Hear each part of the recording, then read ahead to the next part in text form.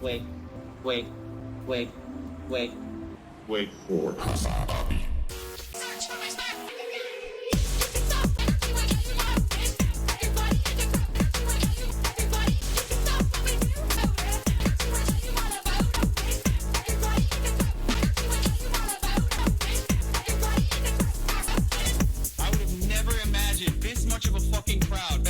Campus anywhere in solidarity with the Palestinians. This is what it's about, okay? I did not stop advocating for the cause, and now I don't feel lonely. I don't feel as lonely anymore, and that's because of you guys. I hope that you can continue advocating for the right things.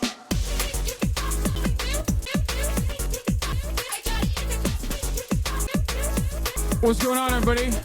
I hope everyone's having a fantastic evening, fantastic afternoon, fantastic pre-noon, no matter where you are in the world of Hassan Spiker. This is the Hassan broadcast coming to you live from sunny California, Los Angeles, folks. We're live and alive, and I hope all the boys, girls, and enemies are having a fantastic one. Wait, hold on. Because today's a beautiful day. Today's a wonderful day. Today is a fantastic day. Hold on one second.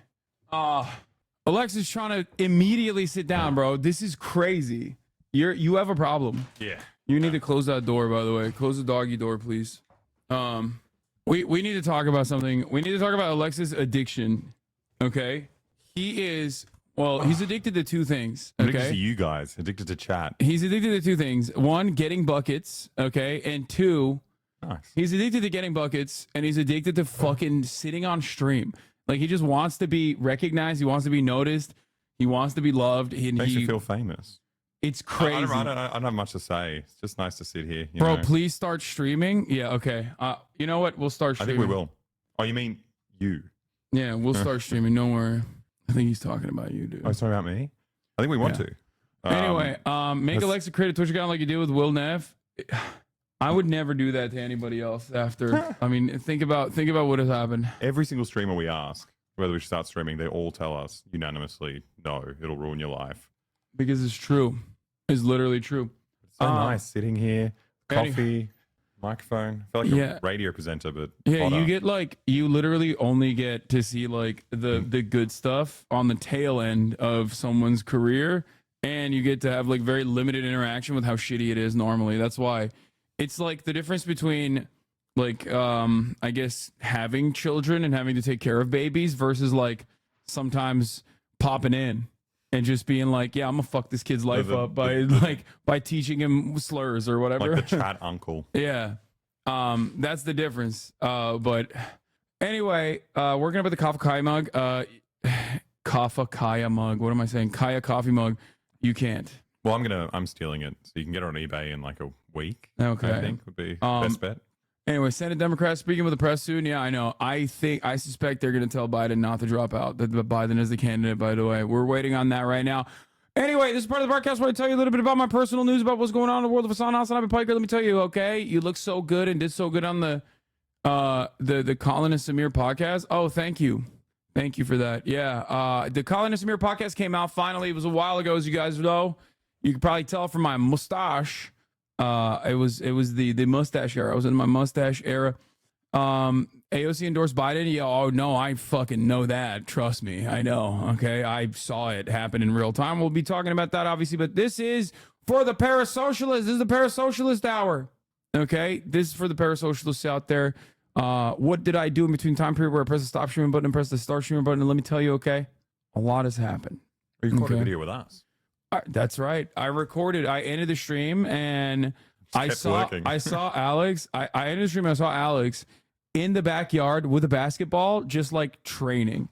Literally. That's why he was so good today. Yeah, he was doing drills on his own. And I was like, oh my God, do you want to go ball right now? And he was like, I'm keen. That's what he said. I reckon. I'm keen.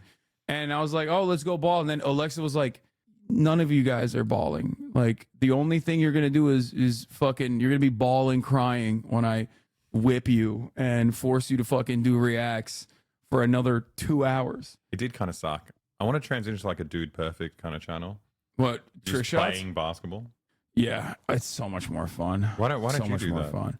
Your whole stream could just be. Yeah, I should do that. Immediately thought of you with this clip. Oh, I can't wait for the Taps episode to come out. Anyway, so yeah, let the Aussie boys out. Yeah, only gaming and sports. I should just be playing video games while playing basketball. Yeah, they call me Tommy Buckets. They call me Billy Buckets. Okay. In the wise words of Sabrina Carpenter, please bring the stash back. Is that what she said? What? Immediately down to 2K viewers. Wow. Are you going to talk about Gaza today? Immediately down to 2K viewers. Bro, I'm literally 16 minutes in. I just turned on the fucking stream and there's still dumbasses in the chat being fucking weird. Anyway, but yeah, personal news wise, ended the broadcast, did another hold on, I gotta sneeze. Holy shit, that's an old man sneeze, bro. Yeah. Like the older you get, the more aggro your sneezes get. Anyway, where was I? What was I saying? Yeah, personal news wise. Yeah, we did a react video for the Boy channel. Okay. We did a react video for the Boy channel. Wait, what do you mean? We were gone and crow out for too long. The news frogs are getting antsy. I gave them 6 hours of motherfucking news every day in Croatia. The news frogs can suck me. Okay. They are the most well-fed pieces of shit in this goddamn community. I've been literally doing 8 hours of news every day on top of that too. But yeah, the Zen Tower shrinking. Yeah, I know. That's Alex. Yeah. Yeah, bro. They've been fucking cooking my shit. They've been diminishing my resources on a daily basis. We don't really give a lot back either. What? We don't give a lot back. What are you supposed to give back? I don't know. Sit here, be every now and then when you get a burrito, you call me and you're like, "Do you want a burrito?" That's what they say, and I'm like, "No." We got nothing to give. True. We try to return the favor when you come to Australia, but we just end up doing mean things to you, like exposing you to scary fish. Yeah, I know. It's fucking bullshit. But congrats at 229, Haas. Thank you. Big deal for me. Yeah, that's right. We played basketball for hours, for the record, this morning. My Colin and Samir podcast episode is out. It's more like a business focused podcast, so I hope you guys appreciate the other side of things. Also today, massive workouts, massive ball sesh. We played like 2v2s, 1v1s, 3v3s, and there was one game where I was just so mad because there was like a kid on my team that was just so ass, and I was like trying to be encouraging to him, like I was trying to be but like in a good way, in a positive fucking way. I think you handled it well, but he just kept wanting to stick to you. He just whenever he was just like up my, like he was defending me almost. Like I was like, bro, stay on your guy, and he's like young, right? So I can't. I don't want to like shit on him or whatever, but massive ball sesh. That's what he said. Yeah, this was a big ball sesh, dude. 1 hour, 52 minutes, 2 hours. These guys got cooked. I don't know why you don't play more. Like you need to have more cardio. I exclusively play in LA. Yeah, I don't play with those losers in Australia. He only plays like basketball in Los Angeles. He's like, that's kind of a flex though. Yeah, 100%. I mean, it doesn't sound that cool here. Yeah. What? You will die on the court where we play. They dunk off to see who starts. Why can't people leave me alone in this chat? I didn't even say anything. What are you? People don't leave you alone in this chat because you literally put yourself out there regularly, and no one. What's tracking this? What have you got on you that tells you this is happening? My watch. I turn it on every time. As soon as I'm balling, I turn that shit on. And it tracks everything. He proves that Serbs are somehow naturally good at basketball. No. I'm pretty sure. No, he's not. But anyway, the other parasocial update here, of course, is that I am officially 229. Alexa looks like a type of guy with sneaky cardio. No, I think he maxed out. Go ahead. Depends on the sport. I'm good at soccer, tennis, like the gentlemen's games. The gentleman's games. Yeah. Like basketball's so fucked. You're like jumping up and down on concrete. Gentleman's if you could do basketball that's on grass. So racist. Yeah, I only play good sports that like gentlemen polo. Play, like polo and tennis, and not sports that barbarians play, like basketball. No, I was talking about soccer. Soccer's the worst of all the. Okay, soccer and basketball both. A lot of athletes that are not white. You're good at rich people, middle class sports, Hasanabe, at least in America. Wait, you're talking to him, right? Not me. Wait, soccer is a middle class sport here. Yeah, It's like which a is so funny. rich guy sport. Yeah, you're right. Actually, That's pretty funny. Soccer is kind of like upper middle class sport out here, You're which like is crazy because like suburban- universally, it is the sport of like the working class. It is like actively the sport of. What's the working class sport here? Basketball. No, it doesn't require grass. That's what I mean. That's why Americans are Oh, there's no pampered. grass. Yeah. Yeah, America's like, oh, it requires gas. Like, no, it doesn't.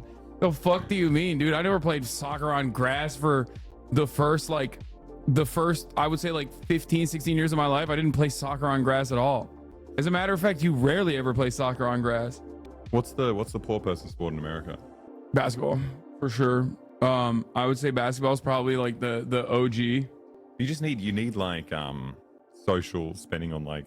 I mean, think about it, dude. We go to the courts, we go to the public courts, and like half the time, like you're playing with you're literally like there's homeless people that you're playing with. Like there's people from all different kinds of backgrounds. That's really nice. Oh, well, we're talking about it today though. It's like very much like a boy thing though. Is there like a public place where girls can get together and just like jump into a physical activity? Wait, what? Say it again. It feels like it's like pretty like boy dominated, right? Yeah. It's like it's guys playing together. For white people, it was baseball. I could see that. Don't you need like tights and weird clothes for baseball? No, I don't think so. Football costs hundreds in equipment. Chat, shut up. Yeah, I don't know. I don't know why we're having this argument. This is like a dumb thing to argue over. Who gives a shit? I don't care. Yeah, we used our backpacks as goalies to play Azan. Exactly. Like you don't for soccer, you need like 2 rocks. You just need a ball. That's it. Yeah. You need a ball. That's like it is there's a reason why there's a universality for football, for soccer, and that it is like universally it's universally acknowledged as like the sport that everyone plays. All you need is a ball. That's it. Back in Serbia, all the kind of like big tennis players all trained in an abandoned swimming pool. That was like Why? the main court in Belgrade. It was just hard to access an actual tennis court. So Djokovic, all the big ones were all just like in the same swimming pool. That's playing nice. Tennis. Yeah. Anyway, yeah, I got the blast off meme. Don't worry. I saw this last night. Shit was funny as hell. But yeah, personal news wise, I had a call with the DNC, or not even the DNC, but like a marketing team that's like doing influencer marketing for the DNC, including some members of the members of the Biden. I almost said Brandon. Biden election, Biden campaign. And I told him I love Joseph Robinette Brandon. That's my king. That's my goat. I'm fully invested, and we're doing the damn thing. And we'll see. Yes. Well, we'll see. We'll see. They haven't. They're gonna get back, but I think it's gonna be fine. That's so stupid. Anything for view. That's fun. It is true. You ain't getting into DNC, little bro. RIP RNC tickets. Yeah, I don't think I'll be able to get into the RNC. I am trying to exhaust all of my options here to try to get into the RNC I literally hit up Mike. I was like, I have someone who has literally touched Donald Trump's face. You know what I mean? Like, I have someone who's like physically been in the proximity of Donald Trump. Good. Oh shit. Yeah, that's what I asked. How did Eric Andre get in? It's insane. He was like Mike Pence. Yeah, Mike Pence. It's Hey Big Mike, dude. Obviously, it's not Mike Pence. Mike Pence hates Donald Trump. Mike Malak loves Donald Trump. Okay, so are we now standing up to the establishment anywhere, guys? Yeah, of course not, dude. Obviously. Wait, why would I stand up to the establishment? I am the establishment. Duh. Like, I'm literally a Democratic Party operative, dude. I love the DNC. I love the Democratic Party. I love all of the politicians. Actually, I like the Republicans too. Yeah. Yeah, I like them all. I just hope they all try their best. I think it's cool that they're trying their best, and like ultimately they're just trying to do what's right for the country. They just have differences in opinion, and those are very meaningful differences in opinion. Like, it's not like marginal differences in opinion, but like everyone is trying their best, and that's why I like not Bernie Sanders. Ew, I hate Bernie. He sucks. He betrayed Hillary Clinton. I think it's because he hates women. I think it's really nice just like creating jobs for old people. I think that's beautiful because like if Biden like wasn't president, yeah, the mention would be so much worse. Yeah, right? You got to stay active. You have to. Yeah, it's like doing the crossword puzzle. Exactly. Having the nuclear launch codes is a bit like doing the crossword puzzle every day. It keeps your brain going. You know, it keeps your brain active. I'm in agreement with you. Yeah. It's a good Anyway, social policy. Biden mania continues as the Dem caucuses get together to discuss next steps. White House presser goes crazy with cues on Parkinson's doctor visits. Trump talks shit on Brandon. Lancet study shows much higher death toll in Gaza and more. Get in now. Did you see the Reform Party candidate who used so many filters on campaign ads that people thought he was AI? I did not, but that sounds awesome. God, there's so many funny politicians in the UK. They're trying to be us so bad. They're trying to be America so fucking bad, dude. Like, even the fact that the Reform Party is currently actively doing like the election was stolen because of like there's an election conspiracy and it was stolen from us. Like, the fact that they're calling into question like the integrity of the British elections is so funny. Like, they are legitimately trying. They're trying to be America. That's awesome. I love that. Just like I love all the politicians. Have they have a January 6th? Yeah. That'd be so much fun. January 6th, mate. Fucking hell. Well, not British, sorry. So Brazilian politics is like, at least they like, had one. Yeah. Yeah, like Bolsonaro is like a direct carbon copy. Like, Brazilian hogs like act like they are American hogs. Some it's Canadian very hogs similar do it too. Some Canadian hogs do it too. But as far as I understand, I've never seen British hogs also hit that line. I still learn. I think it takes a while to get over like losing your empire. You know, it's hard to copy people in that position. The Aussie mind is too weak to comprehend American perfection. Oh, that's so disgusting. good. What? Deep fried ranch You're dressing? joking. No, that's fucking delicious, dude. What do It's you like, mean? Why not it's just like like eat ranch dressing with a spoon? what? Ew, gross. it's the It needs same to have thing. no, it's not. It needs to have breading on the outside of That's it. like What? barely even breading. That's just What? No, it's not. It's fried breading. Ugh, It's just like- Australians. Bro, listen, dog. You made me your national delicacy, which was literally, what was it? Thousands of millions on a fucking hundreds of piece thousands. on a That's yeah. better than this. No, it's not. It's like sprinkles on a fucking toast. Yeah. That's like That's that hits all ass. your like Bro, basic food groups. Dog, at that's once. that's a struggle meal, bro. That is literally poverty meal. That's like having a fucking water sandwich. Yeah, but I Okay. mean, you'll survive on hundreds and thousands. You eat this, you'll die just from eating it. Nah, yeah, that was some buffalo chicken did would go crazy. I agree with you. I think you came to Australia late. We made for the managers kangaroo, emu, crocodile. Missed out. No, I tried it. Oh, you tried the kangaroo. Yeah, I at the airport I went and I got Oh, you got the jerky, or you got an actual. what the fuck? Keir Starmer has turbocharged my arousal levels. I feel fruity. Fruity My doesn't friend- mean gay in England. I don't know. My friend didn't say why she had to excuse herself from her group chat about the new cabinet, but we knew. He was actually pretty hot when he was younger. Really? Yeah, yeah. Well, he was a socialist when he was younger. So I think that's probably why. That's what made him hot. Yeah. Nobody touches fucking Tito though. Like He was. he was so fucking hot. And Stalin was too. Yeah, yeah. Stalin was pretty hot. I don't think I've ever seen Lenin young. I think he's But also Lenin was bald hot. as a young kid as well. But I think he was. I mean, Lenin was like. I think Lenin was hot even when he was older, though. Or hot from just being like right about everything.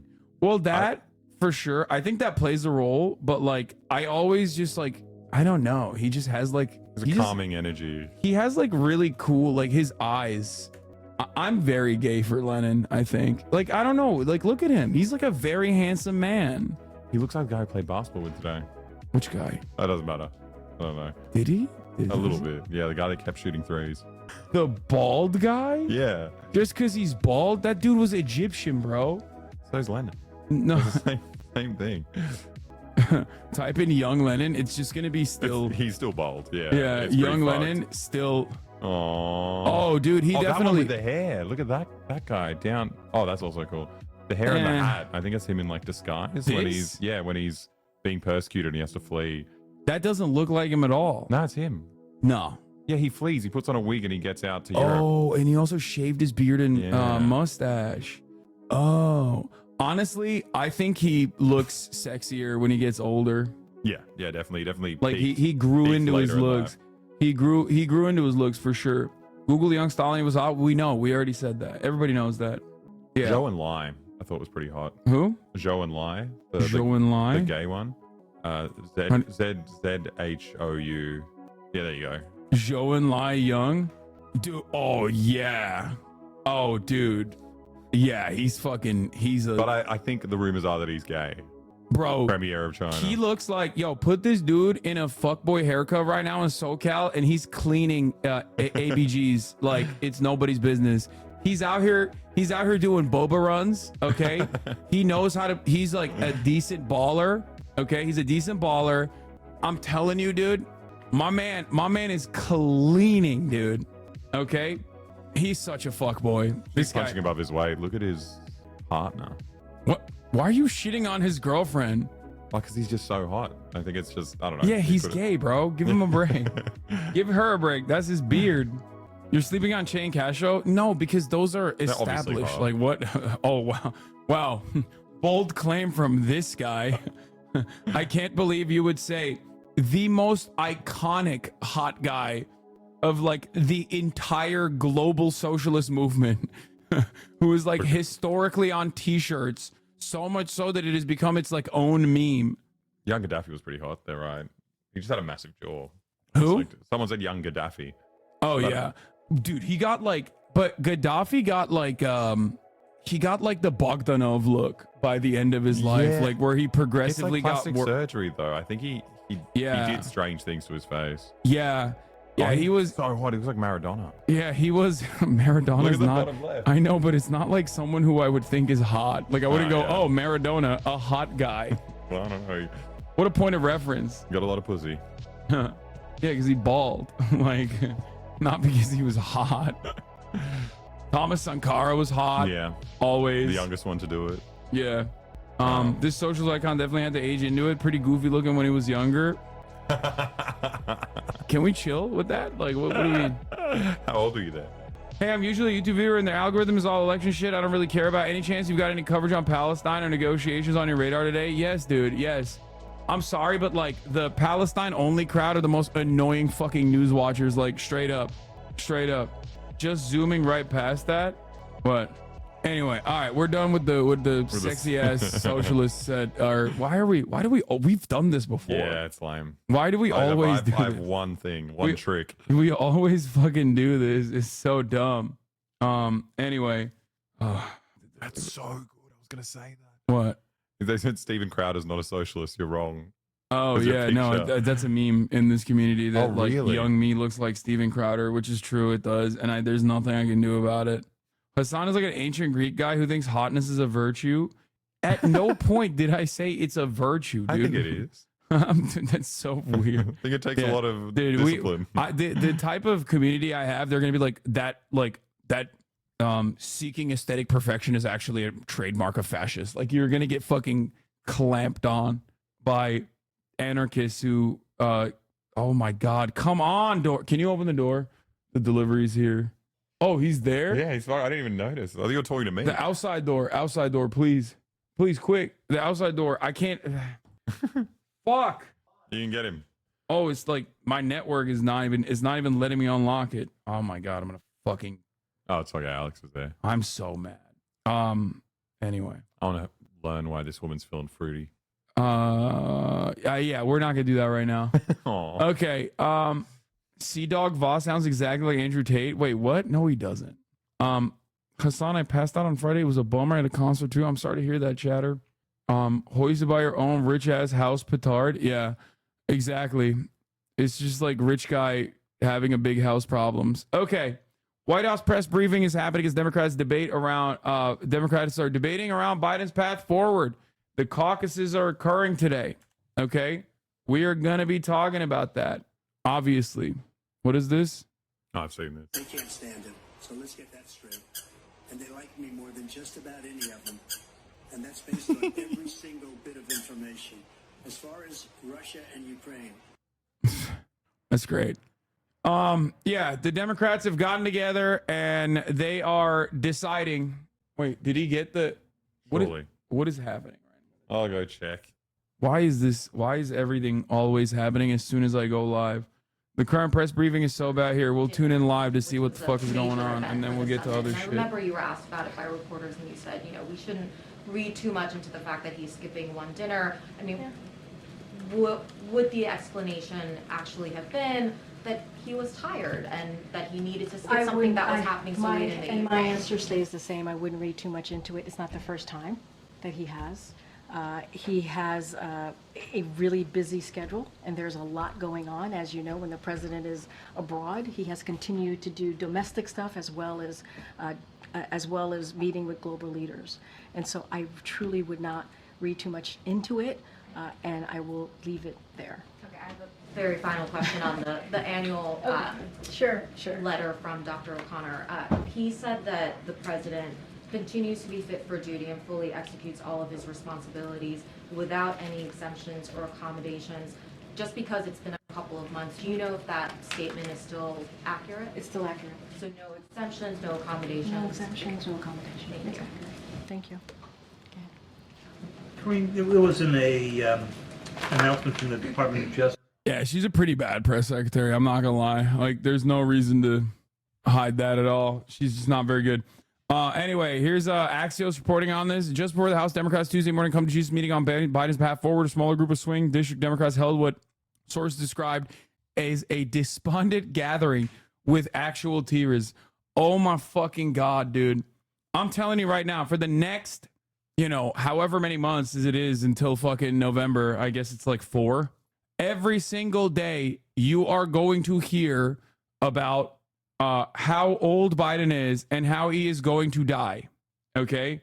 If he does not drop out, and it seems like he's not going to, for the record, because he's very firmly committed to staying in the race, and the rest of the Democrats are going to have to, cave on his wishes because he is God King Emperor. I'm telling you right now, for the next 4 months, this is going to be the only media narrative. Unless God Almighty wills it. Okay? Since 2016, it's felt like the DNC is speedrunning, losing their voter base, but it might just be recency bias. No, this is one of the unique instances where I think the Democratic Party is actively trying to do something about it, but are kind of cooked. I'm telling you right now, no. The Democratic Party this time around is legitimately trying to do something about it. I've never seen... dude, come on. You don't see high-ranking Democratic Party centrist establishment defenders come out and be like, I love this guy, but he has to drop out. That's crazy. That is unheard of. That did not happen with Hillary Clinton. Obviously, it would not have happened with Hillary Clinton because Hillary Clinton was also defeating Donald Trump at the polls and was not seen as demented. She was just seen as evil, right? Which Democrats don't care about that. But the reality of the matter is right now you actually have Democrats, establishment Democrats, institutional Democrats, centrist Democrats who love Biden, legitimately love Biden, love his legacy, are absolutely worried about the future of the party. Why did AOC endorse him so fast? I covered this extensively yesterday. Obviously, I'm going to have to repeat all of the statements that I made yesterday.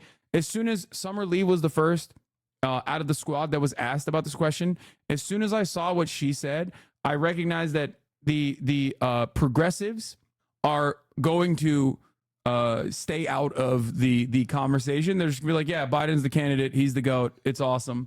I think AOC went above and beyond in her statement. I don't think she should have done that. I don't think she should have gone as far as she did. Mike said you're coping. No, I think that's they're playing politics, but I think that's what and this is pure speculation, but I think that's what they're doing. Because ultimately it's like, if they're coming out strong, it doesn't mean anything, and it only has the capacity to negatively polarize people against or negatively polarize people towards fucking defending Biden. But ultimately, I think she does not have the best political instincts in the way that she's playing politics. It's a win-win for her. But I think ultimately she should not have gone above and beyond in the way that she did. Bernie Sanders has been doing that too. But remember, I think ultimately there is this is on the hands of the actual Democrats with institutional power. They are the ones who are trying to fix the situation. This is not AOC or Ilhan Omar's battle. I don't think they see it as their own battle. I think they see it as like, well, this is your thing, you know, fix it. We're just going to bring the youth vote. We're just going to bring the youth vote come November. That's our job. We're just going to keep pumping that. It doesn't really matter. Trying to prove you're a team player to a team that hates you will always have you looking foolish. I think that's their own calculation. That's my assessment. And I might be totally wrong on it. Like I said, it's pure speculation. And I don't like the message that came from AOC. I don't think it was good. I don't think it was smart. I think there's a much better way to like stay out of it. Or even if you're going to say like, I care about the policies, that's what I'm here for. That's the classic Bernie Sanders talk. Anytime there's like palace intrigue, Bernie hits that line. It's policy time, baby. I don't give a shit what's going on. Okay. And I think she was trying to do that. And I don't think she did a good job with it. And ultimately though, my speculation, like I said, is just like they're trying to stay out of it. But having said that, who knows what happens at the end of this caucus? But like, it does kind of seem like maybe they're just going to go with Joe, you know? Isn't AOC another pressure point on Biden? We need Nancy Pelosi. We need you to be the grand mamala of the country. Speaker Emerita Nancy Pelosi, the former speaker, has privately told people she's deeply uneasy with Biden staying in. She loves him, but she's ruthlessly practical. See, that's what I'm saying.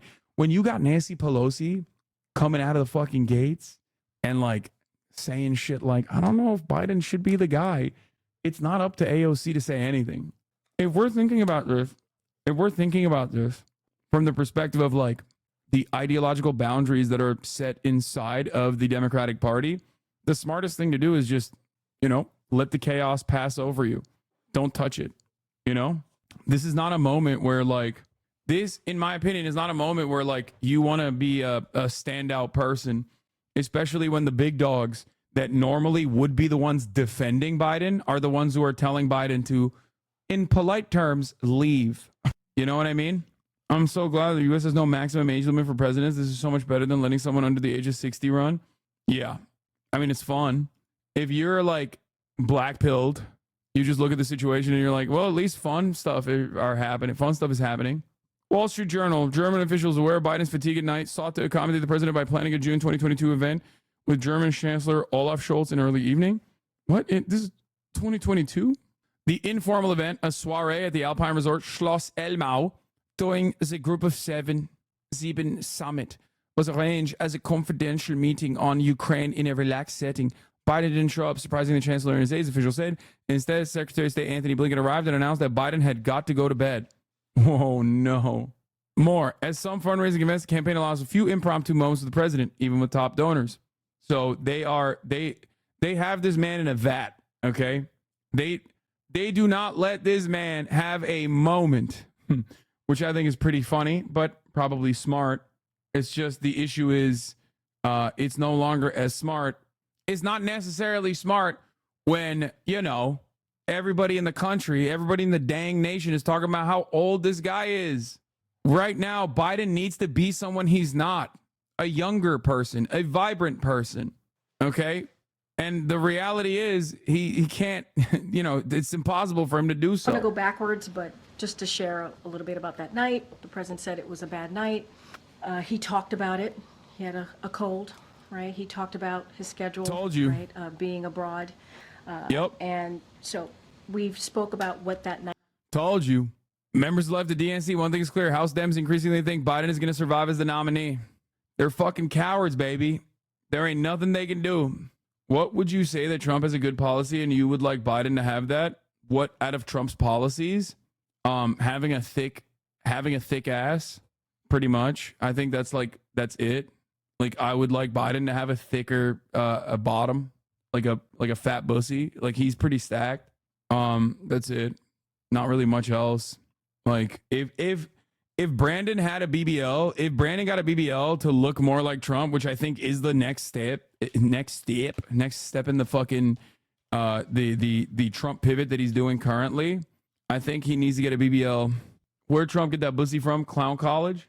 Someone in the chat said anti-NATO. Yeah, I question Donald Trump's anti-NATO bona fides. Okay, people just are delusional. The only okay, low key, from the way that Trump operates, there's a couple things that he's done that has become the norm. Okay. Obviously, using the CDC rules to like shut down immigration. That was one big one.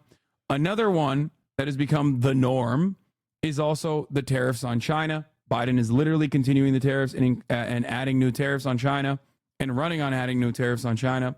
Another thing that Trump did that the Biden administration is also following on is mostly just like all the foreign policy stuff. The Biden admin has, verbatim copied and pasted Donald Trump's foreign policy with some exceptions. And I wouldn't say it's a good thing.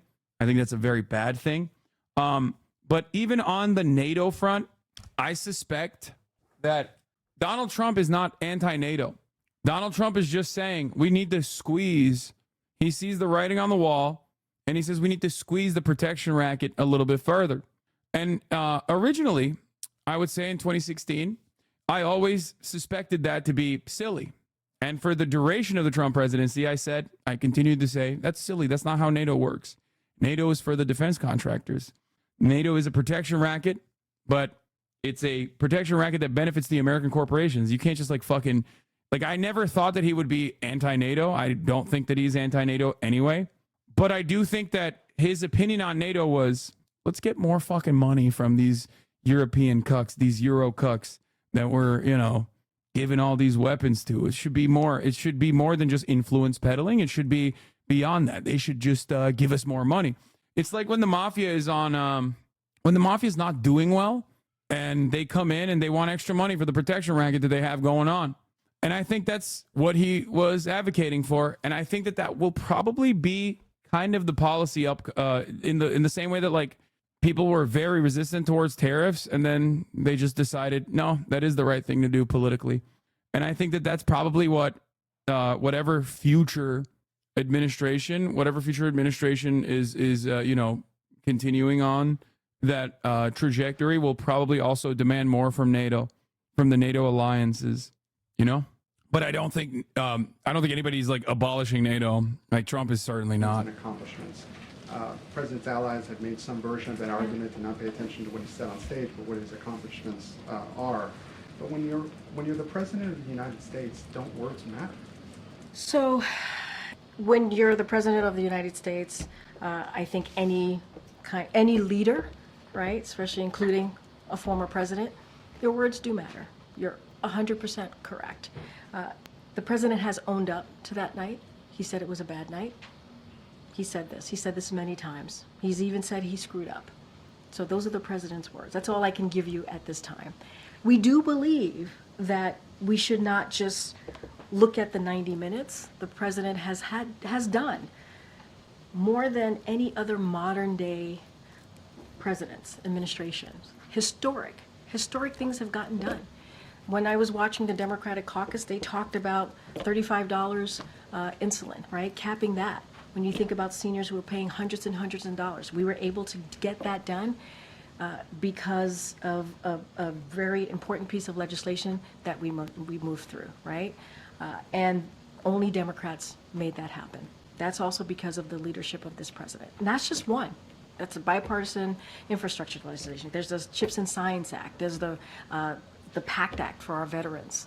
I mean, there are things that he's been able to do that elected officials, presidents before him have been trying to do and could not get done, beating Big Pharma. So there is a long list of impressive things that this president has been able to get done, getting us out of the pandemic, that we do believe is important to note here as well as an accomplishment of this presidency. Another question that I don't think has been asked, correct me if it has. The White House and also the campaign has said that he had a cold that night.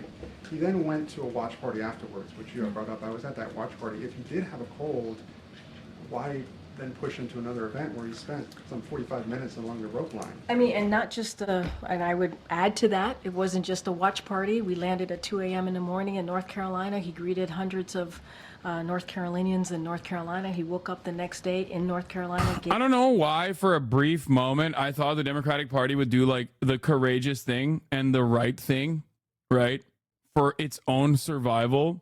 But I do think that it might be Jover in terms of like Joe Biden continuing.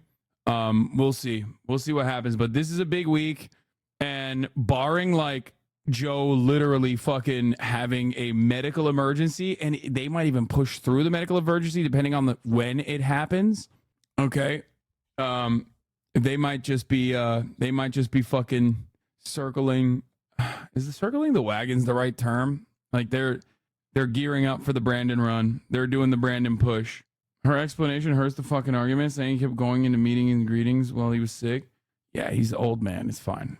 Old man diseases don't kill young, vibrant individuals. Jon Stewart did a big vid on this. I know we're, of course, going to be talking about the Jon Stewart video on this. I think the DNC doesn't care about losing to Trump. They can fundraise easily. No. I think that's the things that I have heard from top Democratic establishment officials are quite unlikely. Okay. They are unique. They are not normal things that you hear from the likes of Nancy Pelosi, from the likes of, like committee leaders and shit. Like, nah, this time is like, you're making stuff up. Which ones? Brother, is your head directly in the fucking sand over the course of the past week? Nancy Pelosi is the one who voluntarily, Speaker Emeritus, voluntarily came out and on television said, the people deserve to know if this is a one-off or if this is an episode or if this is a continuing problem. She also leaked to news outlets that the former speaker has privately told people she's deeply uneasy with Biden staying in. She loves him, but she's ruthlessly practical. House Democratic leader Hakeem Jeffries is one of the most cautious politicians in America, so it's hard to see him making a dramatic move. Pelosi, whose office says she has full confidence in Biden, could play the heavy. Biden respects her iconic stature and knows she pulled miraculous moves to pass the legislative agenda. He would listen reluctantly, but he'd listen to her, a person close to Biden tells us. This information does not get out unless Nancy Pelosi wants it out, okay? In my life, I've never fucking seen someone who is such a like establishment figurehead, a bulwark for the Democratic Party, come out and say the top of the ticket is personally not the best person and we need to swap him out before it's too late. You don't understand. It's just top of this dick in my mouth. How about top of the hour? I know that I've conditioned you guys in the most Pavlovian way to respond to any moment where I say top of the, but this time it is actually top of the hour. And there's a 3-minute ad break. Then why aren't they organizing more powerfully beyond a whisper campaign if they actually know he's likely to lose and they actually care about not losing? I've already told you. I explained this yesterday. This is, okay, a couple of reasons. One, I'm going to run the 3-minute ad break right now, and then I'm going to give you the reasons. Okay. And by the way, if you don't longer want to see those ads, if you don't want that to be paywalled, then all you need to do is subscribe for $5 or for free with a Twitch Prime. Here's the 3-minute ad break now. Okay. So reasons. Reason number 1, Democrats are pussies. Okay. That's just like they don't want to rock the boat. Usually, even in instances where like they don't have a lot to lose, they still don't want to rock the boat. They're cowards. Okay. So that's number 1. Number 2, in this circumstance, the actual calculation is dire. The actual calculation is pretty serious because if they were to outwardly shit on Biden aggressively, instead of just being like, hey, we love you, you should probably step aside. It would be cool if you did that. Okay. And try to communicate to him through the television that he needs to fucking step aside. If they just keep it at that and then Biden listens, then it's perfect. Then they can quietly put together a new person, most likely Kamala Harris, and find a solid VP for Kamala Harris and put their best foot forward. If they do it loudly, if they proclaim that like Biden is shit, he's old, and Biden refuses to fucking drop out, then it's chaos. You understand? And the Democrats, the one thing that the Democrats cannot do right now is be chaotic, because the major reason why people want to vote for the Democrats, and even they recognize this, is that they are organized. They are a serious party. They are not the weird, sweaty, psychopathic, anti-abortion, anti-democracy party. That's like just that is legitimately their number one, their number one advantage over the Republicans. Okay. So obviously they can't fuck that up.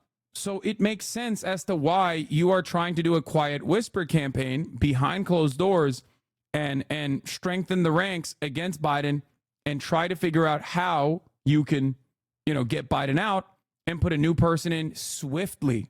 Okay. This is a very chaotic moment that the Democrats are trying their very best to basically try to seem as organized as possible. The only issue is Biden is deeply narcissistic, deeply selfish, and refusing to listen to those calls. Okay?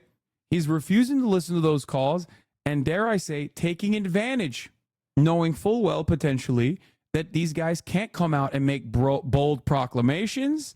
So he's just kind of saying, oh, nobody wants me out. What are you talking about? Shut the fuck up. Everybody loves me. Knowing full well that the Democratic Party can't fucking say, get the fuck out of the way. He is stubborn and he is banking on what the Democratic Party has always banked on, which is that all of these donors and all of the Democrats ultimately will fall in line because they are too fearful of giving a major dub to Donald Trump. So they will shut the fuck up and elect a ham sandwich if that is what is necessary. And that's precisely what he is relying on right now. Okay? And I believe that is what the future looks like right now. Everything that I've seen so far makes me feel as though that is going to be possibly the next 4 months. Whatever the Dems are doing is backfiring. New spin is the rich districts want him out and the poor districts want him. He's a man of the people. What? No, that spin fucking sucks. That's awful. It's like taking your grandparents' key. If you take them by force, then it's chaos. If they give them up willingly, then it's better for all involved. I hate that spin. I know it's spin, but it's just like such bad spin. Anyway, aid sometimes steps in to help. At a fundraiser in New York around the time of the UN General Assembly last fall, Biden seemed at a loss, trying to answer questions about Middle East from people in a photo line. An aide whispered in Biden's ear. The person said that the president answered. During a fundraiser at a Four Seasons in New York in June 2023, Biden spoke for 5 to 10 minutes, then took a few questions and said the attendees who bought a ticket. At one point, Biden couldn't recall the word for veteran. The president asked the group to help him find the word, saying he wanted to refer to a person who had served in the Army or Navy. Officials said when Biden tripped, it was a commonplace accident, but nonetheless recognized as damaging political optics of Biden tumbling to the ground. In the following months, they took extra precautions to make sure he didn't trip again. He started wearing sneakers more often for better traction, and he often used shorter stairs when boarding Air Force One. I don't know what that means. How do you do shorter stairs? It's the same plane. I mean, this is basically a Wall Street Journal article that this person is summarizing, for the record. I'm not just like looking at a random Twitter thread. Oh, more steps? Yeah. And information is coming out from the Senate and the House of Representatives Democratic caucus sessions, and it does seem like they're just going to go with Joe. We got a ways to go. Senator Peter Welch from Vermont says of Senate Dems being unified and believing Biden is Dems' best person to beat Trump. Asked what he meant by that, Welch says, I don't have my thoughts put in an orderly process that meets your editorial standards.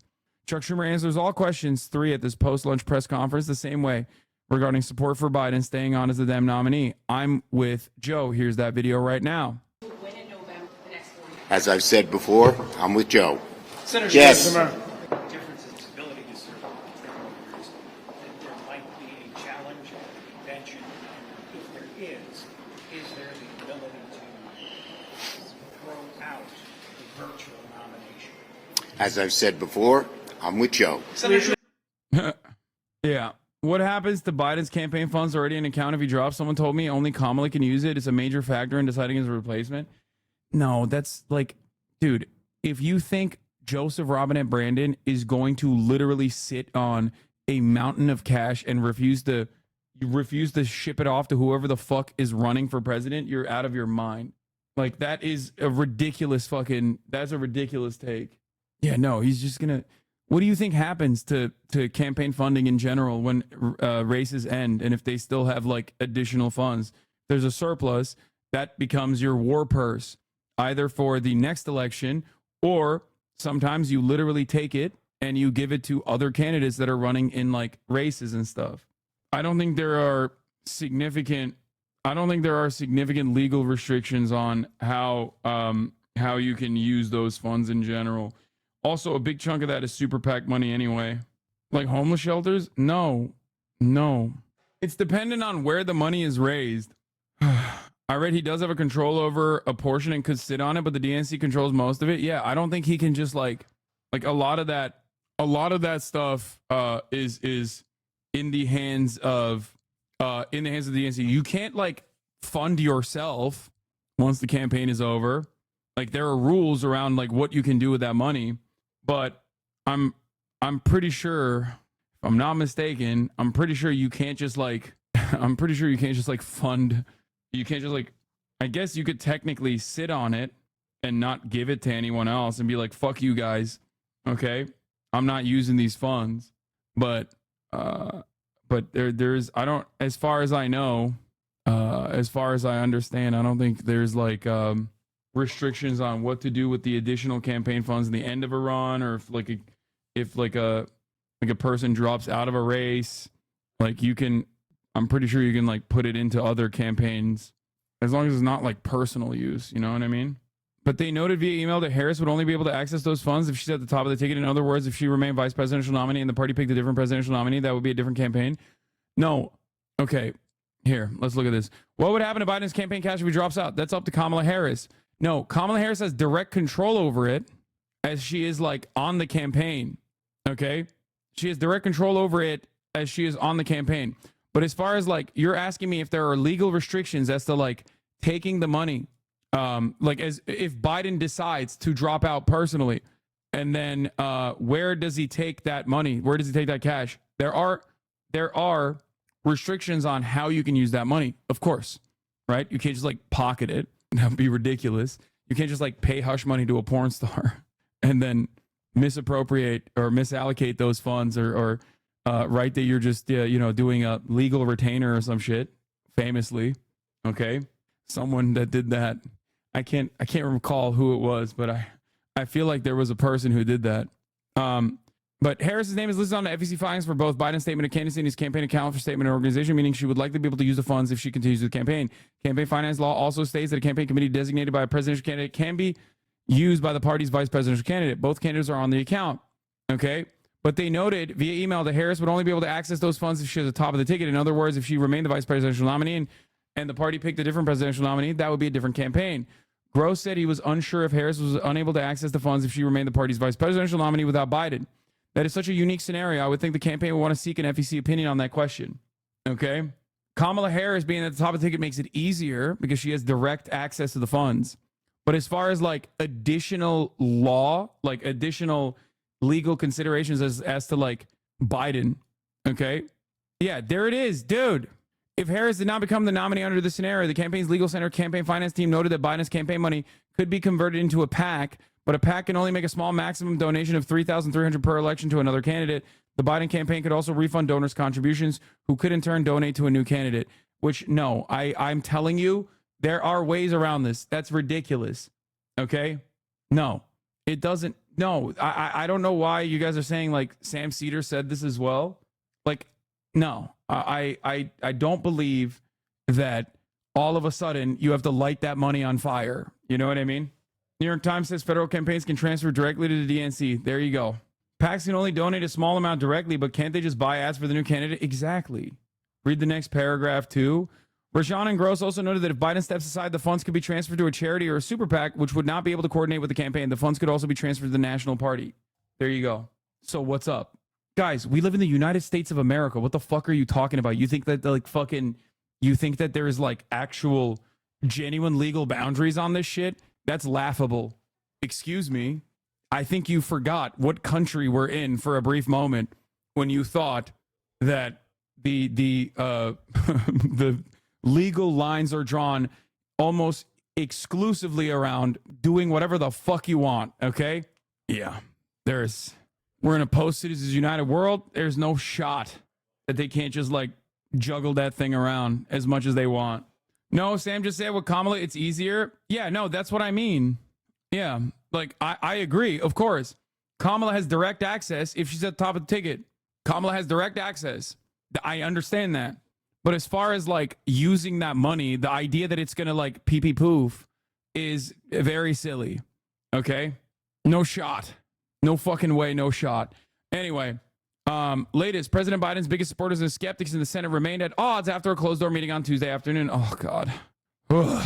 Anyway, have you covered this? Definitely going to affect my job as an environmental scientist. The Chevron deference, yes. I have briefly covered it. We'll talk about it a little bit more potentially today.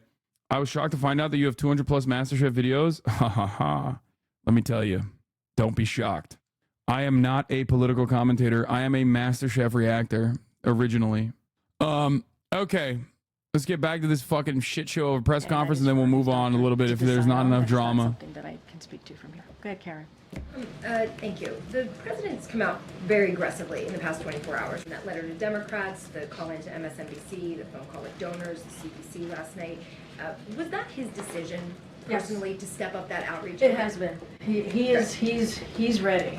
He's on fire. He's ready to go, and he wants to get out there and continue to show that he has more work to do. Right? He has more important issues for the American people to get done.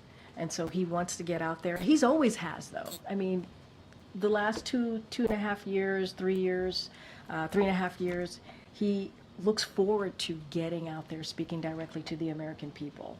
And I know we say this, and I know sometimes you guys don't believe us, but he does want to engage with you all. He does want to talk more to the press.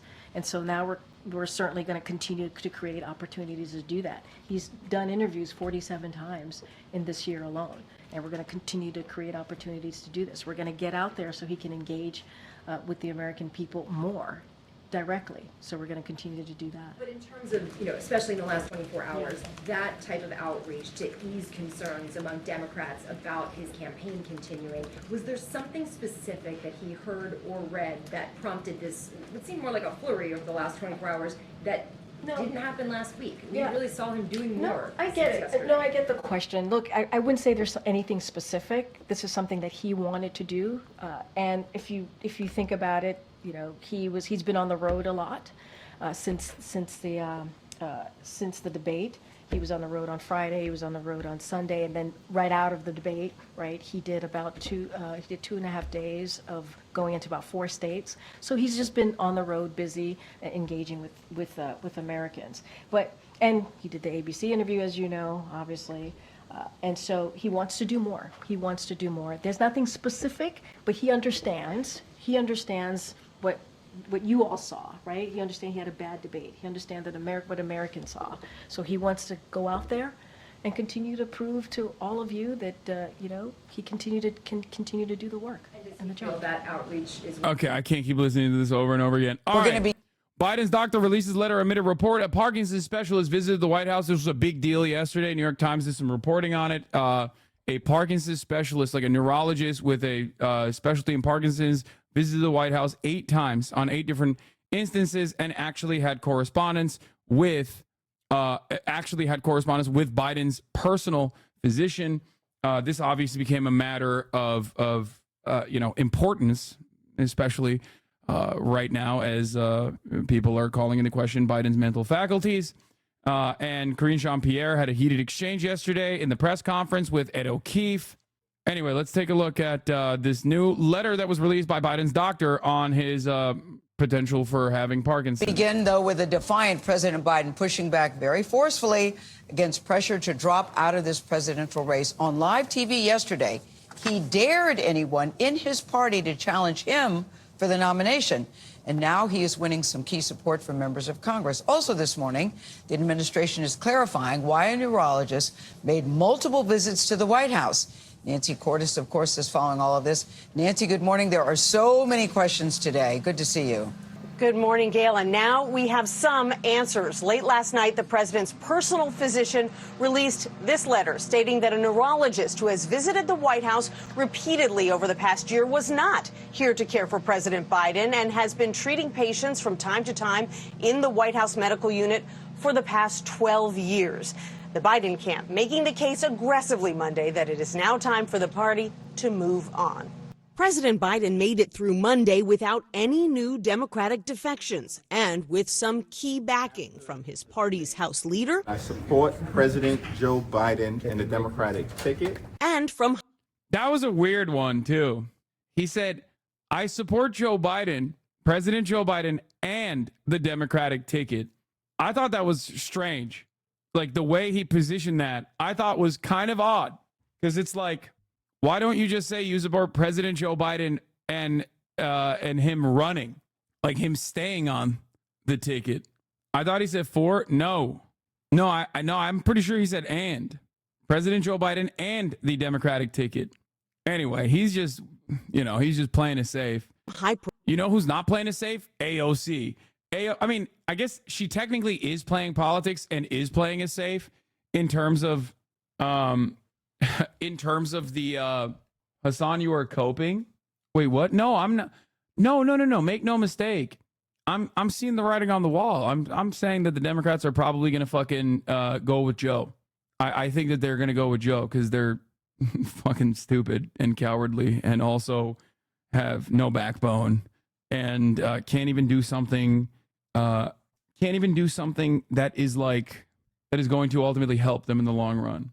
She's playing politics for her own personal ambitions instead of benefiting the working class. Dude, I love... God, this is so stupid. Guys, what difference does it make in this circumstance? Like, what could she be doing that would benefit the fucking working class? We're talking about electoral politics. We're talking about the Democratic Party. Like, no, seriously, in this moment, she should be like, what?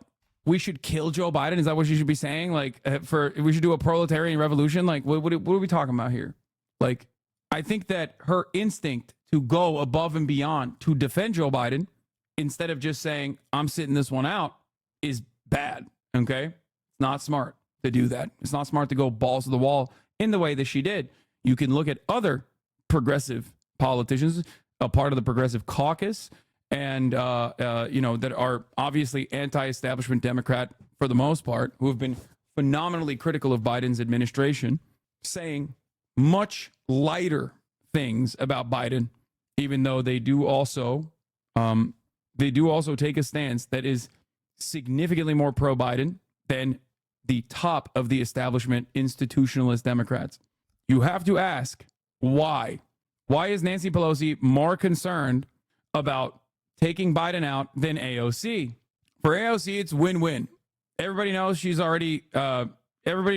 going to be a galvanizing force for the youth vote. She is a progressive figurehead in the party. She is the progressive beacon in the Democratic Party. She is, in many respects, most of the time considered an outsider. The squad is always considered outsiders in general. Ultimately, her sitting this one out and allowing the actual establishment Democrats who have significantly more staying power, significantly more momentum in changing course, changing the trajectory of what the DNC does than fucking AOC. But she didn't sit it out. She basically came out and was like, oh, I love Biden. He's the best. He's the best on the ticket. He's the best we got, which I think is bad. I think that it's silly to go above and beyond.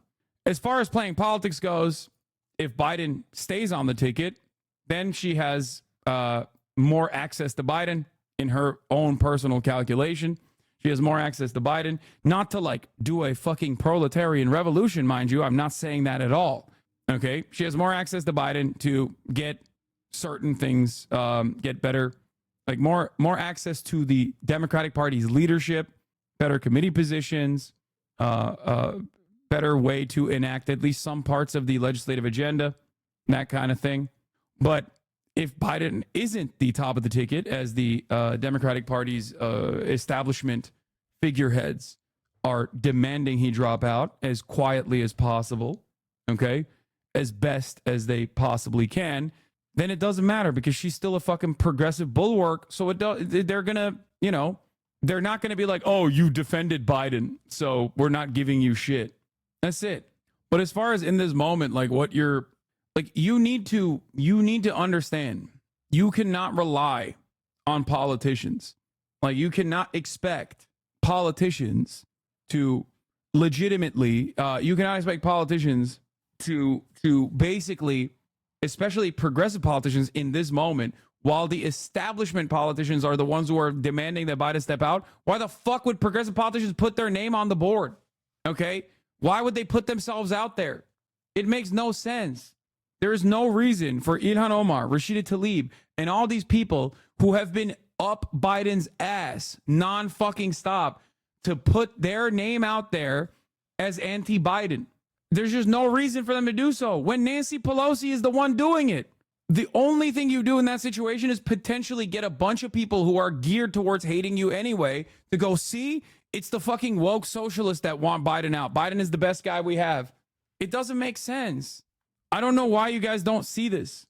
Yeah, all of a sudden you're just giving the Biden holdouts more ammunition to be like, see, the left is fucking interested in destroying the party. We're going to lose because of the left and not because fucking Joe Biden is old as shit.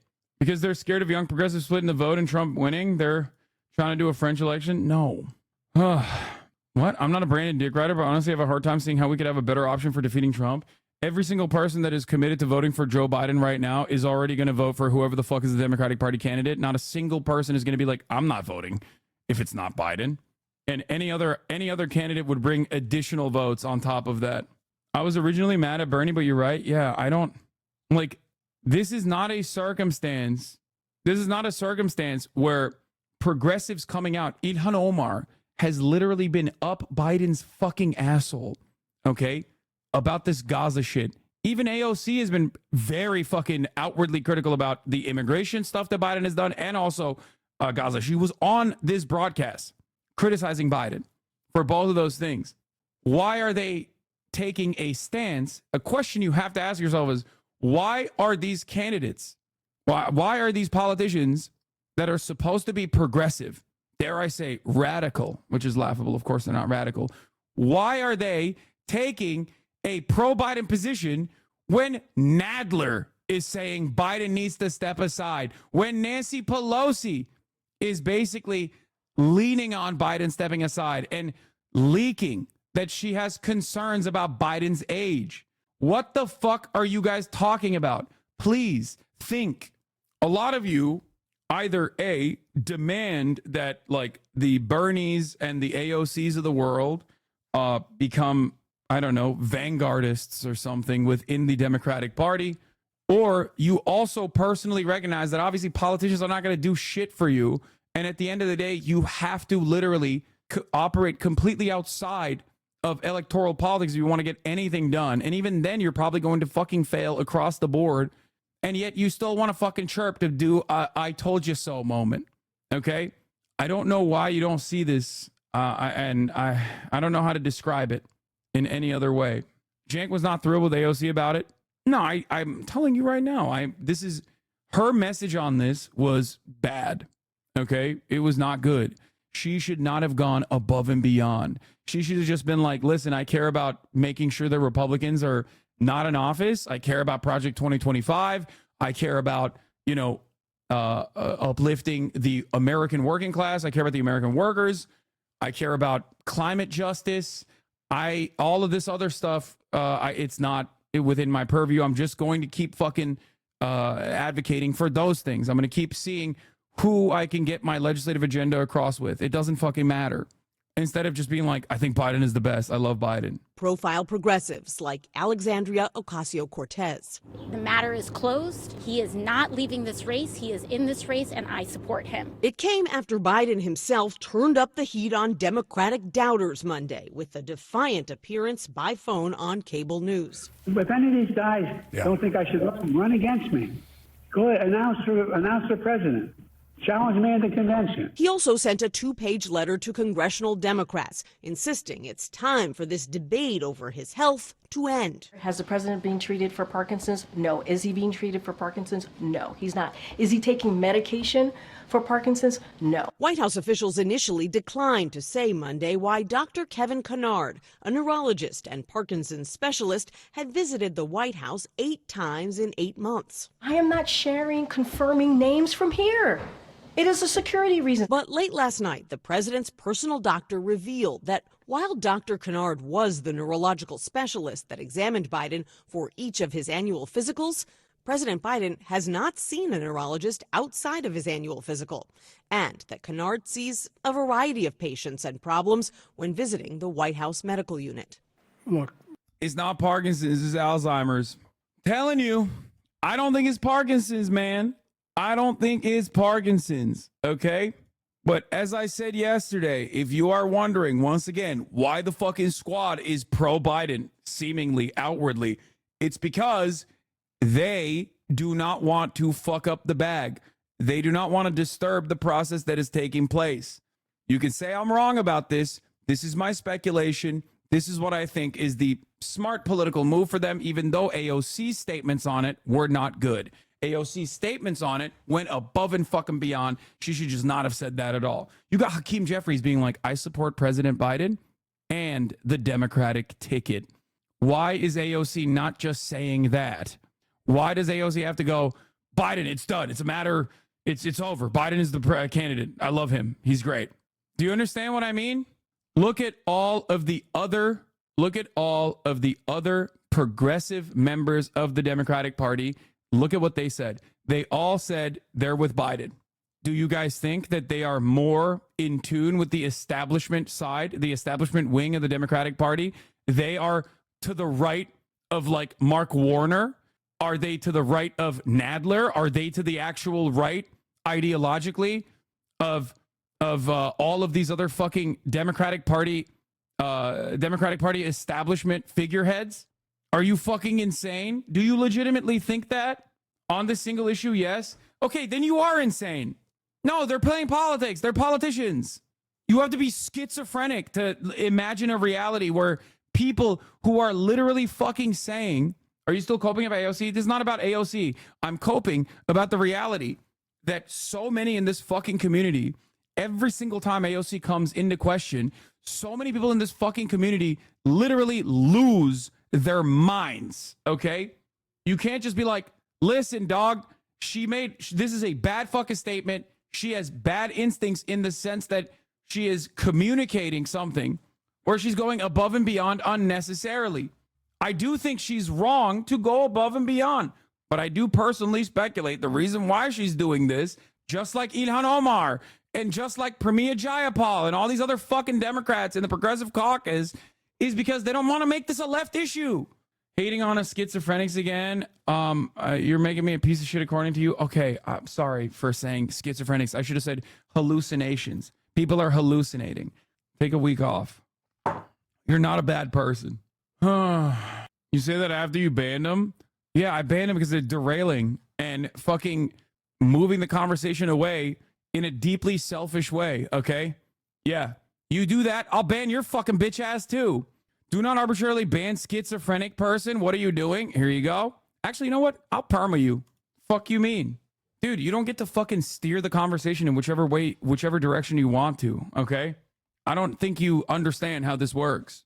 Maybe some of you are confused by this process and how this situation works here, okay? You don't get to, like, there's no world in which you go into a fucking stadium and, I don't know, they're like playing fucking soccer and you go down there and you're like, I don't like the way you're playing soccer. Stop it right now. There's 23,000 other people watching, but you need to stop the way you're playing soccer, okay? Like, it doesn't work that way. You get fucking ejected. I'm not going to fucking accommodate for all of the narcissistic tendencies of every single fucking chatter, no matter how much you agree with that chatter, okay? Anyway, how are you not like Stalin with your Stalinist bans from your chat? I am like Stalin. I make Stalin look like a fucking anarchist sometimes. This is not a democratic process. This is as close to a democratic process as possible, but that doesn't mean you can get away with whatever the fuck you want to do. Anyway, but you think they'll not get massive backlash when Joe gets cooked? No, I don't think so. Because they're portraying, look, I said this yesterday and I will repeat it. when I say Joe Biden needs to drop out, he's old and demented, as I have said since fucking 2019, when I said he shouldn't run, he's old and demented. Okay? Do you think the Democratic Party listens to my words? Or do you think it's significantly more powerful for that message to come from someone like Nancy Pelosi, who's also old and demented and an establishment Democrat? AOC saying Biden needs to fucking drop out is not going to have the same staying power, if it might even have negative consequences in terms of polarizing people to push for Biden. Okay? That's it. That's why there's a difference when the Podjons say Biden is too old, he should perhaps step aside, versus me saying Biden is too old and he should step aside. Do you understand? Do you get what I mean? Or maybe you don't. I don't know. If we finally beat Medicare. Several Senate Democrats said yesterday they want more time after last month's debate to see how things go for Biden. I think a lot of folks are raising some questions they need to get asked, but at the end of the day, we got to beat Donald Trump. Congressman Adam Smith is one of the 9 House Democrats who say they've seen enough. We would be better off with another nominee, okay? I believe that in my heart, my soul, my brain. I'm 100% convinced of that. Biden's opponent, Donald Trump, has been keeping a low profile without any public appearances in 11 days. He resurfaced last night in an interview with Sean Hannity on Fox News. It looks to me like he may very well stay in. He's got an ego and he doesn't want to quit. Today, President Biden addresses foreign leaders at the NATO summit taking place here in Washington, D.C. And on Thursday, he's going to hold a rare... Dude, like Adam Smith, for those of you who are wondering, like, who's this guy, Adam Smith? Is that the godfather of, neoliberal, or not neoliberal, but like capitalist economics? No, man. That's a motherfucking ranking member of the House Armed Services Committee. Okay? Like, there's a very big difference when a guy like that is saying Biden has to step aside versus fucking AOC. That's what I'm saying. Nadler is another person. No, I'm talking about Adam Smith, the person that you just saw. And Adam Schiff as well, by the way. More like Adam shit. Why are you so mad, Turkey Boy? I get really upset with my own community when they don't trust my instincts at all. And like, or when they have their own like personal vendetta and their own like personal opinions that just like go above and beyond, where I see people acting irrationally. Okay. And yes, sometimes I am wrong, for the record. And I regularly will admit that. The problem is, in this circumstance, even when I fucking speculate, people, and I openly admit that I'm speculating, people won't just go, okay, that's speculation, I disagree with it. They go, you're literally coping because you love AOC and you can never actually defy her. And I have, in my mind, a secret, like I'm assuming cynically that you have a secret, cynical reason for your actual agenda. And it's like, dude, what the fuck? I feel like I've earned the trust of people in this fucking community to a certain degree. And it's very frustrating when I see people behave inside of my own fucking community, when I see people behave like these psychos. Okay? No, Biden stepping down doesn't mean war chest is lost. That's wrong. You're wrong about that. The Democrats who've called on Joe Biden to step down. A growing number of Democratic officials have publicly called for Biden to quit or reportedly done so in private. Lloyd Doggett was the first one last week. Raul Grijalva, senior progressive from a battleground state. Seth Moulton, former U.S. Marine, briefly challenged Biden for the nomination in 2020. President Biden has done enormous service to our country. Okay, he needs to step aside. Mike Quigley from Illinois. Mr. President, your legacy said, we owe you the greatest debt of gratitude. This probably doesn't feature like the actual statements that people have made that you can infer are actually people fucking, are actually people saying like Biden should definitely step aside, but in a gentler way. These are actual outward, like you have to step aside shit. Okay? I hope you guys understand why I get mad, by the way, when you guys behave in a way that I consider to be irrational. When you don't trust my instincts at all. But beyond that, you also make secondary inferences about like my other secret motivations. Like when have I not been truthful to a fucking fault? When over the course of the past 10 fucking years of my professional career as a political commentator have I not been fucking truthful to a goddamn fault? Why would you suspect me of secretly having a different motivation in this circumstance? Like, it just doesn't make any sense. It's the most frustrating thing that I have to deal with. And it's additionally frustrating when it's coming from people who literally have, for 46 months, refused to see the top of the hour ad break because they've subscribed. Because at the top of the hour, there's a 3-minute ad break.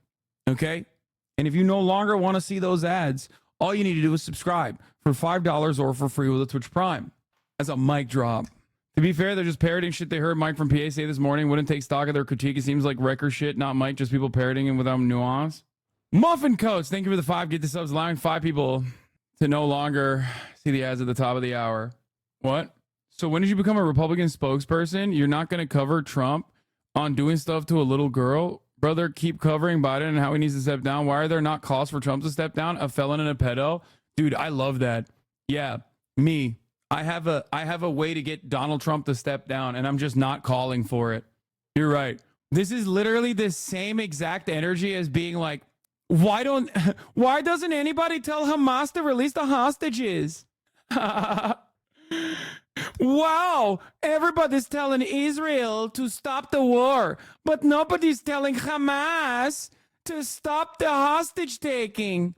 I don't think you understand the conversation here. I'm saying Biden needs to step down so that the Democratic Party actually has a chance of defeating Donald Trump. Do you not understand this?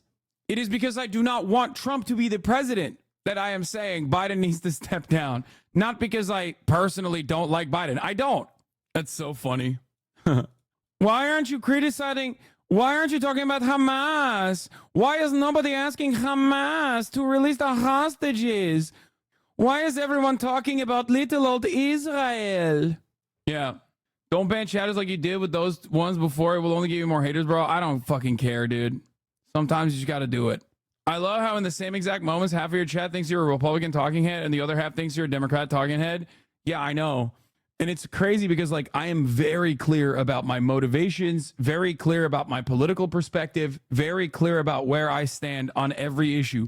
I openly recognize that every single fucking person has a bias. And I myself, just like everybody else, have a bias. I think it is significantly more honest as a political commentator for me to demonstrate, to tell you what my biases are, and then, you know, move on. I tell you how it is. You don't have to fucking be like, oh, there must be some other motivation here that he's not telling me. A secret motivation. Supporting Biden is supporting genocide. You're asking us to sacrifice our ethics and morals to support AOC if she's supporting a genocider? When did I say you have to support AOC? I don't give a fuck who you support engineering burnout. What are you talking about? What? When I'm giving you commentary on when people in this chat, okay, ask, Hassan, this doesn't make sense. Why is AOC saying this? And I give you what my speculation is on why the progressives, not just AOC, okay, progressives, not just AOC, why are they seemingly pro-branded? And you go, wow, that's really fucked up. It's pure insanity that Trump is even worse.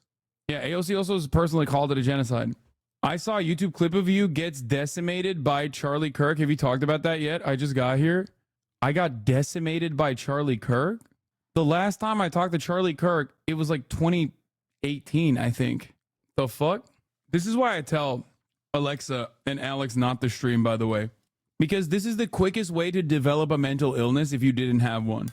Like, there is no other place on the planet where a dude goes, yeah, I don't know, I just saw it in YouTube, just wondering if you had responded. Like, there's no other planet where someone goes, hey, man, I just saw a YouTube video from literally like 7 years ago.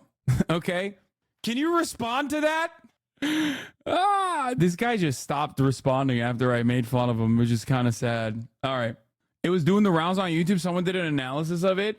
It was released like last week. It got me too, man. I'm pissed. Wait, people are still doing fuck Hassan videos? That's awesome. I thought that like that shit kind of died down a little bit. Charlie Kirk was owning you hard, not gonna lie. Oh, take a week off. I like that it took 7 fucking years for someone to come up with like Charlie Kirk owns Hassan videos. Like, that's cool, man. That definitely happened. I like when chatters do the dog who brings you a dead rabbit he found outside routine, but for random hater videos. Yeah, I kind of want to see it now, though. Like, I want to know what the fuck this video was about. Who was it made by? That's self-harm, I think. The based conservative? Is that for real? Are you kidding me? I live like a capitalist. Charlie Kirk repeatedly decimates Hassan Piker. Fight breaks out. The based conservative. Oh, this is awesome. Okay, I might actually watch this. Okay, I might actually watch this. I'm sorry. Wait, what? Fight erupts as Charlie Kirk obliterates Hassan Piker. You've never seen an intellectual. Wait, this has 890,000 views? What the fuck's going on? Wait, what the fuck? Yo, bro, YouTube is insane. Millionaire Mentor? This has 1 million views in 2 fucking days? Yo, this is like, dude, this is, I'm gonna be honest, apologize to chatter. Yes, I'm apologizing to the chatter. This is, what the fuck? This is like shocking how much right-wing content is popping. Shocking how much right-wing content pops off on YouTube. It's like Tyler Oliveira. This motherfucker has 300K subs. This video, dude, this doesn't make any sense. This is a random 7-year-old video, dude. What the fuck? This is a random, yeah, I mean, it says 23,000 likes with 800,000 views. I suspect this is botted. Like, this has 5,818 comments. This is heavy botting. There is no fucking way that a video like this gets almost 1 million views in 2 days with 23,000 likes only. Like, here, let's take a look. Let's look at my fucking YouTube page, right? Like, let's look at a video that got like more views, right? Like a higher view count video. Trump is now a god king. This has 9,000 likes. Okay? 248,000 views, 9,000 likes. A video that has like double the fucking amount or triple the fucking amount of views, almost quadruple the amount of fucking views should reflect in the likes as well. I mean, the Hasanabe Industrial Clips Complex serves up reruns of the big conservative names, not your channels, but the others. Jesus, you got cooked? What do you mean? Hogs don't know how to use a like button. They only know hate. You got so owned in this video, even I got hard. What?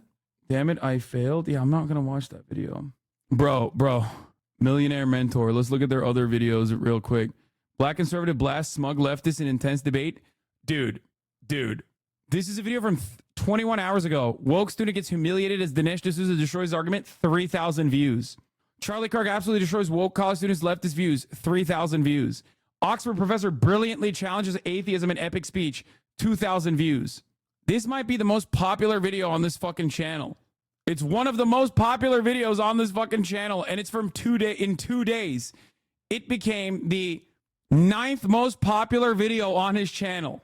Oh, not 9th. 1, 2, 3, 4, 5, 6, 7th most popular. I said 9th. I was wrong. My bad. Copium? Oh, yeah. It's actually not even. The sorting is off. It's actually, dude, it's literally the 4th most popular video. Look, because this one has 700,000. This one has 600,000. This one has 700,000. It is, in 2 days, it became the channel's 4th most popular video. That's crazy. Now people are just trying to get a rise out of you. I know. It's my favorite fucking thing when I'm in the middle of doing commentary, and then I get tilted on some shit, and then chatters will be like, "Oh, dude, this is great. Now I can further tilt him by being like a 48-month subscriber who says some like incredibly idiotic shit by being like, no, actually, I think this channel that has like otherwise 2,000 views on all of their videos did not like bot the shit out of this video."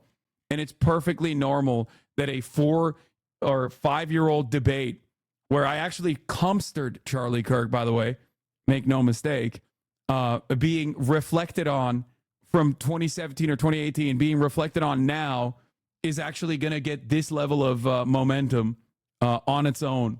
Yeah, Ben Shapiro's video on you has fucking 400,000 views. That is a truism of politics, that hypocrisy is...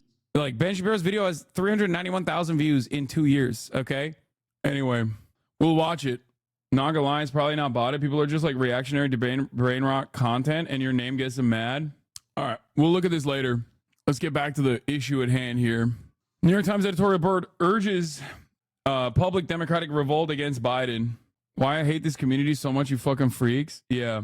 Let's finish this Their off. press conference there, which will be another big test as he works to convince his party and the public that he's fit to run for re-election. Gail? All right, everybody's I looked up their channel on view stats, and in the last year, they had minus 42 million views. watching. Thank you, Nancy. For more on this pivotal week for both the Biden and the Trump campaigns, we're joined by Robert Costa. He's in Washington. Bob, good morning to you. Good morning, Gail. Bob, good to see you. Listen, I know you were in New Hampshire yesterday. You were with Gavin Newsom, who's campaigning for President Biden. What are you hearing about what they're saying on the road about the president, and Gavin Newsom in particular? Gail, one of the best things about being a reporter is just getting out there and speaking with voters. I love Washington, D.C., but it's not always the prism about what the truth is politically in this country. And it's evident to me, talking to Democratic voters in New Hampshire, which is a battleground state, that so many Democratic voters, even if they have concerns about President Biden and his debate performance, they want to stick with President Biden because they do not want to have a civil war inside of their party ahead or during the Democratic National Convention in Chicago. And there's also acceptance here in Washington, based on my reporting, that President Biden is someone who was elected to the Senate in 1972. He's not walking away because he feels a little pressure. He has battled in 1988, 2008, through ups and downs, personally and professionally. He's not going anywhere. So despite some trepidation, he's there, he's the nominee, unless someone is really going to push him out, and no one seems to want to do that. Boy, Bob, that calculation from Democratic voters is really interesting, because when our polling unit talks to Democratic voters, there is a sizable number who think Joe Biden is too old, and other pollsters have found the same thing, so there's some conflict there. But I want to talk about the Republicans, actually. Donald Trump's going to be in Florida for a rally. A lot of people are reading into that. There's a Florida Senator, Marco Rubio, on the short list, apparently, as a VP candidate. What else can you tell us about that short list? And real quick, Tony, there is concern about whether President Biden, among Democratic voters, can beat former President Donald Trump. But Gavin Newsom, the California governor, I was with him yesterday. No one's trying to step up and say, well, I'll come in.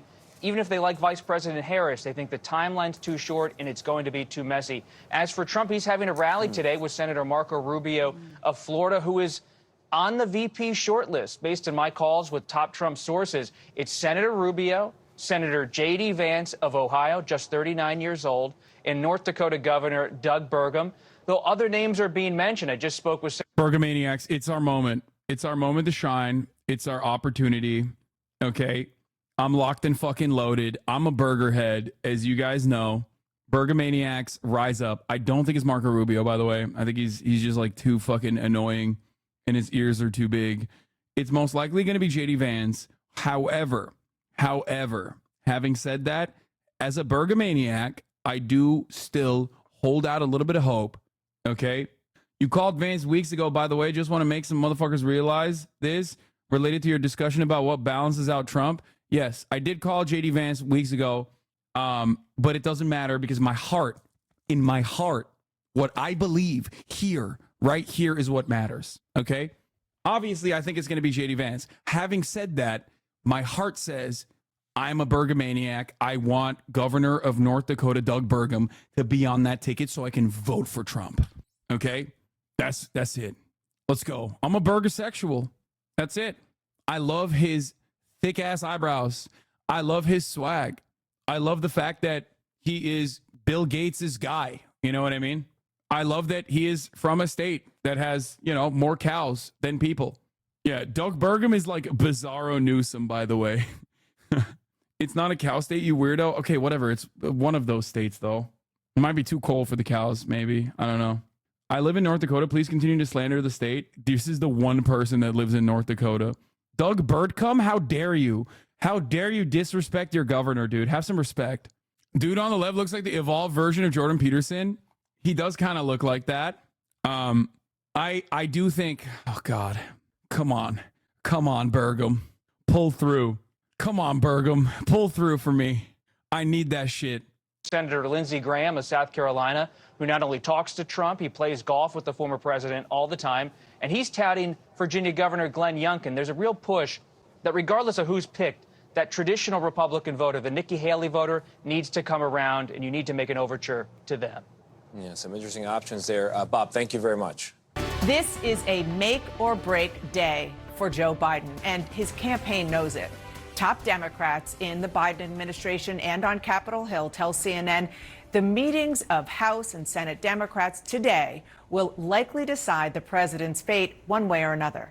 Meeting number 1 in the House just wrapped up, and it appears Democrats are still divided.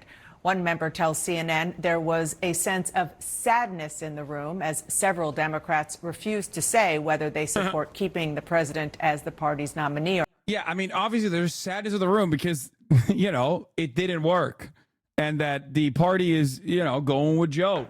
I think that's what it is. That's the reason why they're sad, because they would be joyous if they actually basically came together and in the closed door meetings decided like, yeah, he has to get out. In closed-door meetings, Senate Democrats expressed their deep concerns about how the race is shaping up and how their constituents fear that Biden may lose to Trump, according to an attendee who said that a wide range of views were expressed about the best path forward. Or not. CNN's Manu Raju, of course, is tracking it all. Manu, what are you hearing? Yeah, in fact, I did ask.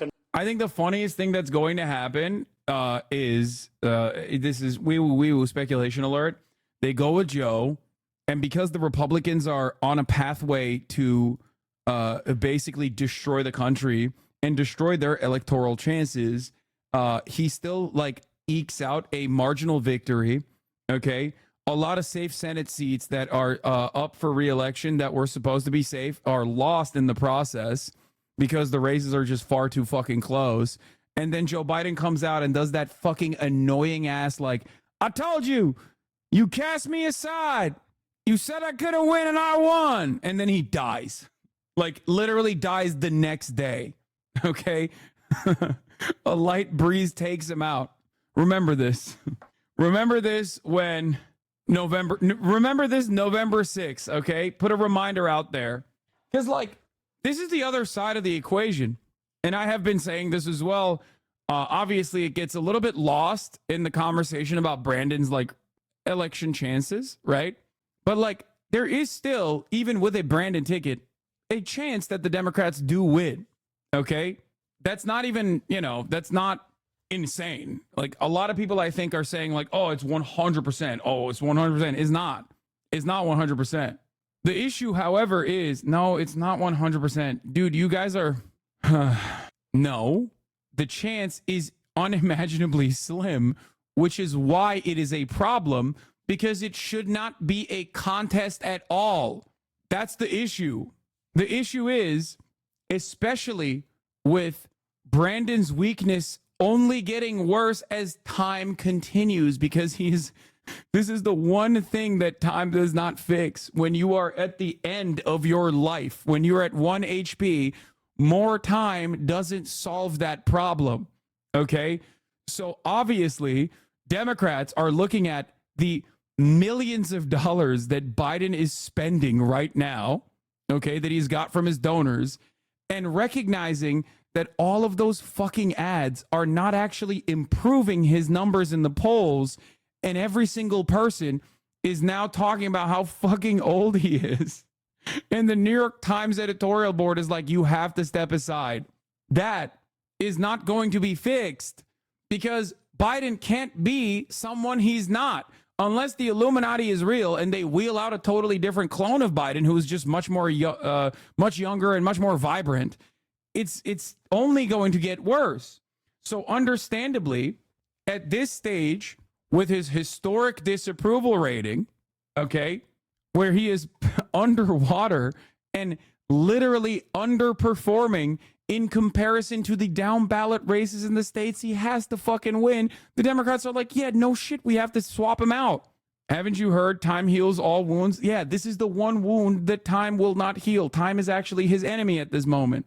A number of members who left that meeting, whether or not they still support keeping Joe Biden as their party's nominee, and they completely refused to say, including Congressman Dan Goldman of New York. Like, this is the other side of the equation that people are forgetting. Donald Trump is a genuinely bad presidential candidate with glaring vulnerabilities.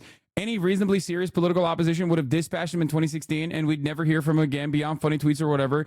Instead, here he is, which is why I have said time and time again, 2 locks that I have put forward that have come true.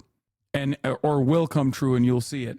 Number one, this was, until this, these past couple of weeks, the most boring election cycle, but it has the capacity to be the most interesting election cycle, like historically, as I said, and that is kind of coming true right now. Okay. And the other lock was, this is a rerun, not of 2020, but of 2016. You have a very unpopular candidate. It's worse. It's 2016, but worse. Okay. Remember that, where you have a very unpopular candidate. You have a lot of people going, he's really, really, really unpopular. This should not be a close race at all. What the fuck are we doing? Okay. This should not be a close race at all. What the fuck are we doing is like the, overwhelming position here, just like it was with Hillary Clinton. And the Democratic Party is just wholly unable to change course, change trajectory. Anyway, should Biden step aside? All Democrats +8, Democrats 65 and older, -35. But those people will vote for whoever, like I said. Anyway, let's continue. Josh Gottheimer of New Jersey, Lucy McBath of Georgia, and Hillary Scholten of Michigan, among the members who just simply would not say. Others said that they were simply deciding to back Joe Biden because he is the nominee and he's not going anywhere, and that they'll have to get behind him. And then there was some enthusiastic support, particularly among members of the Congressional Black Caucus. At that meeting, people aired their views, aired their concerns. It was a bit of an open mic venting session. The Democratic leaders sat back and they listened to those concerns. There was no consensus at all in the room. When I put the question to Democrats, they made clear that there are still concerns about the top of their ticket. If the president declines to leave voluntarily, then he's going to be our nominee, and we have to make the best of a complicated situation. I'm viewing it pragmatically. I think that there are changes that people need to see to continue to feel comfortable. My takeaway is great sadness that we are not having a conversation about the fact that we have two people running for president. One of them has a record that anybody would be proud to have. Yeah, it's because Biden is old as shit. That's the whole point. That's why he needs to be replaced. If you don't want every conversation to be about like how fucking noticeably old and how noticeably demented the candidate is, and not about like the track record of the Democratic Party versus like what the Republicans are going to do, then you have to swap them out. Yes.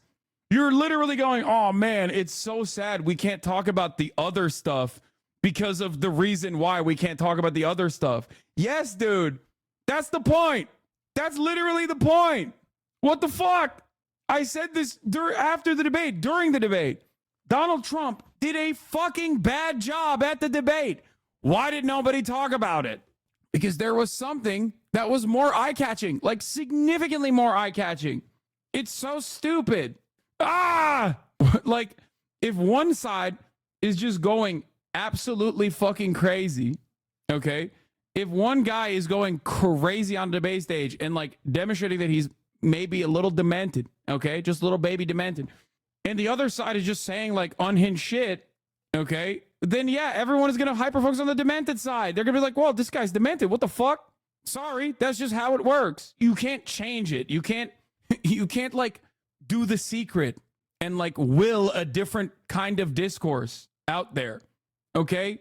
New possible funniest universe. I've been saying this for a while. Yes. Biden has now dyed himself orange, attacking the lying New York Times, and is on track to lose the election, but he doesn't have to accept Trump's victory.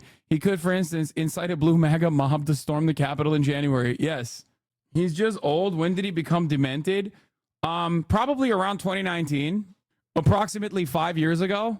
He's not just old, man. Like, I haven't been saying he's just old. I've been saying that his cognitive abilities have genuinely diminished in a very demonstrable way, in a way that you can see. He said, we beat Medicare, dude. When asked about abortion, he turned around and said, immigrants rape. What are we talking about? Hassan, you still have your Pride Avi on Twitter? I know, I need to change it. You think his decline has anything to do with why his dog just kept biting people? No, that was awesome. I'll make you a new PFP. Thank you, Bussy Angel. Yeah, he's doing the unthinkable. He's trying to become Trump, which is weird because he beat Trump in 2020. And, why would anybody go for the second best version of Trump if they can just go for Trump? Trump is running. Very, very silly stuff overall. Ay, ay, ay. All right, let's go. And the other one is an adjudicated rapist, a twice impeached convicted felon. So that last Congressman Sean Casten, I asked him, well, does that mean you support keeping Joe Biden as your party's nominee? And he said that I've said what I'm going to say. So you're seeing the variety of views there. The one Congressman Pramila Jayapal, who you heard from as well, she's the leader of the Congressional Progressive Caucus. She also wants to see Biden do things differently, on more unscripted events, tried to reassure confidence behind his candidacy before she takes a firmer position about whether he should stay. Yeah, the funniest part about this is, you're right, Sam Forhin. The funniest part about this is that this is all, like, this was a real problem from the start, right? Biden's age was a problem since 2019, right? Don't let anybody fucking gaslight you into thinking that the situation was different last time around. It wasn't. Especially if you were in this community, you knew this already because I talked about it quite a bit. But of course, everybody said, "Oh, Hassan, it's because you want, Bernie Sanders," which is true. I did, but that's besides the point. That's neither here nor there. So the age was an issue from the motherfucking jump, okay? And it always has been an issue. But the funniest part about it is that his campaign thought, oh no, we can just wheel him out and he'll absolutely cook at this fucking debate. They chose to have a early debate. They chose to have this early debate. His campaign chose to have the debate when they did it. This is a historically early debate. They set the standards.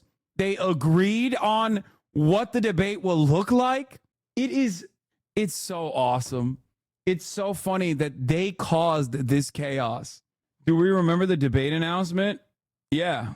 Donald Trump lost 2 debates to me in 2020. And since then, he hadn't shown up for debate. Now he's acting like he wants to debate me again. Well, make my day, pal. I'll even do it twice. So let's pick the dates, Donald. I hear you're free on Wednesdays. Could you imagine having this discourse in September? Honestly, it would have been significantly better for the Biden holdouts to have this in September, because at that point, you can't actually swap them out. It's over. You're a month out from election. That's why it's funny. His campaign would have done much better if they just did not have this debate this early. The fact that the debate happened this early means that there is room for change. And so now they are just literally trying to fucking push him past, not the finish line, but push him past the convention. Anyway, let's continue. As their party's nominee, her group also meeting with Joe Biden sometime later this week as Biden tries to shore up support within the House Democratic Caucus.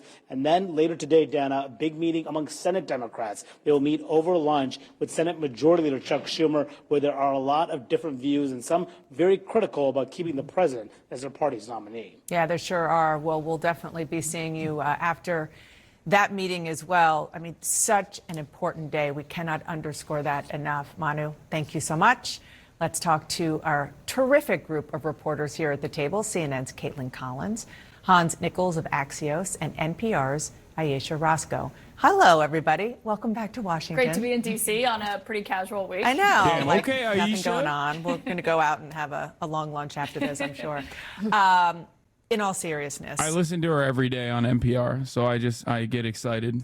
what I have heard, and I'm definitely curious to hear what you have all heard, particularly out of the meeting this morning among all House Democrats, is that, yes, it was a venting session. Yes, you had a variety of views and points of view.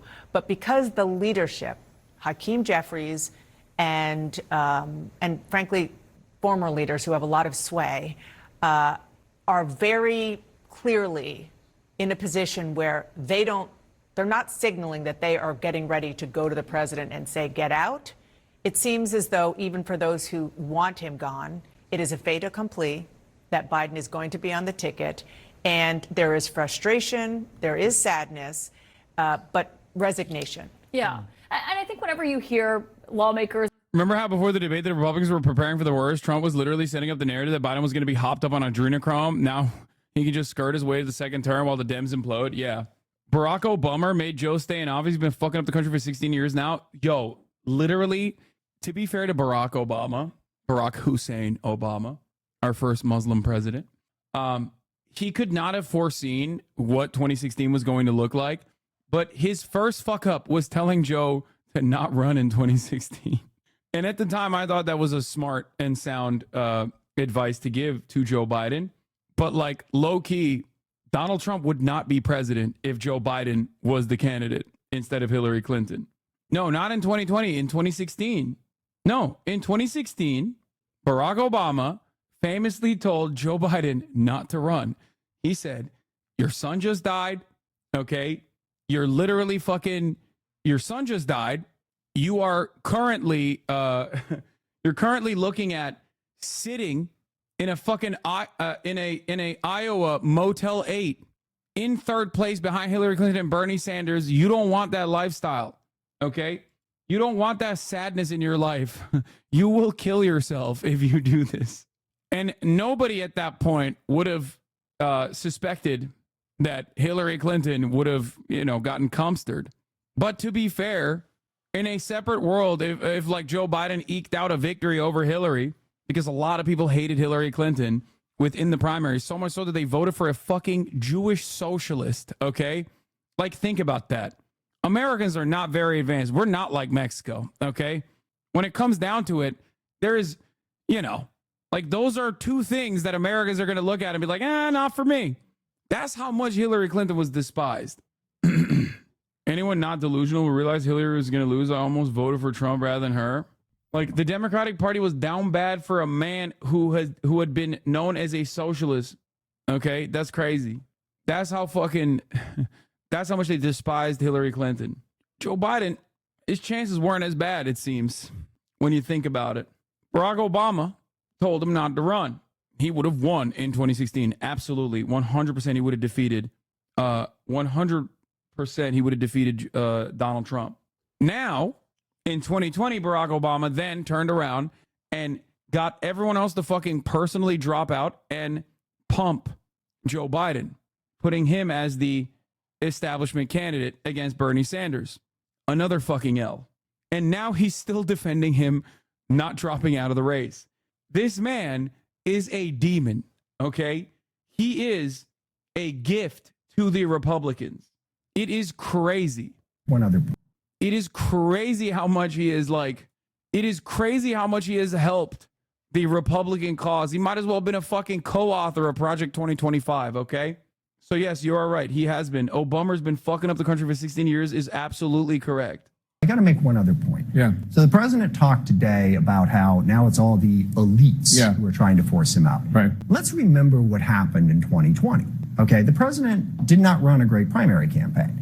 He lost badly in Iowa, New Hampshire, and Nevada. He came out of Nevada, and Bernie Sanders looked like the presumptive nominee. And this exact same group of people, the elites, that the president is now deriding as elites. And by the way, they're not. They're Democrats, okay? They're party operatives, they're donors, they're volunteers, decided, and to all the Bernie supporters out there, I'm not judging this positively or negatively, they decided they didn't want Bernie Sanders to be the nominee. They decided that Joe Biden would be the better nominee. And credit, again, to the president. He decided that because he did 8 years as vice president. He did the years in the Senate. He had the record to be a strong president. And so they, through their support behind Joe Biden, and Pete Buttigieg and Elizabeth Warren and Mike Bloomberg and Amy Klobuchar, and I may be forgetting a few others, stepped aside for the candidate who was better. This myth that somehow Joe Biden came in and rescued us, it has been a nationwide movement since Donald Trump was elected president. And in 2020, that nationwide movement said, Joe, you're the best guy, let's go. Right now, they don't think he is. That's awesome. Not as awesome as 32-month subscriber, just absolute fucking crank take from another long-term Hassan Abihed. I can already smell the Tulsi Gabbard defense if I go back long enough. Well, I guess he's been following since 2020, so maybe, not a Tulsi Gabbard head, but like definitely defended Tulsi, definitely defended Andrew Yang at a certain point in his career. Never liked Tulsi. Yang gang, then. It has to be. This is my favorite type of crank, okay? It's great. I love these guys. I love you, Chatter, more than even the PSL, if you vote for her, she can win, chatters in the chat. Okay. More than the Jill Steiners in the chat. Okay. Bernie bro all the way. Yes. Your motivations for Bernard Sanders, your love for Bernard Sanders, unfortunately, I am afraid, probably does not come from a commitment to like improving the material conditions of the working class. It is a little bit misplaced about your, I think it's more so your resentment towards the American elites. Okay. Robert, I don't know what his middle name is, Frederick, I don't know, Fitzgerald, but you once said RKG was basically the same as Biden. He is. Robert Fitzgerald Kennedy Jr. has identical policy papers, especially as it pertains, with the exception of Ukraine, when it comes to foreign policy, as Joe Biden. Carbon copy. Okay? His policy papers are identical to Joe Brandon, except he has this weird anti-medicine stance. So I will keep repeating this over and over again. It's just like, if you are like, I love the run-of-the-mill, like an Amy Klobuchar style Democrat who just kind of shakes things up, okay, when it comes to Ukraine and just absolutely despises modern medicine, that's my guy, okay? What is this? Average 40-month Hasanov. Is it bad or wrong to resent elites? Yes, dude. Of course it's understandable to resent elites. It's just funny to think that this guy is not a fucking elite. His last name is Kennedy. What are you saying?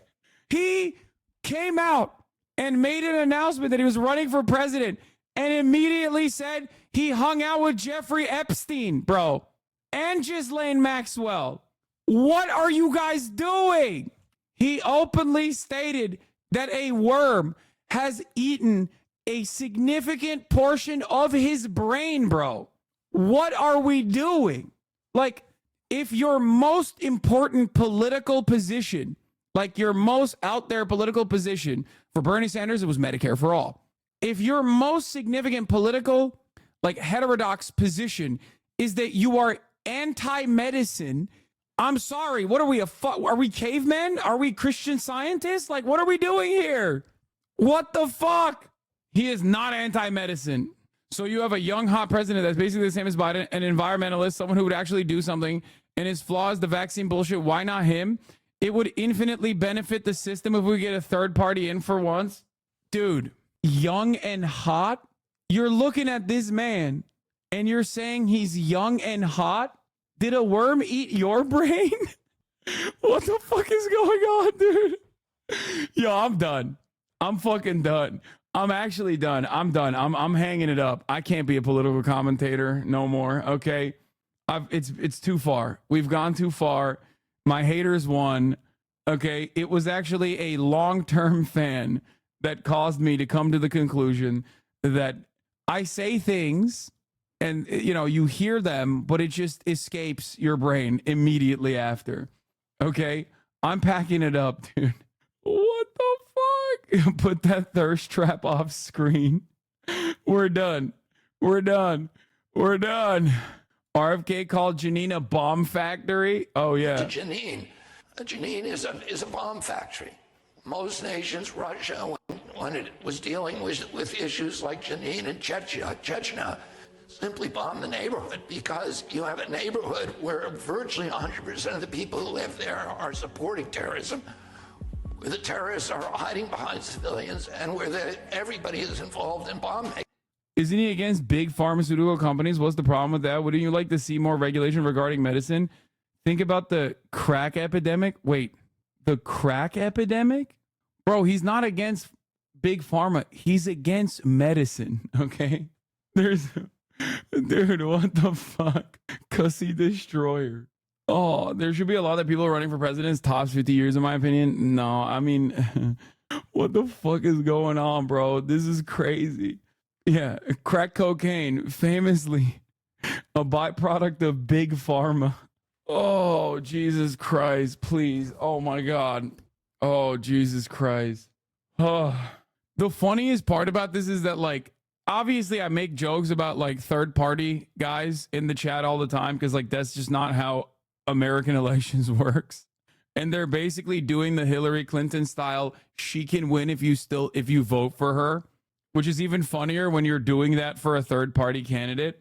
But like the RFK people, I have so much more smoke for, because he is just like, he is identical in every sense of the word to the average Democrat. He is a literal Kennedy. He's hung out like a lot with the Epsteins. He might have driven his first wife to commit suicide, and he's anti-medication.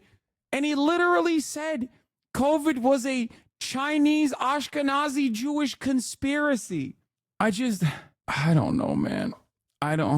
And he had a brain worm. Like, he just came out and said he had a brain worm, and then was apparently openly joking about how he's not anti-Semitic, he supports Israel. Yeah, he's a massive. Yeah, he was accused of sexual assault, and he said, I never said I was perfect. I got skeletons. RFK will be the best president because he defeated his brain worm. We need that kind of strength when the mind flayers show up. RFK is the type of neighbor to walk around his front yard completely nude with no tan lines and takes his garbage out on the wrong nights of the week because he's disconnected mentally. I will vote for his spooky ass. Why are like the three main people running for office all just like genuinely mentally disabled? Like, openly. What the fuck is happening in America? Like, actually, what is going on? You got a dude with fucking brain worms running against a dude who is demented, running against another dude who's insane. What is happening? Why are these the options? I'm losing my fucking mind. Yeah, And those bombs are destined to kill civilians, to be strapped on men, women, and children, and kill civilians in Israel. By the way, he's talking about Jenin in the West Bank. He's talking about how Israel, of course, blows up Jenin in the West Bank in occupied territory because children are strapping themselves with bombs. Most nations, and we've done this ourselves, and, you know, clearly Russia was doing it in Chechnya. Chechnya was, would go in there and bomb that neighborhood. What the Israeli IDF does is they send people to do retail combat, door to door, putting IDF soldiers at risk in order to avoid civilian casualties, collateral casualties. This is so much funnier because it's extremely anti-Semitic. Oh no, he is anti-Semitic, but he's super pro-Israel. So like, obviously that doesn't track with like the American consciousness, because we've like basically decided that you can be as anti-Semitic as you want. Like, you can literally be a Hitlerian spokesperson for Israel. One of the most famous cases of what I'm talking about is John Hagee, the evangelical pastor, who literally said Hitler was the Antichrist, was Jewish, and actually did a biblical thing so that like he killed 6 million Jews so that Jews could have Israel. Like, that's not even a joke. That motherfucker was invited to speak at the pro-Israel rally in DC. You can be a straight up fucking Nazi in the Western world. As long as you're pro-Israel, literally no one will talk about how anti-Semitic you are. Yeah, here it is. We need to talk about bioweapons. I know a lot now about bioweapons because I've been doing a book on it for the past 2.5 years. Fucking Twitter video, dude. Come on. It's not going to play. We need to talk about bioweapons. He's done the same thing. In fact, COVID-19, there's an argument that it is ethnically targeted. COVID-19 attacks certain races disproportionately. The races that are most immune to COVID-19 are because of the structure of the genetic structure, genetic. Yeah, that's John Levine, one of my OG haters, New York Post writer. Differentials among different races of the receptors of the ACE2 receptor. COVID-19 is targeted to attack Caucasians and black people. The people who are most immune are Ashkenazi Jews and Chinese. But we don't know whether it was deliberately targeted that or not. But there are papers out there that show the racial and ethnic differential impact to that. We do know that the Chinese. If there's one thing you know about Ashkenazi Jews, they never get sick. Famously, I'm a guy who has never met an Ashkenazi Jew, so this tracks. Famously, okay, they never get sick, ever. Like after drinking fucking milk, or in general. It's so out there. It is such a ridiculous fucking take. Wasn't Ethan sick like every episode of Leftovers? Yes. That's why it's funny. These are spending hundreds of millions of dollars developing ethnic bioweapons, and we are developing ethnic bioweapons. That's what all those labs in the Ukraine are about. They're collecting Russian DNA. They're collecting Chinese DNA so that we can target people by. What do you do with chatters who still support RFK? Like, this guy seems crazy. Dude, respect to them. Respect to them, honestly. The only major difference he has with, like, the Democratic Party on foreign policy is that he wants to cut some military spending, not to Israel, just to Ukraine, which is, like, literally just the Republican Party's position, I guess. And he's also not just anti-vaxxer, he is literally anti-medicine. I cannot stress this enough. He is not just simply an anti-vaxxer. He is anti-medication. Okay? Oh, boom. Let's continue. Of any political stripe talking about how their meetings are family discussions or listening conversations. That's Washington diplomatic speak. Serious question. Why not ban the chatters bringing up RFK for derailing like you do with the annoying, selfish mental illness chatters? Because those chatters also have mental illness, but they're like an entertaining style of insane. Whereas like a annoying style of mental illness chatter is the person who's like, I'm actually going to completely move the conversation to an unfun place and be like, you're being ableist or whatever the fuck. Like, there's good derailments and then there's bad derailments. Also, I think it's important for me to like every now and then talk about RFK. Because, like, you know, there's still going to be cranks here. I'm an independent content creator. Like, I'm an independent media personality. So as an independent media personality, I still do have, like a magnet for cranks in general. So, you know, every now and then I think it's, you know, responsible. It is the responsible thing to do to, like, you know, give a checkup and explain to people who are maybe not familiar with RFK Jr. that much to recognize that he is, like, genuinely crazy. Mental health stigma is widespread. To think you are immune is foolish. Like, this person is like begging for a ban, right? Because, you know, I'm fucking mentally ill too. It's just that I try to make it fun. I prefer you not bringing him up. His voice is suey fuel. I know, but, you know, sometimes they got to hear it.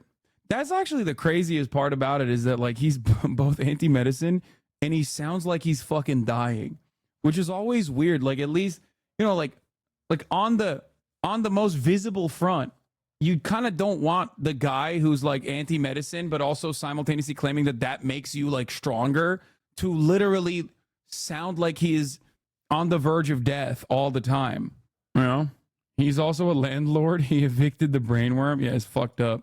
For they're having really difficult conversations behind closed doors about who their nominee is, you know, just 40 days out from the Democratic convention that's going to be happening in Chicago not that far from now. And yes, I think you're seeing a lot of them too afraid to come out and say explicitly what they really feel behind the scenes, because behind the scenes privately, we're hearing from so many Democrats who say they are worried about Biden's capabilities, whether or not his fitness to serve, but his ability to perform in November. And that's really another group of lawmakers that I've been watching closely coming out of this House meeting today, but also the Senate lunch that's about to happen with Senate Democrats, is the ones who are going to be in difficult seats, in difficult districts. Look at people like Bob Casey, who's up for re-election, or people like Tammy Baldwin in Wisconsin. Those are the voices to watch to see how they're talking about it, because they're worried about having to overperform the top of the ticket. It's so striking. There's actually logical evidence why he speaks like that.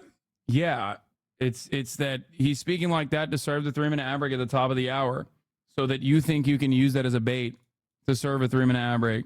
Don't they have a notoriety of having genetic diseases? Oh my God.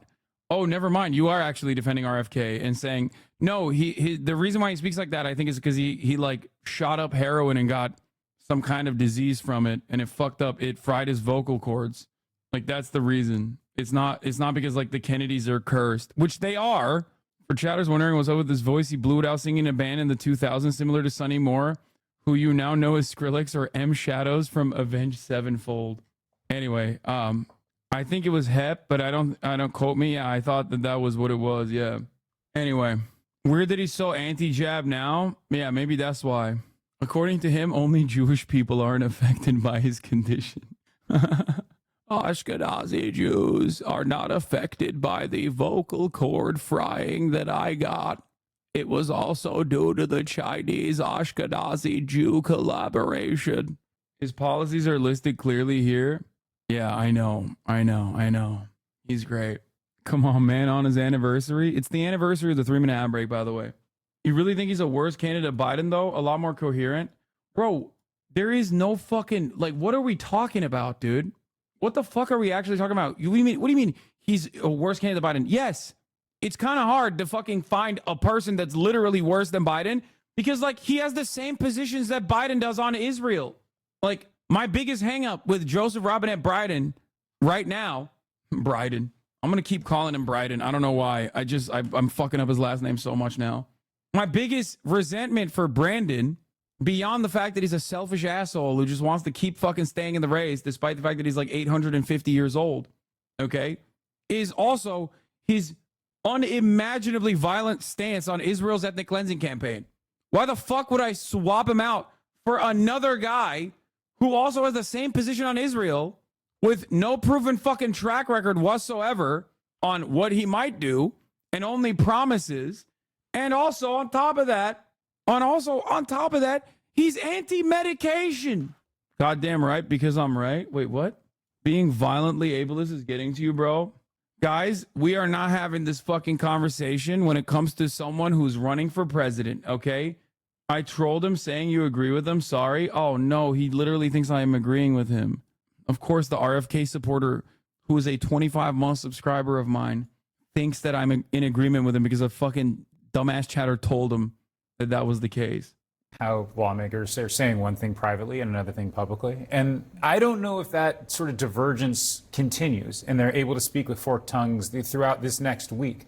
But at least publicly, they're not coming out. And I think that's where you're getting at the resignation. One note of caution on all this is that we don't know how long this is going to play out. There's no shot clock. We don't know if it's 24 hours, 48 hours. We don't know if it's a week. We do know that there are 4 big events this week: the House meeting, the Senate meeting, the whole NATO conference, and then the press conference. But even after that, there's no guarantee that Biden just gets a free pass and then it's done and over. It can always come back. Well, on the idea of saying one thing in private, one thing in public, maybe the best example that we have seen this morning on that is Jerry Nadler, who is a longtime veteran House Democrat, who our reporting was that he made it very clear in a private meeting with top committee Democrats and Hakeem Jeffries over the weekend that he thinks it's time for President Biden to step aside. Yeah, Nadler's gone back on this now, by the way, which is another reason why I think like Brandon is staying and the Democrats are going with Joe. Oh shit. Fuck. I just blasted my zinnies, dude. No. Here's what he said in public this morning. The president has determined that he is the best candidate, and given the fact that he's won the nomination, I mean, he's got all the delegates. Is your support for the president a pragmatic consideration, given that the president has said he will remain in? Well, yeah. He said he's going to remain in. He's our candidate, and we're all going to support him. Well, I think at this point, what's saying publicly may be the most important. It's like, yeah. Isn't that the guy who shit himself? Why are we listening to this doofus? Yeah, yeah, exactly. When the guy who shit himself on stage is saying that Joe Biden is too old to run, that's when you do listen to that guy. He's a fucking high-ranking Democrat who's been a Democratic Party politician since before you were born. It is a unique situation. Also, if I'm an RFK supporter, I probably wouldn't be making fun of other electeds shitting themselves. You know what I mean? Because at the end of the day, if you really want Biden out. Oh, I misheard him. I thought he said Biden was the best candidate. No, he said Biden should drop out. And then they asked him again. They're like, okay, well, what do you say now? He's not dropping out. And he's like, what am I supposed to say? He's not dropping out. Nothing else I can do.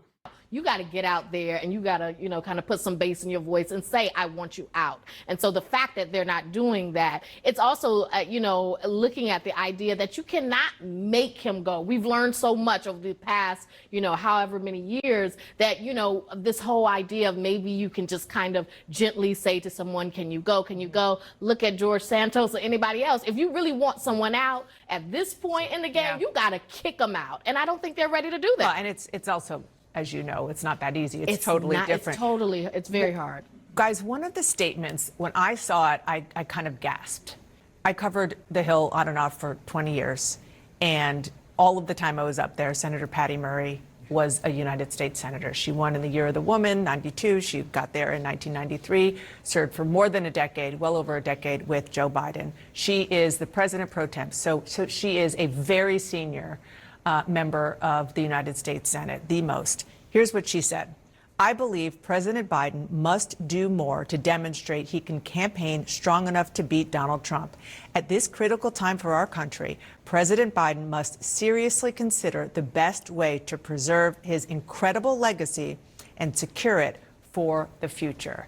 I mean, talk about saying something very clear without using direct words. Yeah, it was pretty striking to hear her say that. And it seems like some of the women senators, Democratic senators, have been maybe more candid in their statements about, acknowledging reality. I don't care to listen to Biden talking about fucking NATO.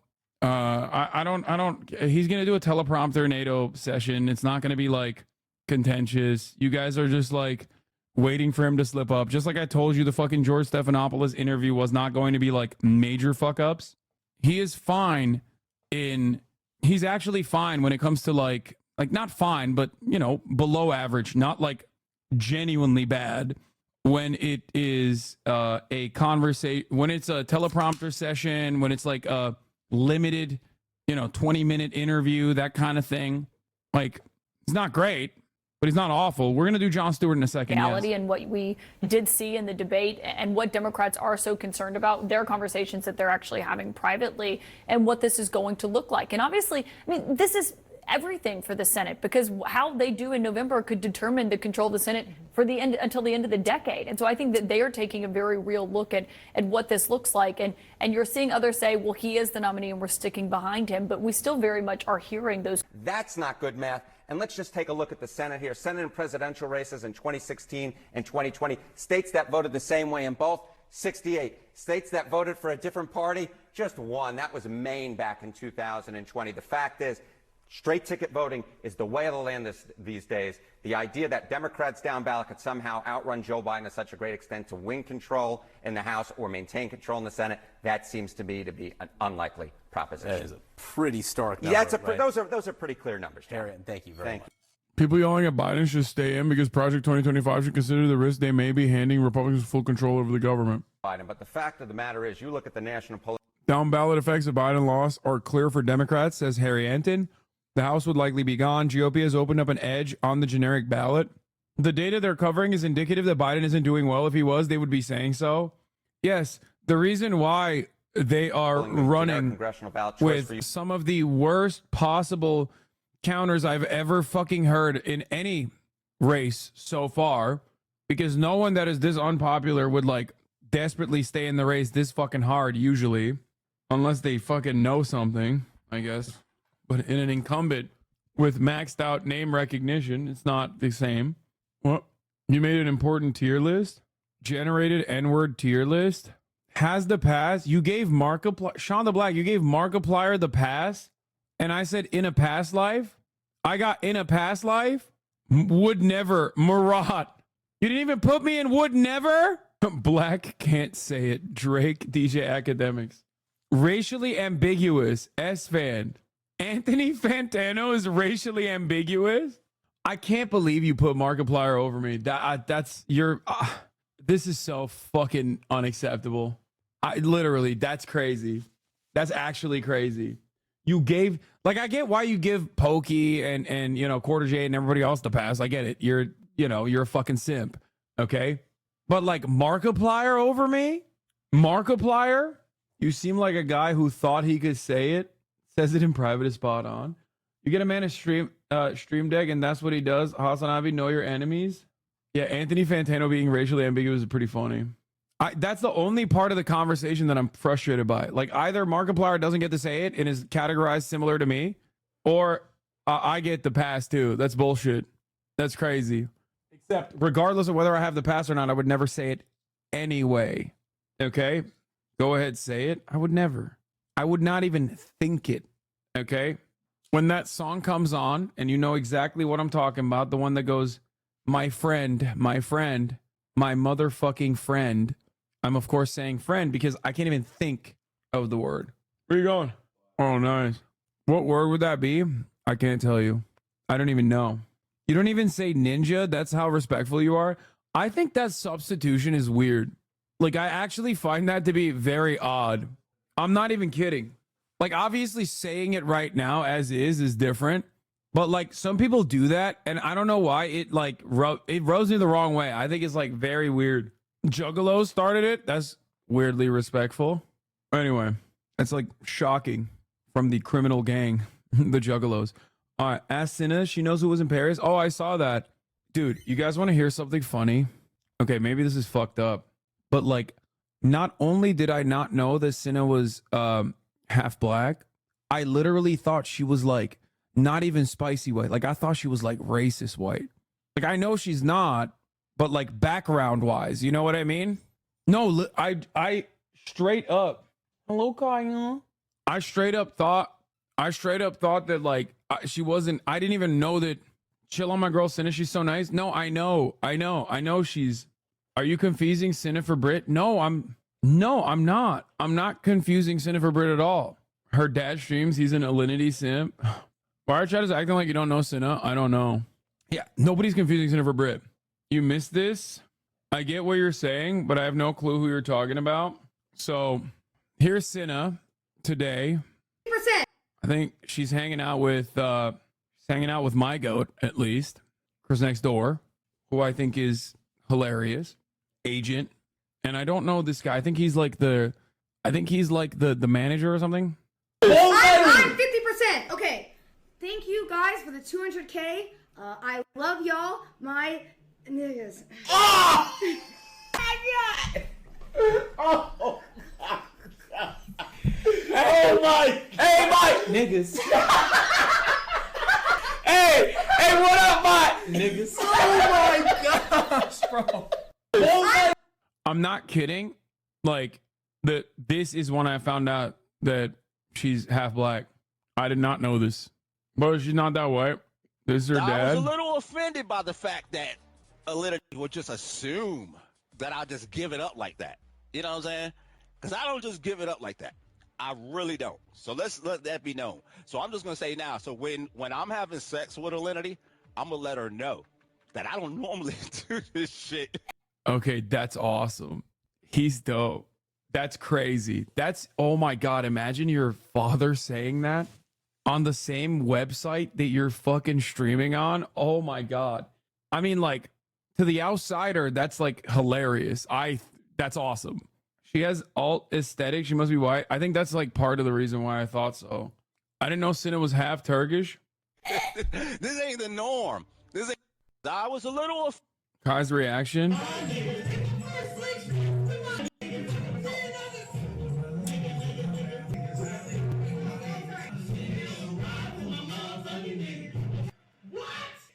No, Kai, you have to read this part. You gotta read the disclaimer. You gotta read the disclaimer. 100%. But I don't like to say the words, they force me. It's cool, Ray say it all the time. Say what's up, my niggas.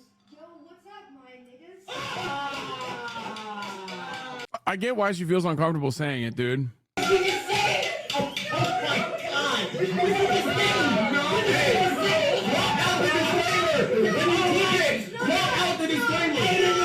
What's up, man?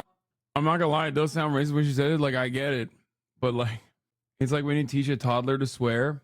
It's the Drake convo all over again. No, it's not the Drake convo. It's the Logic convo.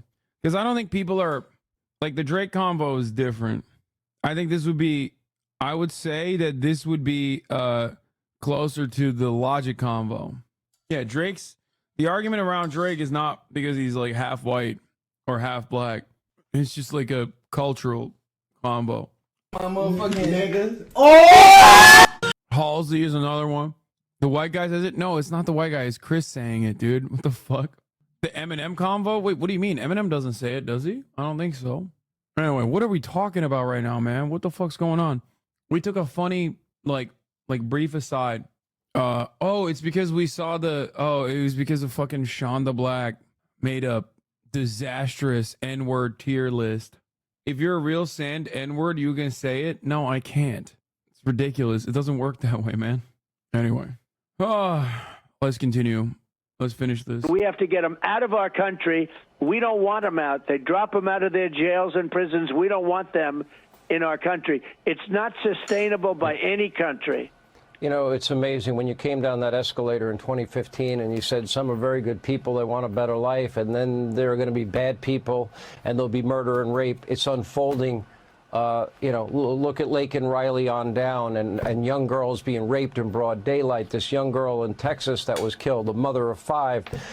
Let me ask you one last question, if I may. And I know this was last minute. Thanks for calling in tonight. And I want to ask you about your VP choice. How soon do you think you'll be making that choice, number one? Number two, we keep reading that there is a short list, and on the short list, we hear names like Senator Rubio, Senator Tim Scott, Senator J.D. Vance, Governor Burgum. Yes!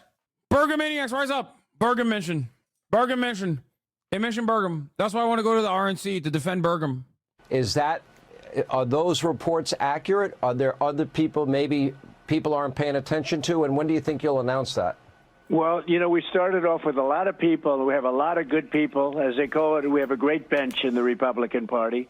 The names that you mentioned, absolutely, they're under consideration. And I haven't made final decision, but I have some ideas as to where we're going. And a little bit, we wanted to see what they're doing, to be honest, because, it might make a difference. I don't know. I'm not sure that it would. But there are those that say Trump's waiting until he finds out what's going to happen with crooked Joe Biden, and we'll see what happens with Biden. But, I think probably within the next week and a half, probably sometime. I'd love to do it during the convention.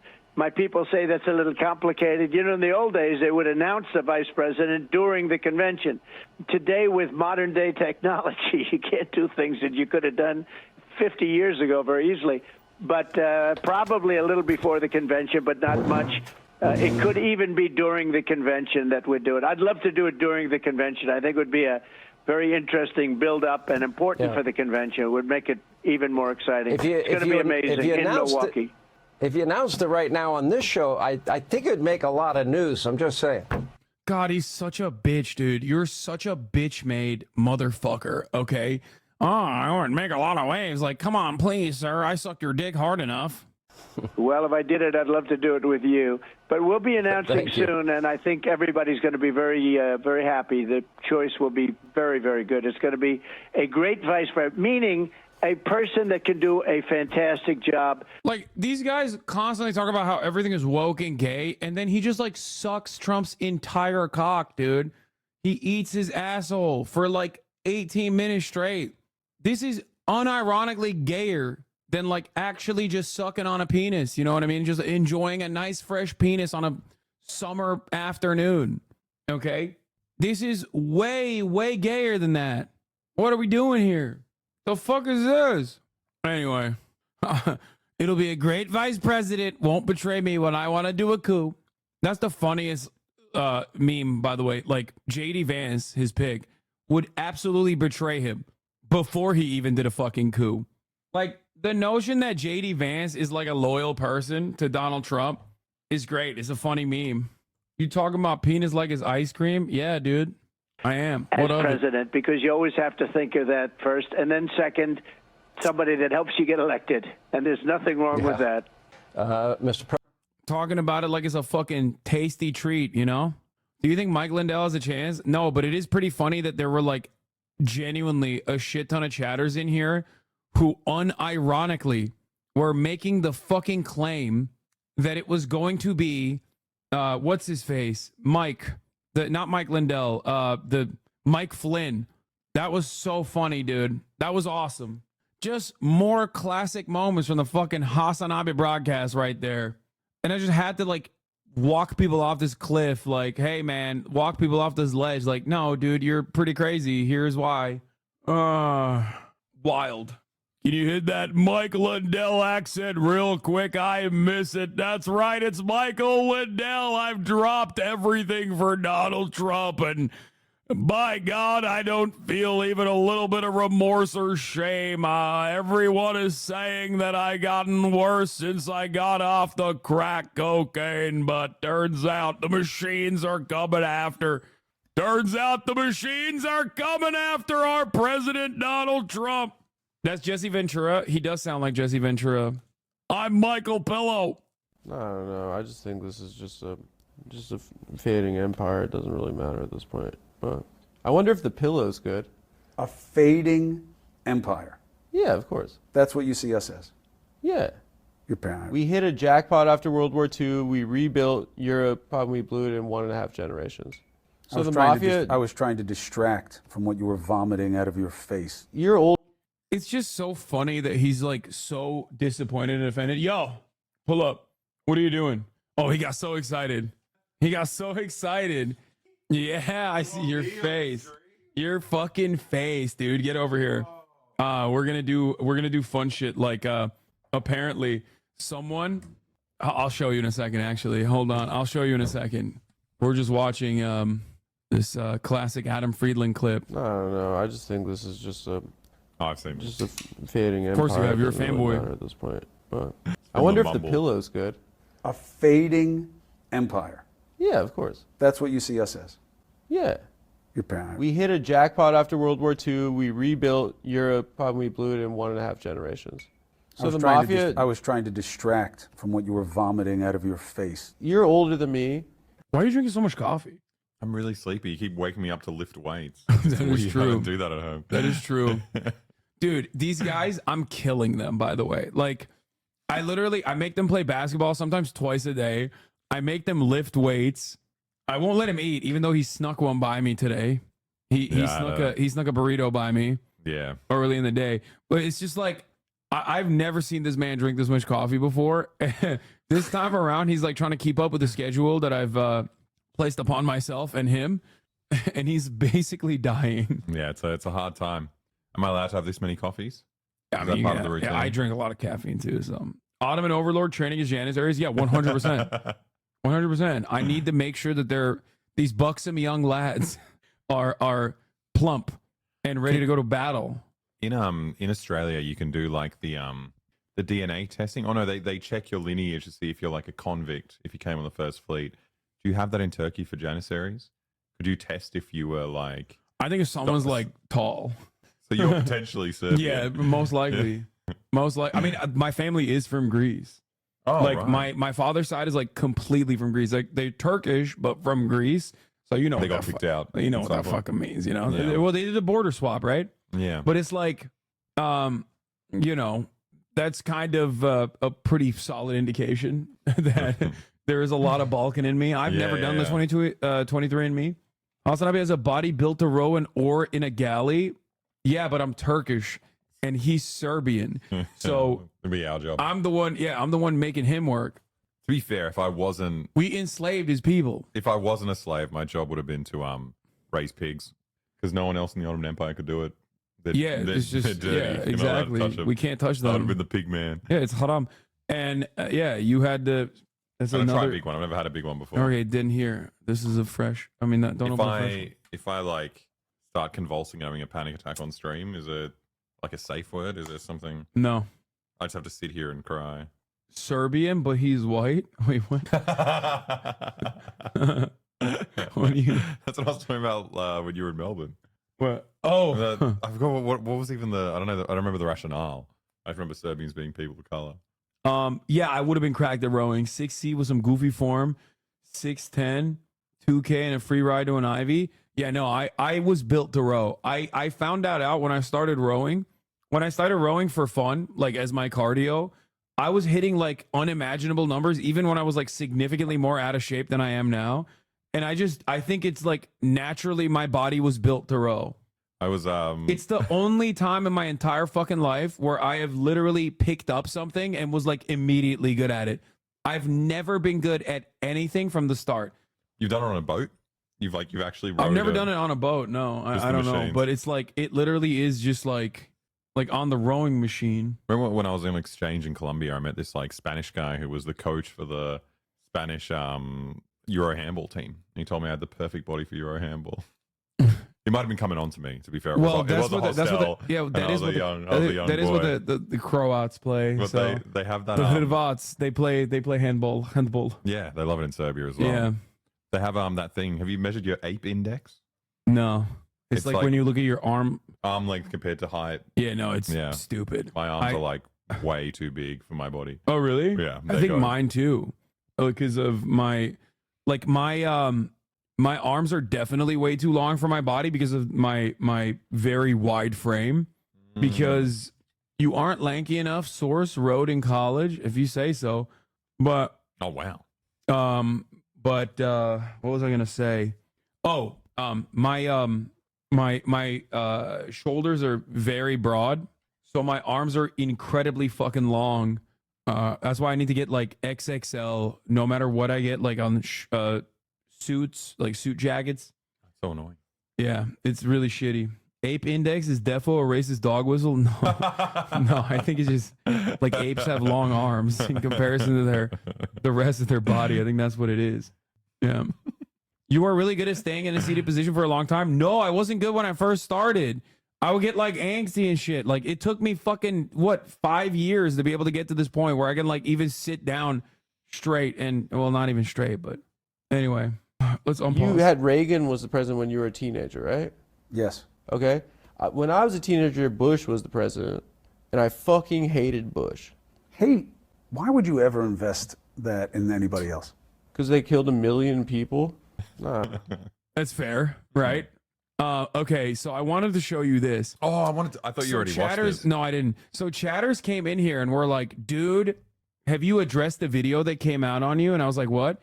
Of like Charlie Kirk obliterating you. And I was like, what the fuck are you talking about, bro? I haven't talked to Charlie Kirk since like 2018. And it turns out a couple conservatives, including the based conservative. Oh, the based one. Made Hassan Piker made this video. And I thought it was this video that they were talking about. I was like, oh, what the fuck? People are still doing like the fuck Hassan videos, which used to pop, but they don't anymore. But I guess they still pop in conservative circles, right? And then I found this millionaire mentor. What? Fight erupts as Charlie Kirk That's the guy who obliterates uploaded it? Hassan Piker in epic debate. And this video has 921,000 views since we fucking Since you last mentioned it on played. stream. Since I mentioned it on stream. All your fans are watching In it. 2 fucking days. Fuck, my And channel's if- shit. I know, dude. That's what I is thought too. this? Dude, that's what I thought too. You need to start making like Hassan Sucks videos, and I need to start making them too. I've got all this like rare access to your like darkest moments. I know. I could film you sleeping. Yeah, I saw you at Denny's alone the other day, and you took a massive shit in the restroom. Yeah, yeah, totally. Anyway, so Are his of other course, videos? of What- course, no, dude. Okay, so millionaire mentor. You're like, what the fuck? That's He teaches insane. us how to do. He's doing like that's classic millionaire mentorship stuff, though. I looked at his other videos, and his other videos get 2,000 views, 3,000 views. These other videos, 3,000 views. Woke student gets humiliated as Dinesh D'Souza destroys his argument. Piers Morgan goes off on woke activist, 44,000 views. This is insane. Woke culture shattered by Jordan Peterson, 11,000 views, 17,000 views. He has 300,000 subscribers.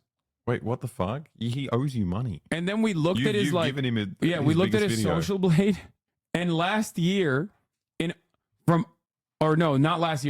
month of August last year, he had minus 58 million video views, which How means does he that like happen? privated. Oh, they took him off. He probably from took bots. off a bunch of videos. Oh, that's so lame. Yeah. So like last year alone, my man last year alone lost more than like a total of 60 million views. What's nuts is that he can still do it. Like, surely if 1 year you lose 57 million views because of bots, surely you'd be like, okay, this guy can't upload anymore. Like, it's insane. It could be a bot account, or it could be a botted account. See, I've had it on my channel where they're like, oh, there have been some, suspicious views on your channel. We're going to alter the views for that. And they get rid of like 200 views or something, like it's not 57 million is pretty hectic. This guy's paid a lot of money for that. Yeah, apparently this video was like posted on the Turning Point USA shit. Yeah, likes are still at 23K. You've never seen an intellectual beating like. By the way, likes were at 23K. Video went up by 100,000 views. Likes still at 23K. But you know, that's besides the point. Anyway, so let's take a look at Are this you sure video. you're ready? Might not be nice to watch yourself being obliterated. Dude, I would not want to watch myself being obliterated. I know it's gonna be really sad. Well, luckily I was there, so I know what actually happened. What's the occasion? What gets you and Charlie Kirk together? Politicon. Back when that used to be a that? thing. So it was a convention. It was a political convention where they would just like bring, you know, leftists, Democrats, right wingers, Nazis together and have them duke it out. So I debated Charlie Kirk in 2018. The video, I mean, I've done videos on it. You know, I've done analysis on it. I actually had former friend of the show, Destiny, back when I was just starting off on Twitch, do analysis on it and stuff like that. Bro, that isn't even him in the video. He hired someone to dunk on you. Jason Stone, are you ready for the next level? He's a serial entrepreneur with multiple seven-figure. Wait, this guy's like at least camera ready. Why did he hire like a incredibly unattractive Wait, that's person? actually him? Wait, if this is him, why? What is going on right now? Maybe conservatives need people who look like them in order to spruik the I mean, message. he could be a conservative looking person. Anyway, I think that guy might have just bought the account and is like rebranding it potentially. It's so rough. I just feel like you can't do bots on YouTube. Like they want internal views. It's just a Yeah. weird thing to do. So This is just a bought YouTube account from India. Wait, what? So this guy bought it, but then hired this guy to do the video? I don't know. Anyway, let's continue. This, Hassan Piker stood no chance against my boy Charlie Kirk in this debate on capitalism and the free market when Hassan was exposed as walking and talking contradiction against his own positions on the You were subject. technically sitting, but that's not all, because you need to stick around. Wait, is he gonna say that I was like I'm rich and that's why I can't be social? Because like back then I was broke as fuck, which is like the pivotal moment that he's gonna show in this debate is when Charlie Kirk is like talking about how much money I make. And I tell him I make $60,000 a year. Like, what the fuck? Well, then you're angry at him because you're jealous. Yeah, exactly. Then you Just switch jealous of it. They're rich like, oh, you're people. just jealous of rich people. Exactly. Around to see the debate nearly turn into a wrestling match as the Young Turks' Cenk Uygur starts screaming from the audience for no reason at all. Just subscribe to the channel for more discussions like this. Let's jump into it. By the way, this is precisely why I say like it's so much easier to be a fucking right-wing grifter. Like this fucking guy looks like shit, sounds like shit, is resurfacing a debate from like 8 fucking years ago. Not 8 years ago, but whatever. And is like, yeah, that's right. He got fucking owned. Instant 1 million views in 2 days. It's amazing. I'm not gonna lie. to be fair, he's Both in of us are jealous of the numbers, by the way. I'm Let's so make no angry. mistake. I am, dude. I got to write obliterating in my title a bit more. Dude, no, YouTube just like pumps right wing shit so fucking hard. I swear to God. I mean, I found him. I think he's just a host they hire. Wait, they hired him and put him in this apartment so he looks like a millionaire. He doesn't look like this anymore either, by the way. But anyway, let's see what my boy's doing here. Currently, the economic system that we're living under is inherently exploitative, it's inherently oppressive, and we're now actually feeling the devastating impact of that more than ever. We live in a country. Wait, how is 60K broke? How the fuck is 60K broke? There's always some like dumb motherfucker in the chat. How is $60,000 broke? I live in America in Los Angeles, California, bro. What are you talking about? Things are very expensive here. What the fuck are you talking about, brother? Like, it is like there's always a guy who's like, oh, dude, $60,000. You were living a life of luxury. I'm actually signing off from a potato right now. I'm homeless in Uganda. Like, okay, man, thanks. What the fuck?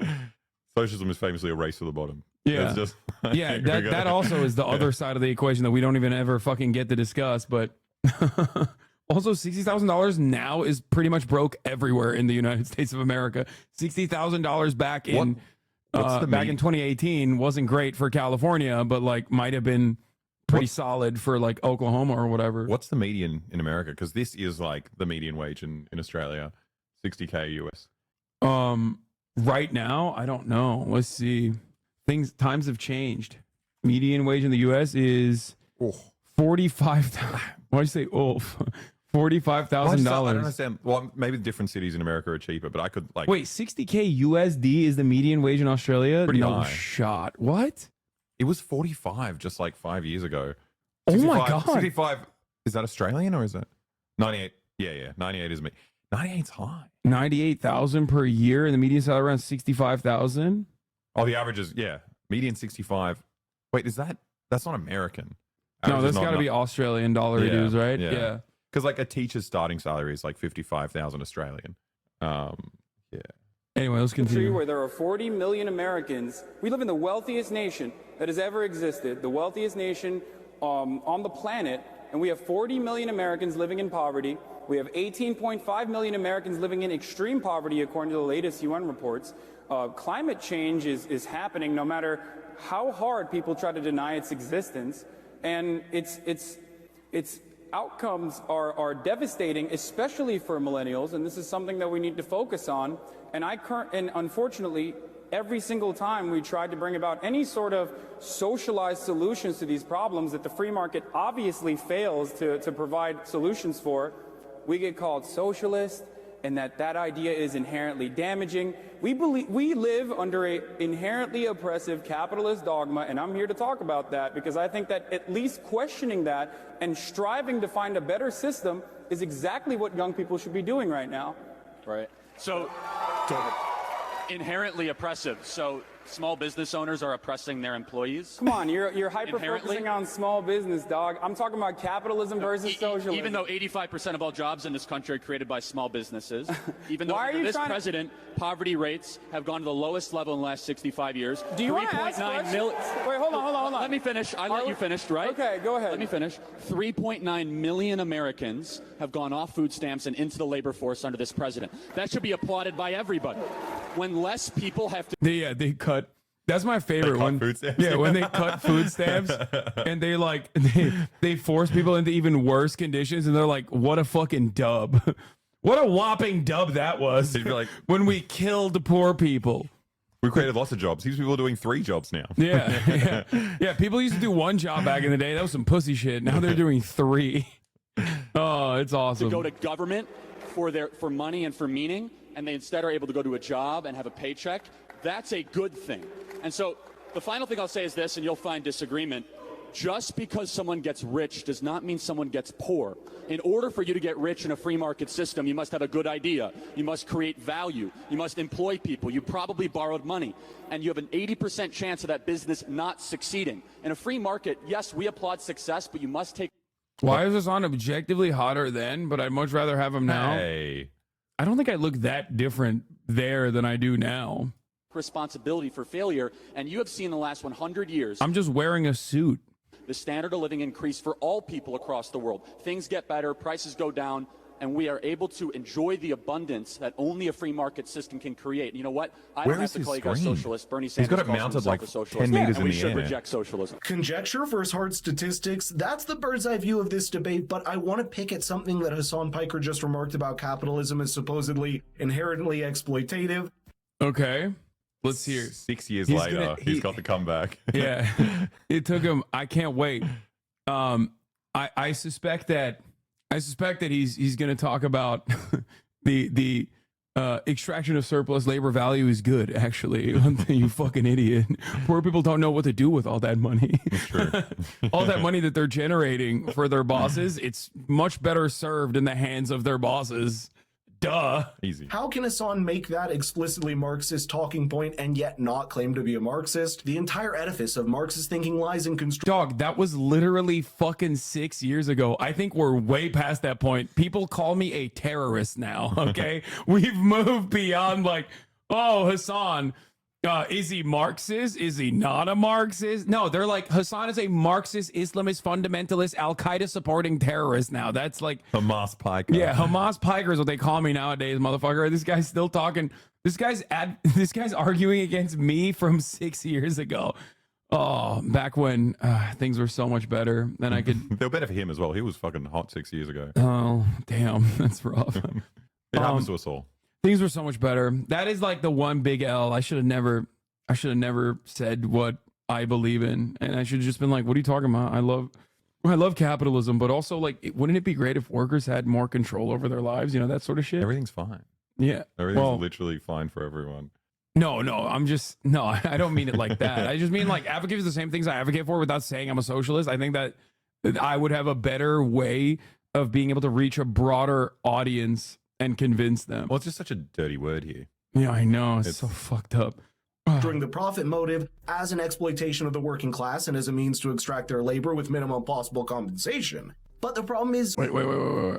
Okay, Marx is the talking. entire edifice of Marxist thinking lies in construing the profit motive as an exploitation of the working class and as... It's not construing the profit motive. It's just descriptive. Like, it's not... You're describing what profit is. What do you mean? As a means to extract their labor with minimum possible compensation. But the problem is... that no boss is like, I would love to pay you above market rate. The concept of market rate is literally determined on that exact principle. What are you talking about? No, you make profit by coming up with good ideas, like starting a channel and paying for bots. That's a really good idea. Make lots of money. Millionaire mindset, baby. But actually, like selling tacos. That's the B-roll's really good as well. Yeah. No, the person handing that taco is making like $2. Yeah. Or they're their own boss, baby. Yeah, Be. Okay. It's construing the entire system of the free market as exploitative when it is the same system that has accomplished more to uplift people from poverty. Okay, he just moved past the exploitation. He didn't even like try to tackle surplus labor value. He just said like, it's exploitative to pay people the least amount that you can pay them. So stupid. Think about how awesome capitalism is at uplifting people from poverty, which like there's two different schools of thought on this. Either you look at the change of what was considered to be extreme poverty to what it is now as a reason as to why so many people have been quote unquote uplifted from extreme poverty, or you look at China, which if I were to ask this person, I suspect he wouldn't say China is like a state capitalist enterprise or something. I think he would. I think they're pretty versatile. These guys. I feel like China's capitalist when it's bringing people out of poverty. Okay. How does that? Oh, so slave work is fucked up? Oh, so you think the pyramids suck? Yeah. Yeah, exactly. Oh, someone doesn't like cotton clothes. Weird. Anyway. Slavery has done more to clothe people than any other system. Yeah, exactly. How dare you? How dare you talk about that with such unseeming terms, such mean terms? Isn't Walmart the most socialist corporation in America? No. Okay. Overall, yes. The reason why billions have been lifted out of extreme poverty is China, is Chinese development. Take China out of the equation, the situation is not great. We're going backwards. Yeah, we're not going forward. We're going backwards. You're fucking delusional, but maybe he loves the CCP. Probably. Maybe he's maybe he's going to say that now. Let's see. Across the world in any centralized system of government or socialist economy could even fathom. Since the turn of the last century, humanity has dropped the share of people in extreme poverty from 6% to less Oh, than... yeah, he is doing the extreme poverty. We changed the metric for... Oh, yeah. Okay, not only is the metric changed, okay, but also beyond that, it's still China. He's a dengist. Yeah, no, I was wrong. My bad, bro. He's questioning He's questioning my leftist bona fides. He's like, excuse me, sir. 10%. There's no single person or government that can claim credit for that, but a simple idea at the heart of it. No, there is one. It's China. There's one. Like literally. That's not even. By the way, the funniest part about that is that like it's not like economists even call into question that reality. Like economists will openly be like, no, it's China. So it's like there's not a book that agrees with you on this front. But you can just like leave that data as it is. And that's one thing, right? You can leave that data as it is, and that's fine, okay, to make an argument. But if you like, I don't know, scratch the surface of that data a little bit, you will recognize that it is literally China, which is ironic because he talked about centralization. Yeah, like, he didn't even as a talk about bad socialism. thing. He's talking about centralized governments. Yeah, centralized government is a bad thing. Okay, I don't know which government is not really all that centralized ultimately, especially not fucking the United States of America. But like, China is definitely, once again, the argument that you're making is China, and they are due to arguably their centralization. But let's continue. People have the right to private property and the freedom to engage in trade and cooperation to enrich everyone in the process. And yet there's no shortage of people in the United States and across the world. I love these like theoretical arguments. Like, dude, it's lifting people out of poverty, not China. Also, everyone's getting wealthy along the way. True. Yeah, that's why there's like people fucking taking shits on the sidewalk in the United States of America. They do that. That's their choice. Yeah, because it's a moral failure. Yeah. Fuck, you're right. Yeah. I didn't even think about Capitalism that. works if it wasn't for all these degenerate people who don't know how to make good decisions. Who aren't watching Millionaire Mentor. Exactly. If you're mentored by the right people, you Yeah, that's wouldn't be so homeless. true. Yeah, I mean, here is the socialist. Here's the socialist. This is a Trotskyist paper. The BBC. Is China lifted 100 million people out of poverty? China's poverty figures. Poverty is defined by China as everyone in rural areas earning less than 2/3. Oh, wait, what is this? Wait, what the fuck? This graph, this World Bank graph shows that extreme poverty fell in China by a lot. Like 800 million people. That's so. Wait, is the World Bank like? Is that a Marxist institution? Yeah. No, they're globalists, which is the same Jewish. The same thing. Yeah. Got it. Okay. Yeah. But let this guy talk. I want to hear. I got so excited when he started talking, like he actually was addressing Marxist theory. I was like, oh wow, this is gonna be. He like did for like a second, only to just completely sidestep Ignore and be it, like, "Capitalism is awesome, you fucking idiot." The world that are willing to sacrifice these two fundamental principles to the altar of some unattainable utopia. Watch Hassan Piker struggle to make sense of that, even to himself. You know what socialist is? Bernie Sanders wants an 80% tax rate on the rich. Venezuela too, right? Dude, listen. Bernie Sanders wants to keep our fossil fuel assets in the road. You want me to explain it to you? Because you obviously don't understand it. Do you want me to explain it to you? Is Cuba not socialist? Is North Korea not socialist? Cuba is socialist and it's awesome. Suck my dick. The most doctors per capita. Vietnam not socialist? Was Zimbabwe not socialist? You can laugh all you want. Okay, do you but want me to 100 explain it million to you? people died under socialism in the last 100 years. Oh wait, I wonder if he cuts off my argument because I actually fucking dunk on him pretty hard here, where I talk about like global capitalism, the deaths under global capitalism under the similar principles would be akin to 14 million due to famine alone before we even factor in like other diseases. Who was it? Arundhati Roy, who's someone like compiled like just India alone over the past 100 years, deaths from capitalism. It's just like mind blowing. Yeah, And you have the gumption to continue. Okay. You can keep laughing. Hold on. Yeah, 100 million people died under socialism, which includes the Black Book of Communism figures, which is so funny. Literally talk about all the Nazis that were killed, okay, and also factors in the possible children they would have had. Are you fucking insane? Oh man, I cannot believe all the Nazi children that could have been alive today if the communists didn't fucking kill them in World War II. It's also just it's also just a general economic development thing where like if you start industrializing, you move into cities, people do just have less children. That's just what happens. I mean, I think that's like a bad thing. That's what this guy's, Yeah. To the victims' families from Cuba, from Venezuela, from Korea, from Vietnam, from Mao's China, from Stalin's Russia. Vietnam?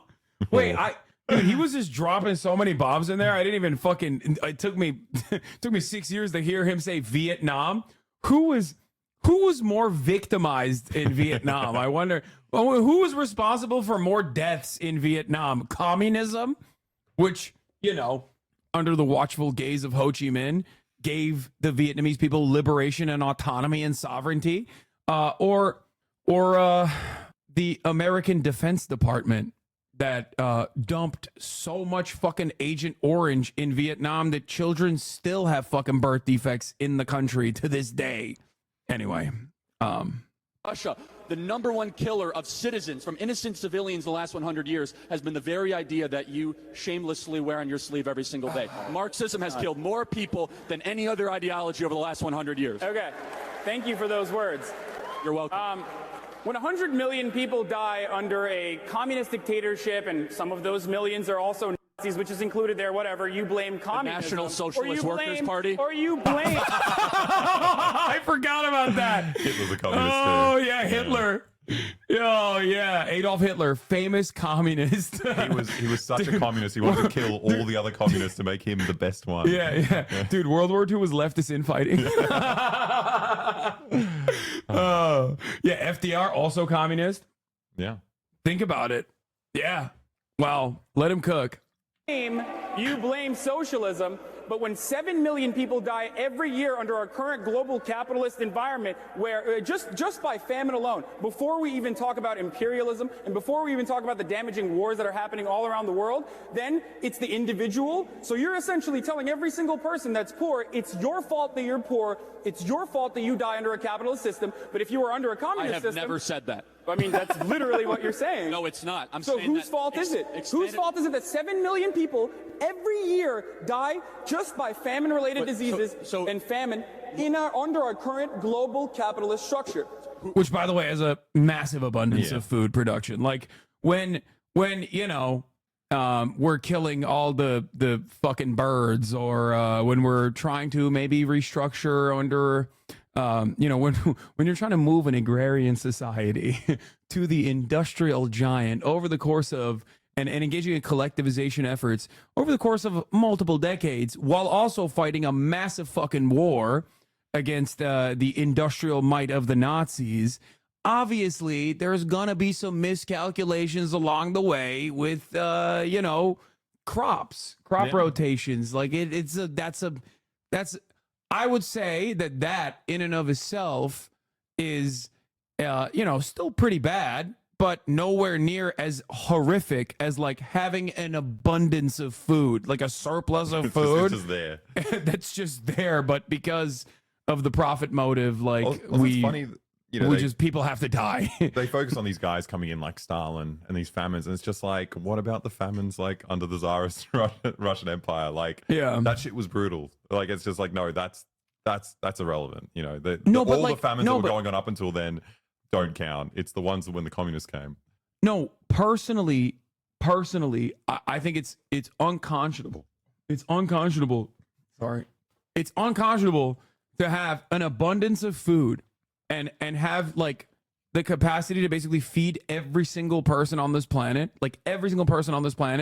and simply have a logistical problem and a lack of interest to do so due to the profit motive, that and allow at least 7 million people to die due to famine every fucking year, then you know, fuck up on your efforts of you know, miscalculating on your efforts of how to manage an entire economy.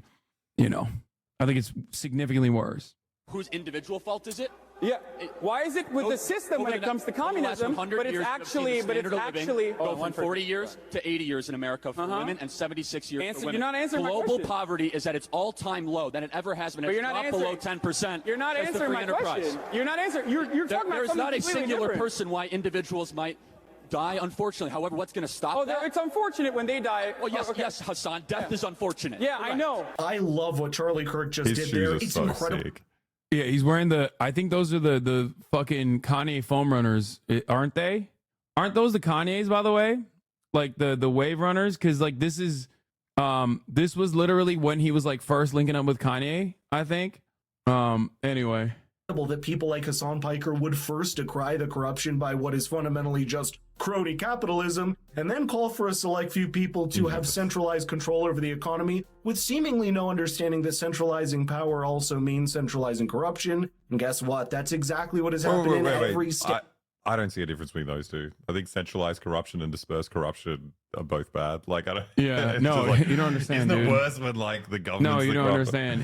That's crony capitalism because because real capitalism hasn't been tried yet. Yeah, right. Real capitalism hasn't been tried yet. Once we do, though, Oh my God, dude. Once we things get we'll achieve. once we open up the baby market, the free market of babies, okay, as Rothbard intended, we will literally arrive at full tilt, perfect utopian capitalism.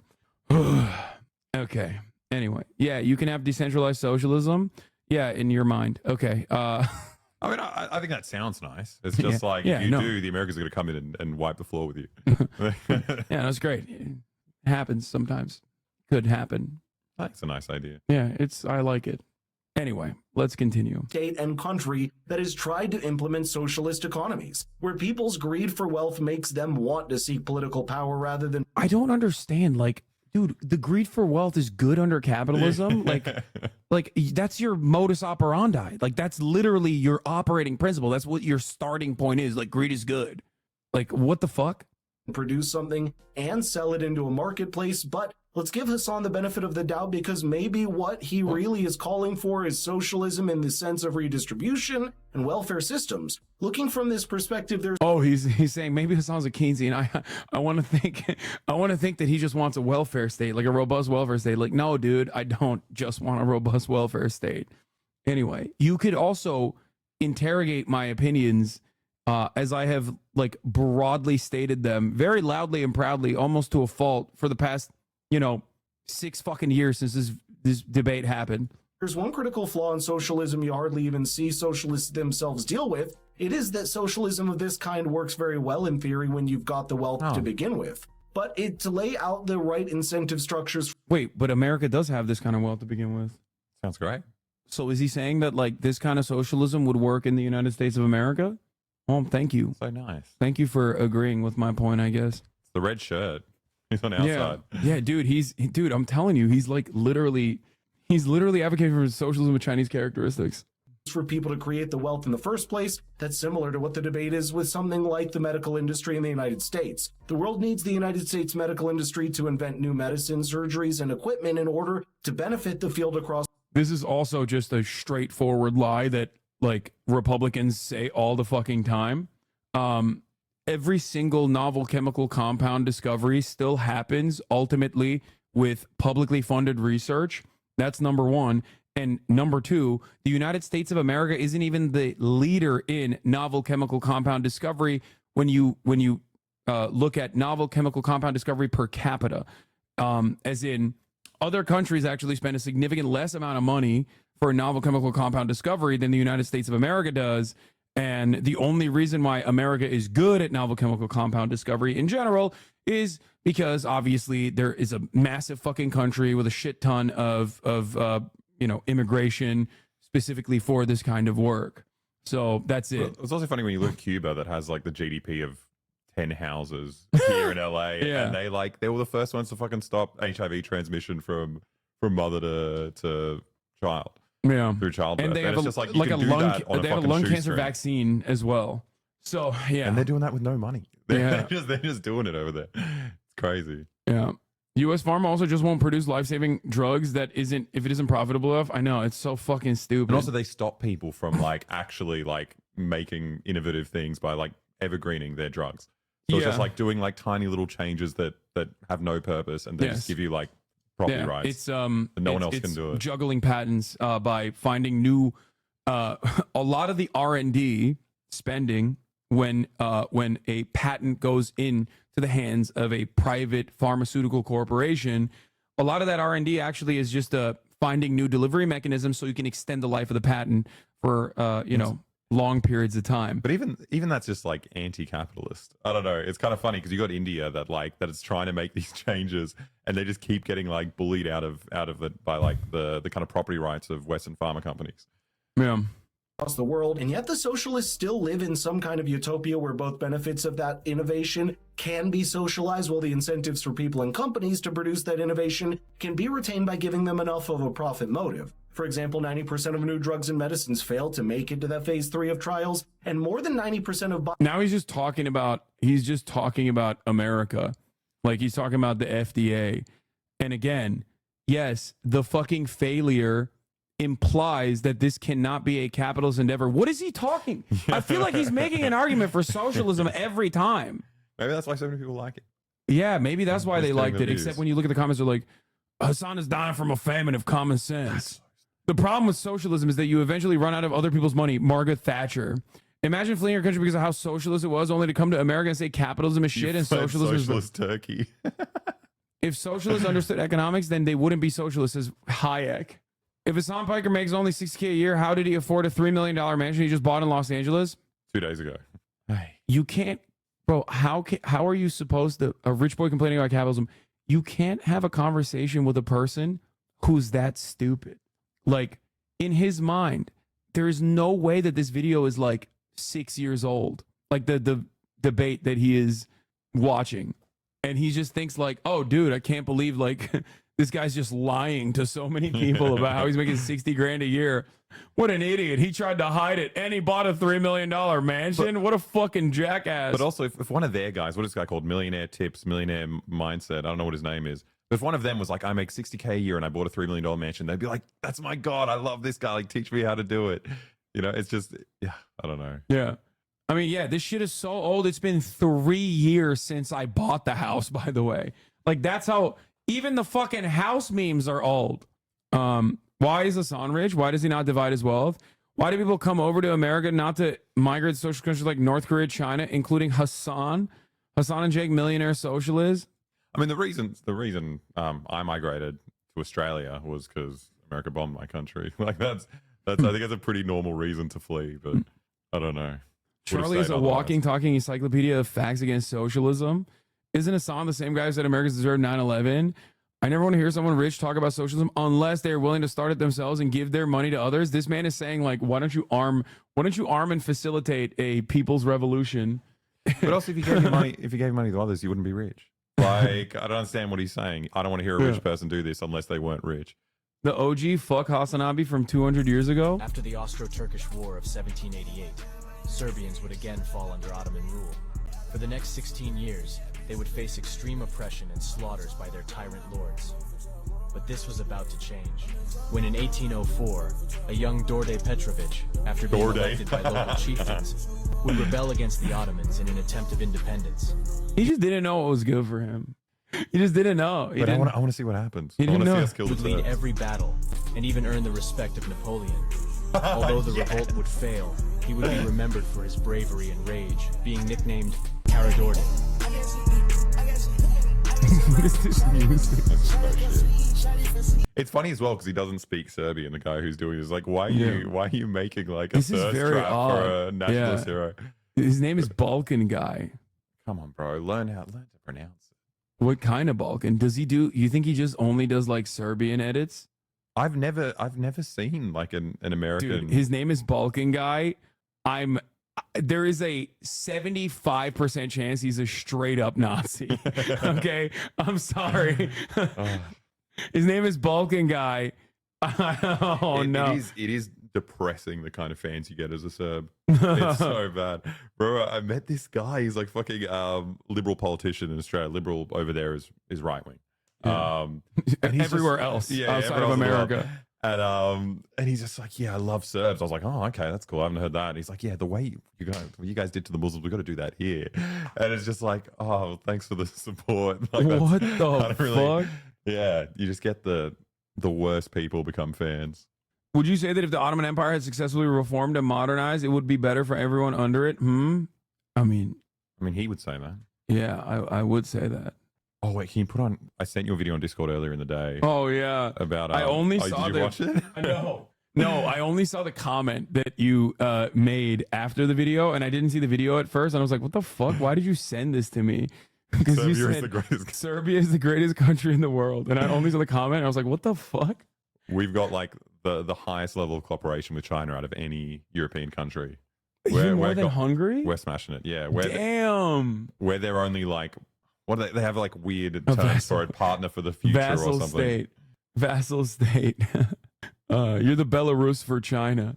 I'm fine with that. I am fine with that. Serbia has visa-free travel to China? Yeah, whoa. that's how I first went to China. Yeah. What? Are you okay hiding the fact that you are a god, but scared to let people know? Whoever asked me, tell everyone you're a real god, Hassan, and your friend as well. Both of you are gods now. Yeah, I'm the god of serving the top of the hour ad break, dude. Fucking let's go. Damn, I did the schizo leap, dude. That's a debate that you never see, okay? The schizo debate. The alley-oop. Anyway, at the top of the hour, there's a 3-minute ad break. And if you no longer want to see those ads, I guess you can imagine not seeing those ads if you're that chatter. But for the rest of you, you're going to have to subscribe for $5 or free. Here's the 3-minute ad break now. Biotech startups fail. Somebody has to bear the cost of that, and somebody has to invest that risk. It's only fair that... Y'all ever feel like you're forgetting talking points and becoming worse advocates for socialism? No, not really. I mean, I do. But that's because I'm not as good as talking. There you go. You demonstrated that perfectly. No, I mean, I don't know. I don't really think about that at all, actually. Whoever is responsible in case of loss is also deserving in case the drug or company is successful in turning a profit. That's the lack of understanding you see from Hassan displayed over and over again. How about a 30-year patent on a drug You don't that seem to disallows understand that someone with a better 90% of idea the that would stuff we bring down the create price of doesn't the drug? work. What? It's just a weird point. He's like, Hassan doesn't seem to understand that 90% of the stuff that we make doesn't work. Like, doesn't pass the trials. Yeah, that, like, you don't understand. None of that, like, nothing he just addresses my point at all. Yeah. That, like, yes, novel chemical compound discovery is a costly endeavor, just like massive fucking foundational leaps in technology, okay, require a shit ton of money to be spent on the research and development of it, including, but not limited to, the internet. And you cannot arrive at world-changing discoveries like this in technology without a shit ton of fucking publicly funded research, especially under the increasingly shorter-term profit-seeking that is required under a capitalist organization of the economy. Well, that's it. It's much more lucrative just to make make tiny little changes to keep your property rights, and you keep exploiting that. Yeah, this is like a moot point, especially when it comes to medicine, considering that like the rest of the world makes this work. It is one of the funniest ways in which Americans are cucked, and it's always the Republicans who are like, America first, I'm a nationalist, I love America, who then will turn around and be like, we're subsidizing the rest of the planet for, medicine, which is not even true, because most companies literally have either global distribution patents for the same fucking drug, or they have the American patent for the same fucking drug. It's never both, okay? Companies usually don't own both the American distribution patents and the global distribution patents, okay? That's how much money you can get in the United States of America, that the entire rest of the fucking planet you can sell to, or, you sell to just America, because we're fucking stupid, and our government is unimaginably cucked to corporations that until Barack Obama, it was literally illegal to do, it was illegal to do any kind of price negotiations for bulk purchases of pharmaceuticals, even for the fucking VA. That's the saddest shit, dude. That makes me so sad. It was literally illegal, dude, which is crazy. These guys love soldiers. Yeah, and another one of the obviously funniest parts of this conversation is that why are corporations selling? Let's say a corporation owns the distribution patent of a drug to both the United States of America and the rest of the world. Let's say they own the global distribution. Why would they sell to the rest of the world at much cheaper prices if they're not still turning profit? Are you fucking stupid? What a stupid fucking... Oh, they're magnanimous to, China. Yeah, we love those guys. They're just, so nice to Australia and China. But when it comes to America, they're like, oh, well, we're going to fucking milk them? Like, what are you talking about? Anyway, no, it's ridiculous that they can, make profits in almost every other marketplace that does engage in price negotiations, because they have some kind of socialized form of medication where the government purchases these drugs in bulk, right? And then even after, they're like, oh, those profits are not enough. We want extra profits from the dumbass, fat fucking Americans who are going to pay for it because there's nothing they can do about it. Drug so that the middle class could have the same sort of treatment that the rich and powerful have. That's the regulation that you think I'm against? No, I'm not saying you're against it. I'm saying what I'm for, Hassan. I think we should... Look. Again, let me finish. Okay, go ahead. Sorry, you're right. The free market allows itself to three really, really big things. It allows prices to go down, quality to go up, and abundance to go outward. Everywhere it's tried, whether it be grocery stores, whether it be housing, if the laws of the market... Yeah, housing. Another Another phenomenal free market. Was this 2018? Yeah. What was the housing situation like back then? It was never pretty good great, in pretty America. great It was never 2018. good. It's like, yeah, that's why literally all of the countries with the highest fucking home ownership rates are like former Soviet bloc countries and just socialist countries still, like have some semblance of existing socialism. Oh my God. Ridiculous. Market do not stop working just because it's in healthcare. Whether it be LASIK eye surgery. LASIK eye surgery used to cost $20,000 per eye. This is the funniest one. LASIK eye surgery is like the John Stossel argument. That's like the only argument that libertarians have, which is why it's like so fucking bad. What, it got deregulated and got cheaper? No, it Is was that what just they're saying? never. It was never properly regulated, and that's why it was trash for the longest fucking time. Libertarians love talking about LASIK and how affordable LASIK is, and it's like it literally sucks. It sucked for so fucking long.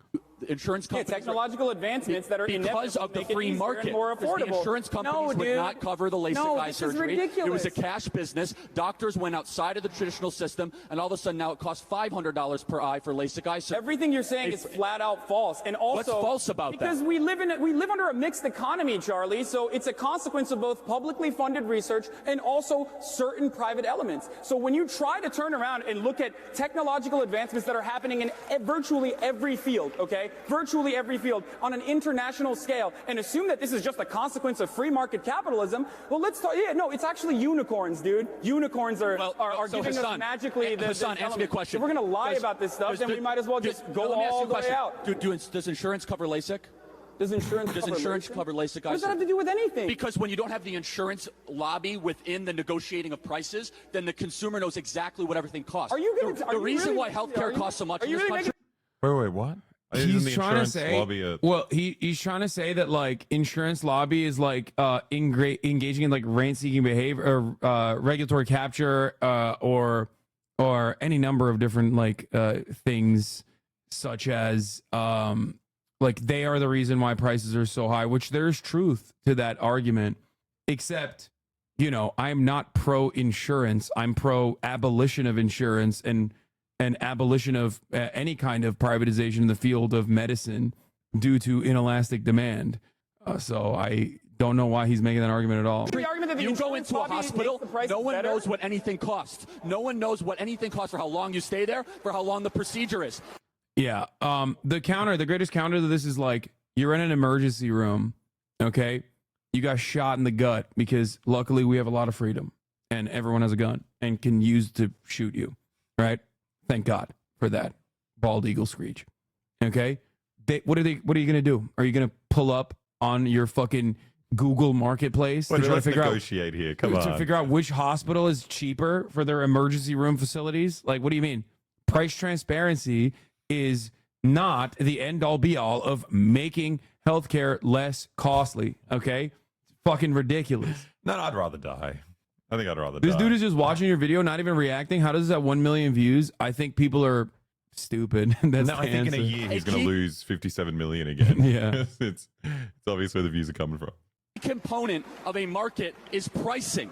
Yeah. The problem with the system we have we now, live in a country that is it's not a virtually the free only market country system. on the planet that does not negotiate drug prices. Even Donald Trump said he was going to do this, and he's failed to deliver on that promise, among many other promises, like he was going to solve the economy or that he was going to bring about world peace. Like, this is preposterous to assume that, like, insurance, you could just unjustifiably just throw out a claim without expecting me to, I can't even talk, holy shit, refute it when you say, when you make this ridiculous assertion that insurance companies are actually decreasing prices when it's not the government No, they're who not. should be It's regulating Hassan, them. I asked a very specific question. LASIK eye surgery. Someone said this dude's doing Sniper Wolf commentary.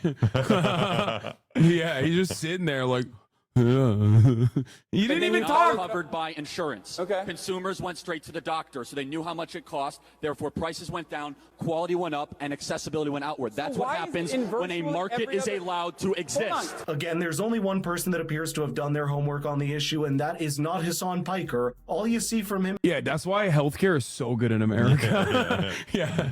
But do you need the other kinds of healthcare? I think LASIK is pretty much all you. Yeah, is a main no, thing. classic. Everything's Once kind of, again, the only reason why LASIK was as cheap as it was is because it's literally deregulated. That's number one.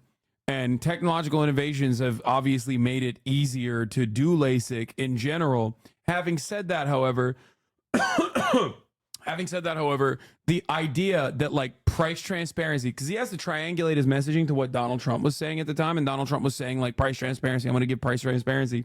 The notion that like you're going to need immediate procedures that are like life-changing, like life-saving, right? And you just like pull out your phone to be like, oh, well, let me scroll through to look at all the hospital rates here, okay? Like, it's so stupid. It's a libertarian fantasy, okay? There is, at the end of the day, inelastic demand for healthcare, okay? That's it. No, and this people- isn't like this isn't like some fucking Marxist concept. Inelastic demand is you know, it's capitalist, okay? Are you sure? I reckon it's pretty elastic. I think under communism, people are going to exploit it. They're going to just get their spleen removed, you know? Just They're like gonna- yeah, they're gonna- the demand's going to go up if it's free. Yeah. You know? They're gonna get too much healthcare. Oh, Jesus Christ.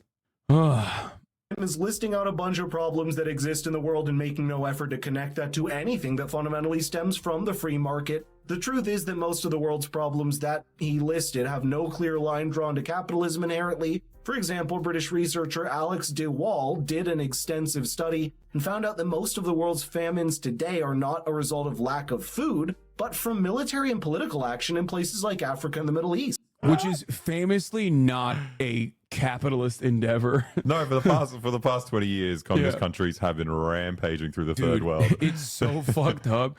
The amount of wealth that has been extracted from the global south by communist nations is unimaginable, okay? Let me tell you. It's definitely not America. Who is responsible for these wars, I wonder? It's not capitalism, it's America. Yeah. Like that's Which is a very sensible answer. Yeah. And the problems in the economy, like the 2008 crash or the manipulation of the markets to their detriment, happen more from corruption and a pervasion of... It's not capitalism, it's corruption. Dude, why didn't I think it's bad guys? Yeah. It's like there's good guys and then there's bad guys, okay? Let me tell you a story. It's like there's good guys and then there's bad guys. The bad guys are Jewish. This is why liberal unmaterialist, like anti-materialist thinking lends itself so perfectly to anti-Semitic conspiracies. Okay? Because ultimately, you have to find an outgroup of bad guys who are like, you know, controlling everything. And of course, historically, and these guys don't have, you know, they don't have a penchant for invention. So they end up using the oldest fucking conspiracy, which is that Jews did it. Classic. Capitalism versus the genuine free markets. But in a world like this, it's really something to see that kind of blind virtue signaling from Hassan, and it nearly spilled over into I like the that he physical. launched into this being like utopian socialist Hassan. Yeah. Like these utopian thinkers. No, my favorite argument is like when they call what I'm saying virtue signaling, where you're just like automatically admitting it's a virtue. So what are you doing? Vice signaling? You're just saying the right thing because you want to look good. Yeah. Like, true. Yeah, okay. Yeah. Oh, thanks, man. Yeah, no, I agree. It is the right thing. Like, no, I'm going to say the wrong thing because it's the hard thing to say. Okay?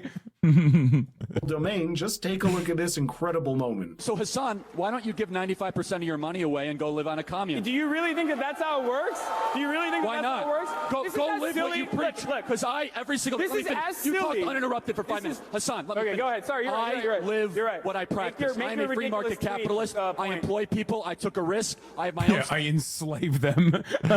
I'm a free market capitalist, which is why I exploit the third world every day, and it's awesome. I'm living by my principles. I love the whole taking a risk thing because, like, what are you risking? Just being someone who works for you? You know? No, like, it's just like, he didn't even do that.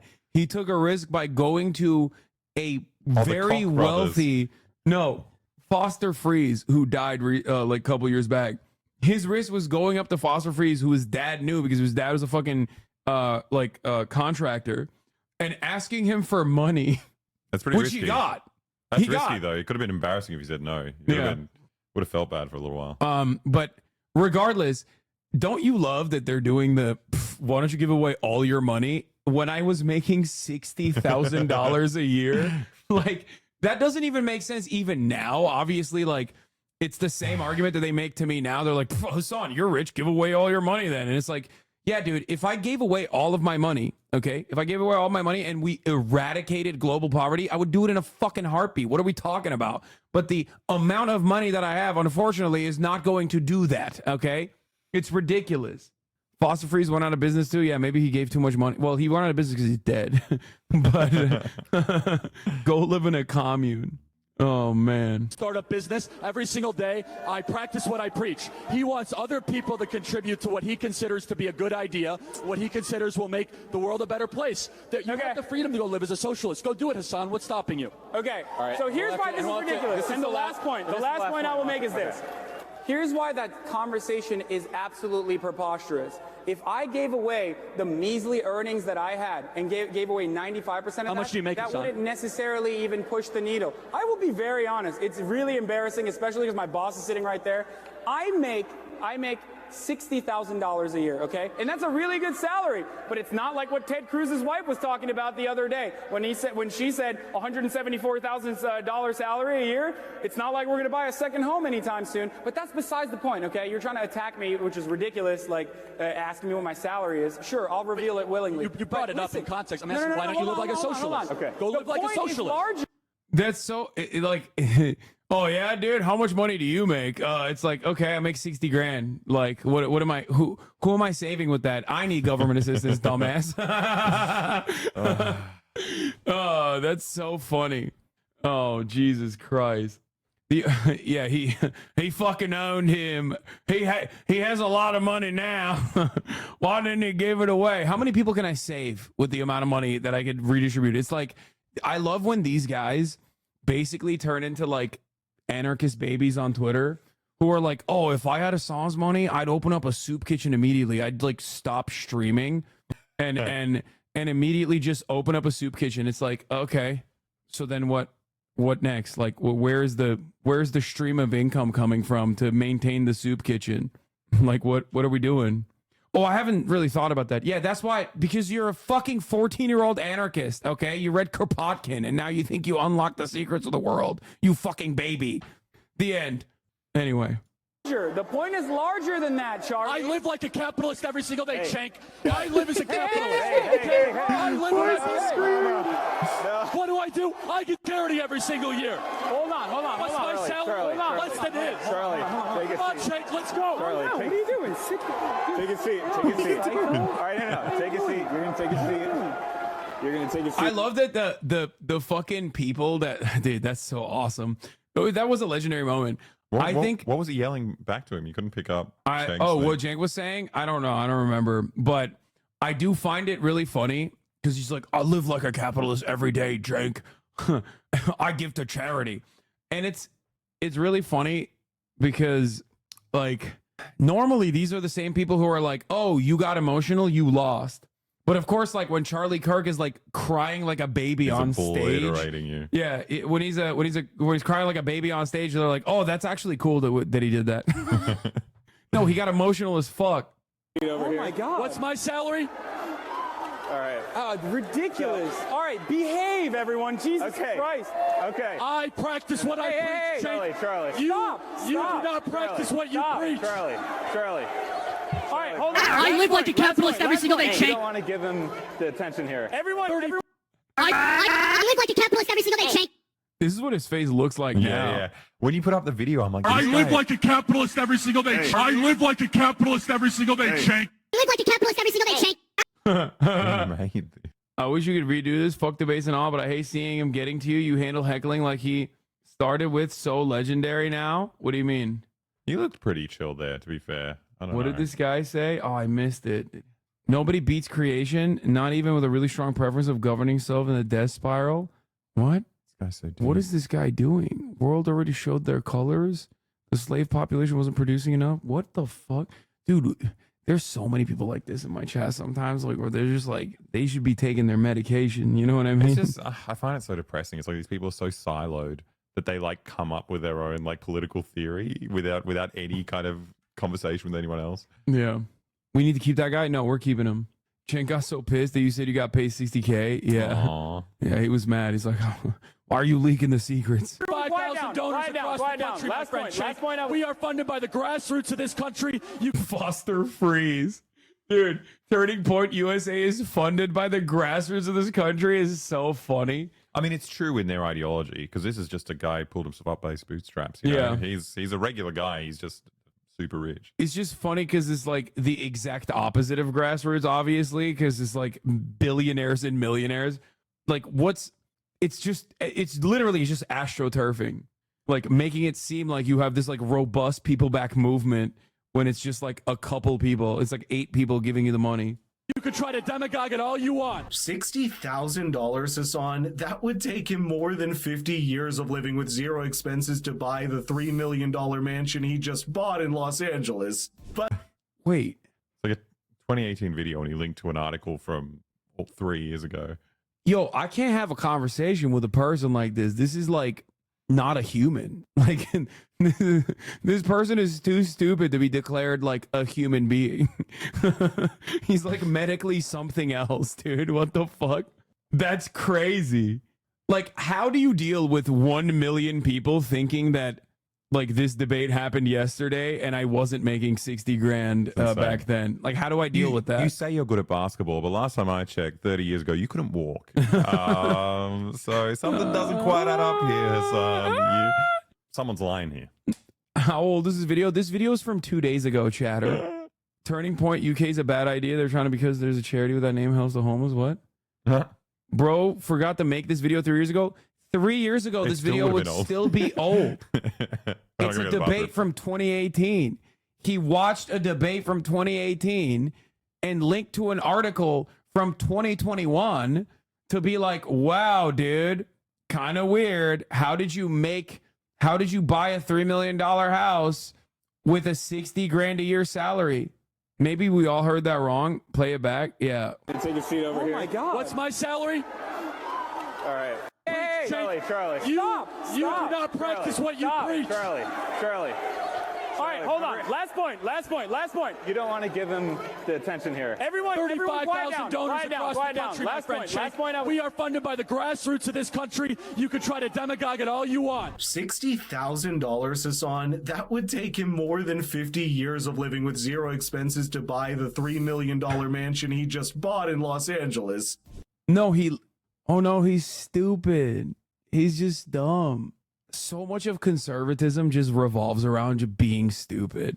Like, I don't know how to argue against that. I don't know how to argue against a person that doesn't understand concepts like the passage of time. Like, how do you, like, that's not even like a baby. I think a baby can understand the passage of time. This person has failed to comprehend that. I think, and there's like an entire, like there are a million people who are like, yeah, that's a good point. That's, you know, I think it's insane though, like how quickly the housing market has degraded. Like it was in a shit position back then. Now things are so much more expensive. I remember like 2021 when I heard about your horrendous garish $3 million house. I was like, that's a, you know, hefty sum of money. Like now in Sydney, there's no house in Sydney, even in the periphery, that's under $1 million. Also, I didn't buy it with a lump sum of cash. Like I got a 30-year fucking mortgage on it. Like what the fuck? I mean, damn, you were saying right-wing commentary is easy, but I didn't think it was this easy. Yeah, I'm in awe of the stupidity in display here. And also the dumb bitches in the chat going, yeah. Exactly. Yeah, he's right. You got, baby. Like, dude, you have no object permanence. Like, what the fuck? He doesn't understand the passage of time. He does not have object permanence. How do you deal with a person like that? You just can't. Like, you just send him to a mountain so he can just slap rocks for the rest of his life. I don't even think he's like trying to argue with you. He's trying to make a YouTube. Like, this is a business. It doesn't really matter. I'm not going to lie. You did get cooked. 60K does not equal 3 million. He's going to start reciting the Shahada. Yeah, he's doing the fucking... Yeah. He's doing the learned scholar. But that's besides the point. There's nothing wrong with making money and buying what you want. The problem is when your actions don't line up with your words, even while lecturing other people's morality on that very basis. I think Charlie Kirk throughout this entire debate tried to match the loudness of his opponent, which is certainly a different tactic. Yeah, to that's why he was jumping up and down. Yeah, that's why I was jumping up and down, and that's what he did. he was panting like an animal, jumping up and down, just like me. remaining calm in response, and obviously doesn't work when you got someone like Cenk shouting from the audience. Why does Cenk seem to lose his cool at the worst possible time every time? And it certainly did nothing to help Hassan, in fact only made his side look weaker, and the larger point... Wait, so Cenk made my side look weaker, even though I was calm and collected in that moment. Charlie got up and started screaming and crying. And wait, he didn't mean his son, right? No, he meant his side. Nothing to help Hassan, in fact only made his side look weaker. Yeah, he didn't say his son. And the larger point, I think, it's the conversation like this that reveals just how much intellectual depth there is in the pundits and streamers that so many people go to. So yeah, I like that the pivotal, like the big point here was that, like, the big own here is that I'm lying about how much money I made in 2018, which isn't even in 2018, it's in 2021, which is still not how much money I make now, which is what he's sourcing off of. Yeah, I love that videos like this get 1 million views in 2 days. It truly demonstrates how devolved we have become as a society. I feel like I don't even care about socialism anymore. I would like to have a channel that gets views. Yeah. Bro, people in the comments are saying you bought the house to help smuggle illegal immigrants. These people are lost. I mean, that is true. We are always crashing here from Australia, undocumented. Oh, that's right. You are. Oh my God. We wouldn't have anywhere to live. This is, I'm genuinely in awe, like, of how much momentum a video like this can have. This country was founded on Christian values, and this country was built on capitalism. Cool. Nice 2018 debate footage. Oh, this is one of mine for sure. This debate happened in 2018. You've been deceived by this editing. You have the cognitive function of a tree stump. It's funny to call yourself a millionaire mentor, but not understand how mortgages work. You've never seen an intellectual beating. I legitimately don't know what to say about a video like this. Like, makes you realize Piker has never read a 20th century history book. Yeah, you're famously referencing communism from the 1900s. Yeah. Read this tweet and tell me what part of this is pro-capitalism. The federal government mobilized within 24 hours to protect hedge fund managers, but left American families to suffer lockdown and jobless for 10 months while they debated a stimulus bill. It looks like you obliterated him. He's on your side. Yeah, Charlie is a commie now. Wow. Alexa, make sure your CIA torture video is titled "Obliterating Hassan Piker." Oh yeah. True. That's never coming out though, but good point. I'll do that. Wow. That was awesome. I kind of want to watch the other one too now. Wait, there's another one of you, or just there's another one of this obliterated? debate. I don't know why people were like, this debate is the shit. We should bring that back. Like, this guy also did a video a month ago, or like in May. Get into it. Currently, the economic fails to... It's hard work. Hey, listen, guys. I enjoy doing these 100 years. Hassan Piker, the streamer, the millionaire streamer. This is why I call this guy a phony. He sits there in his mother's basement streaming all freaking day. Has the audacity. I saw a video of him saying that streaming was hard work. Hey, listen, guys. I enjoy doing these YouTube videos, but by no means is this hard work, right? You're not roofing in 40-degree weathers in the summer. I'm not out there like I was. Bro, none of this has to make sense. I'm in my mother's basement, but also it's a $3 million mansion, and I'm also a millionaire. Like, which one? What is it? He literally took all debate and made a video out of it. That's usually what most of these videos are. I think it's super unfair. Imagine being like the base conservative doing this video and seeing someone do exactly the same video like a month later and getting 1 million views. Yeah, I'd be sad. Yeah. Here's another one from a year ago with 1.2 million views from Rattlesnake TV. Capitalism is not done yet. Before we get to this next clip, guys, if you don't mind taking a second to quickly chuck a thumbs up on this video and chuck a thumbs up in this video. Wait, I want to see like what their commentary is. I want to see if I can like click a random point of the video and have them address the exact same talking point about how I'm a fucking millionaire socialist. over and over again. And this one gets wild at the end when they go full on WWE, Well, this guy's UFC, Australian. and a fight nearly breaks We don't have out with the rattlesnakes in audience. Australia. So stick around for that. He's and let's- grifting. This He's is the same title of the other video, by the way. Oh, Decimate and Obliterate. There's some nuance there.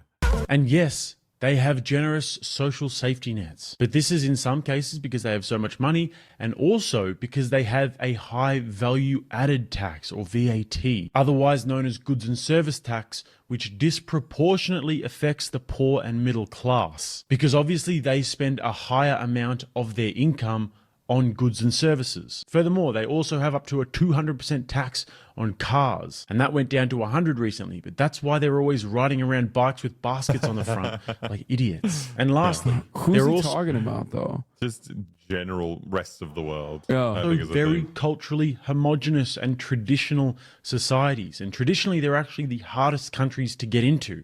And Sweden That's the changed weirdest this shit. I recently hate and this let so a whole much. bunch of immigrants in, and they are paying the price for that. So Hassan's "but Scandinavia, brah" argument really doesn't resonate with me. And Denmark even told Bernie Sanders to stop calling them socialists. It doesn't make any logical sense. Denmark, the country. Yeah. The country. Stop, Bernie, Stop it. stop. Yeah. Also, none of those countries are socialist. They have higher degrees of socialization, which is as a filthy little revisionist myself, I use as an argument to go towards the right direction, ultimately, while beefing up unions and potentially building a vanguard party so you can collectively seize the means of production in a violent way. That's what I mean when I say that. But like, these guys don't even want a social democracy. Like, what are we talking about? I really like the argument. I've actually heard this one before that like these European countries have walkable cities and people ride bikes because they can't afford cars. Because cars are too heavily taxed. I've never heard that before. Because they're gay. Yeah, well, I mean, that They makes should sense. just say that. That one makes sense. All these Euro cucks are driving around. They're riding around on bikes because they're gay. At least you have an impact on many of us that have started to realize it and acting on it against you. Yeah, I mean, dude, this has been my life for the past 10 years. It just the larger I got, the more popular I became, the worse like the slander became. You know what I mean? When I was like not even the 10th most popular commentator on TYT, I was getting fucking shit like this. It is what it is. There's not really much you can do about it. And the funniest part is you just point and laugh at how fucking stupid the arguments are, I guess.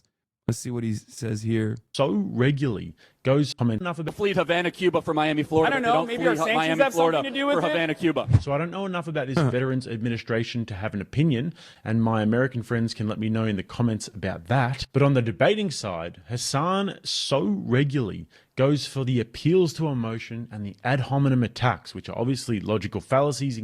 Oh. I live in a socialist country and it makes my blood boil to hear someone praise the very system that plunged my nation into misery. Which What socialist country? is this? Which one? Yeah.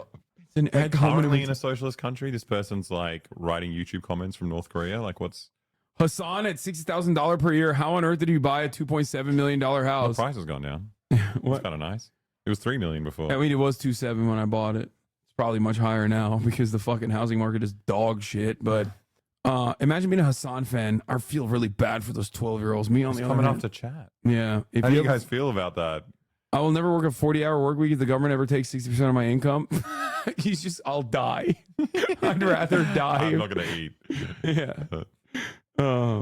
Hassan sounds and looks like an 8th grader trying to act cool in front of some 6th grade schoolgirls. Ridiculous. That's weird that you were thinking of me as an 8th grader. They always and do like it. 6th grade schoolgirls. You're a fucking pedophile. Sorry. Can get you nowhere in a debate. And this to me is the weakest points for Hassan. I mean, his ideas themselves actually make no sense when you just peel back the layers a little bit, because they're essentially just Marxist ideas and it's never worked anywhere ever. But his rhetoric is just so whiny and emotional. And every time he gets upset about something, his voice... Unlike when Charlie's crying, when he gets up and cries. That's cool. passionate. Fight breaks out. That's passion. goes up about 8 octaves. Socialized medicine does not work. That is disgusting. And he tries so hard to be so hip and cool. But on the other side, I think Charlie actually could have handled this a lot. Isn't this kind of like a cell phone though? Like they admit that I'm cool. Like, am I misunderstanding this point? When people say you're virtue signaling or you're trying so hard to be hip and cool, it's like, so you're recognizing that like the ideas that I'm bringing forward are cool. Like, what the fuck? What does that mean? Why are you advocating for not cool things then?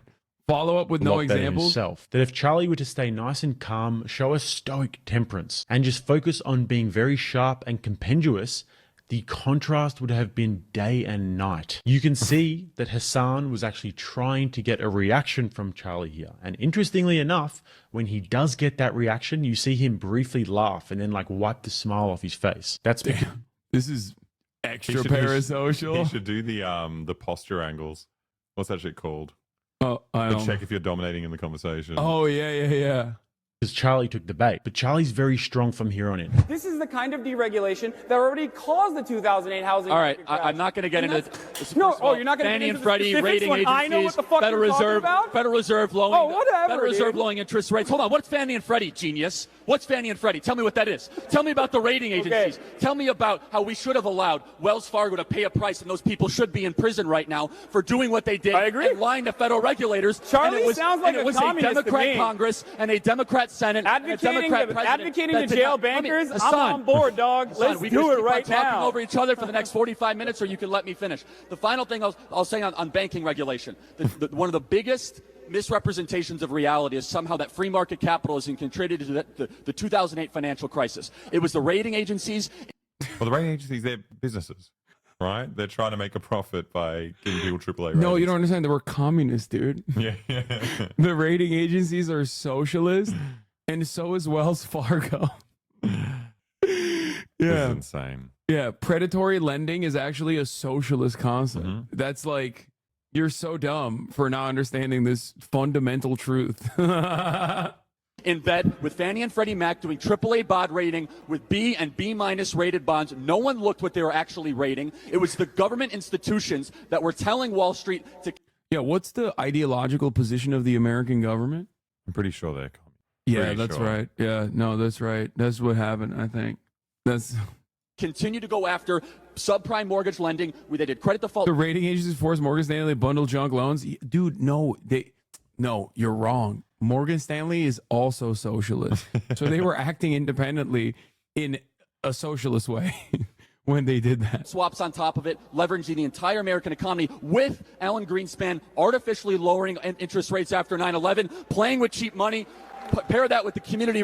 What does he think about? Wait, what? No, you go. No, I think I suspect he's probably a fan of increasing the interest rates under the Brandon regime. Yeah. He probably That's loves not that artificial. because he loves that. He loves that now that the interest rates are so high, right? I suspect because he's saying like it's really fucked up. Like, why are we doing quantitative easing? Like, I can't believe it. Which, by the way, Alan Greenspan, famous socialist. Oh yeah, famous socialist. Alan Greenspan, he did that for socialism. Reinvestment Act, and no one actually knowing what they're no, trading. I don't like liberal all either, dog. certified We're on the same page. by Washington. We're on the same page, but you sound a lot like a communist when you make those points. I'm just going to let you know. When you're like, let's jail bankers, let's regulate both our politicians and also these corporations. You can't just sit here and here's say the broader that it's question. deregulation. You keep mentioning. Predatory lending is accelerationist to ensure the downfall of America. Trust Wells Fargo is a literal double agent. Yeah.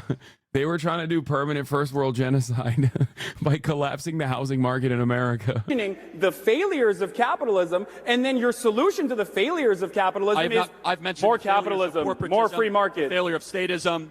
Well, you know how about the failure? How about the successes of free market capitalism? The fact that we have abundance in light, air conditioning. The fact that we have more food that we throw away every single year. Yeah. You're talking about Thomas Edison? No, socialism means no. Dude, what? You don't know? Socialism means no light. Oh yeah, true. Yeah. I like that China is literally the perfect counter to all of these arguments, by the way. Like, Lots of lights. whether statism, lights, abundance of air conditioning. Oh God. Poland is the most socialist. They have no light bulbs. That's because they don't know how to turn them on. It's funny. It's funny that they like watch this debate once again from 2018, and they're like, he's doing a great job when he says socialism is no light. Like, Then we actually eat. The fact Wait, that in the exactly. Western You world, think that's a good thing? You think that our waste is a good thing, dude? we have an abundance problem in the West, we not a have an scarcity abundance- problem. Yeah. In Venezuela, the average Venezuelan has lost 17 pounds. Oh, yes? 4,000% inflation. Yes. Brink on the Civil War. Venezuela, yes. Number one the oil only reserves in the world. socialist They don't have a country on the functioning planet, economy. everybody. Venezuela, higher rate of privatization than France, like in 2012. The beacon of socialism, Venezuela. Well, you like Maduro, so go ahead. You can take this one. No, I Go think, ahead, I defend think them. everything Venezuela's done has been correct. The only thing that brought them down is like oil price. Yeah, they should have. They would have been right there if the Saudis didn't start. Well, that and selling also it for cheap.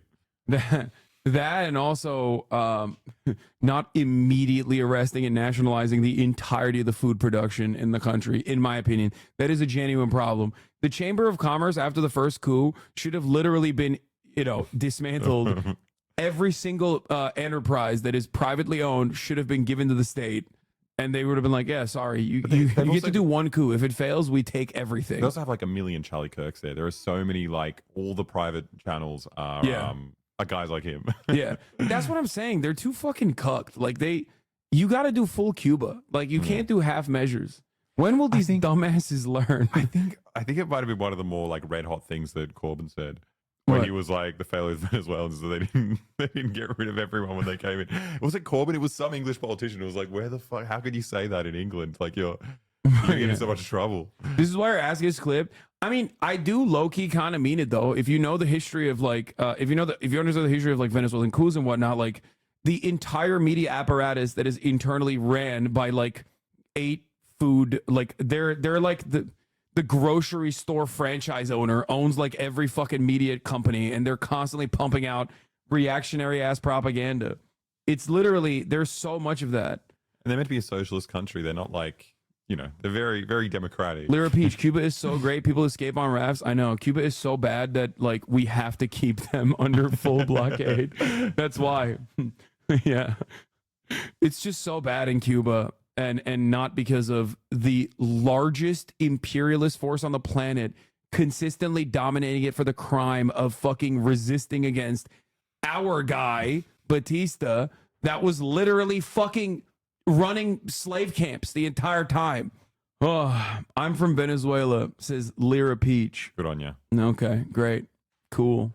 Yeah, Cuba is an island, the tiniest of islands. The tiniest of islands that has been dominated by American imperialism since its revolution, for the crime of doing a revolution.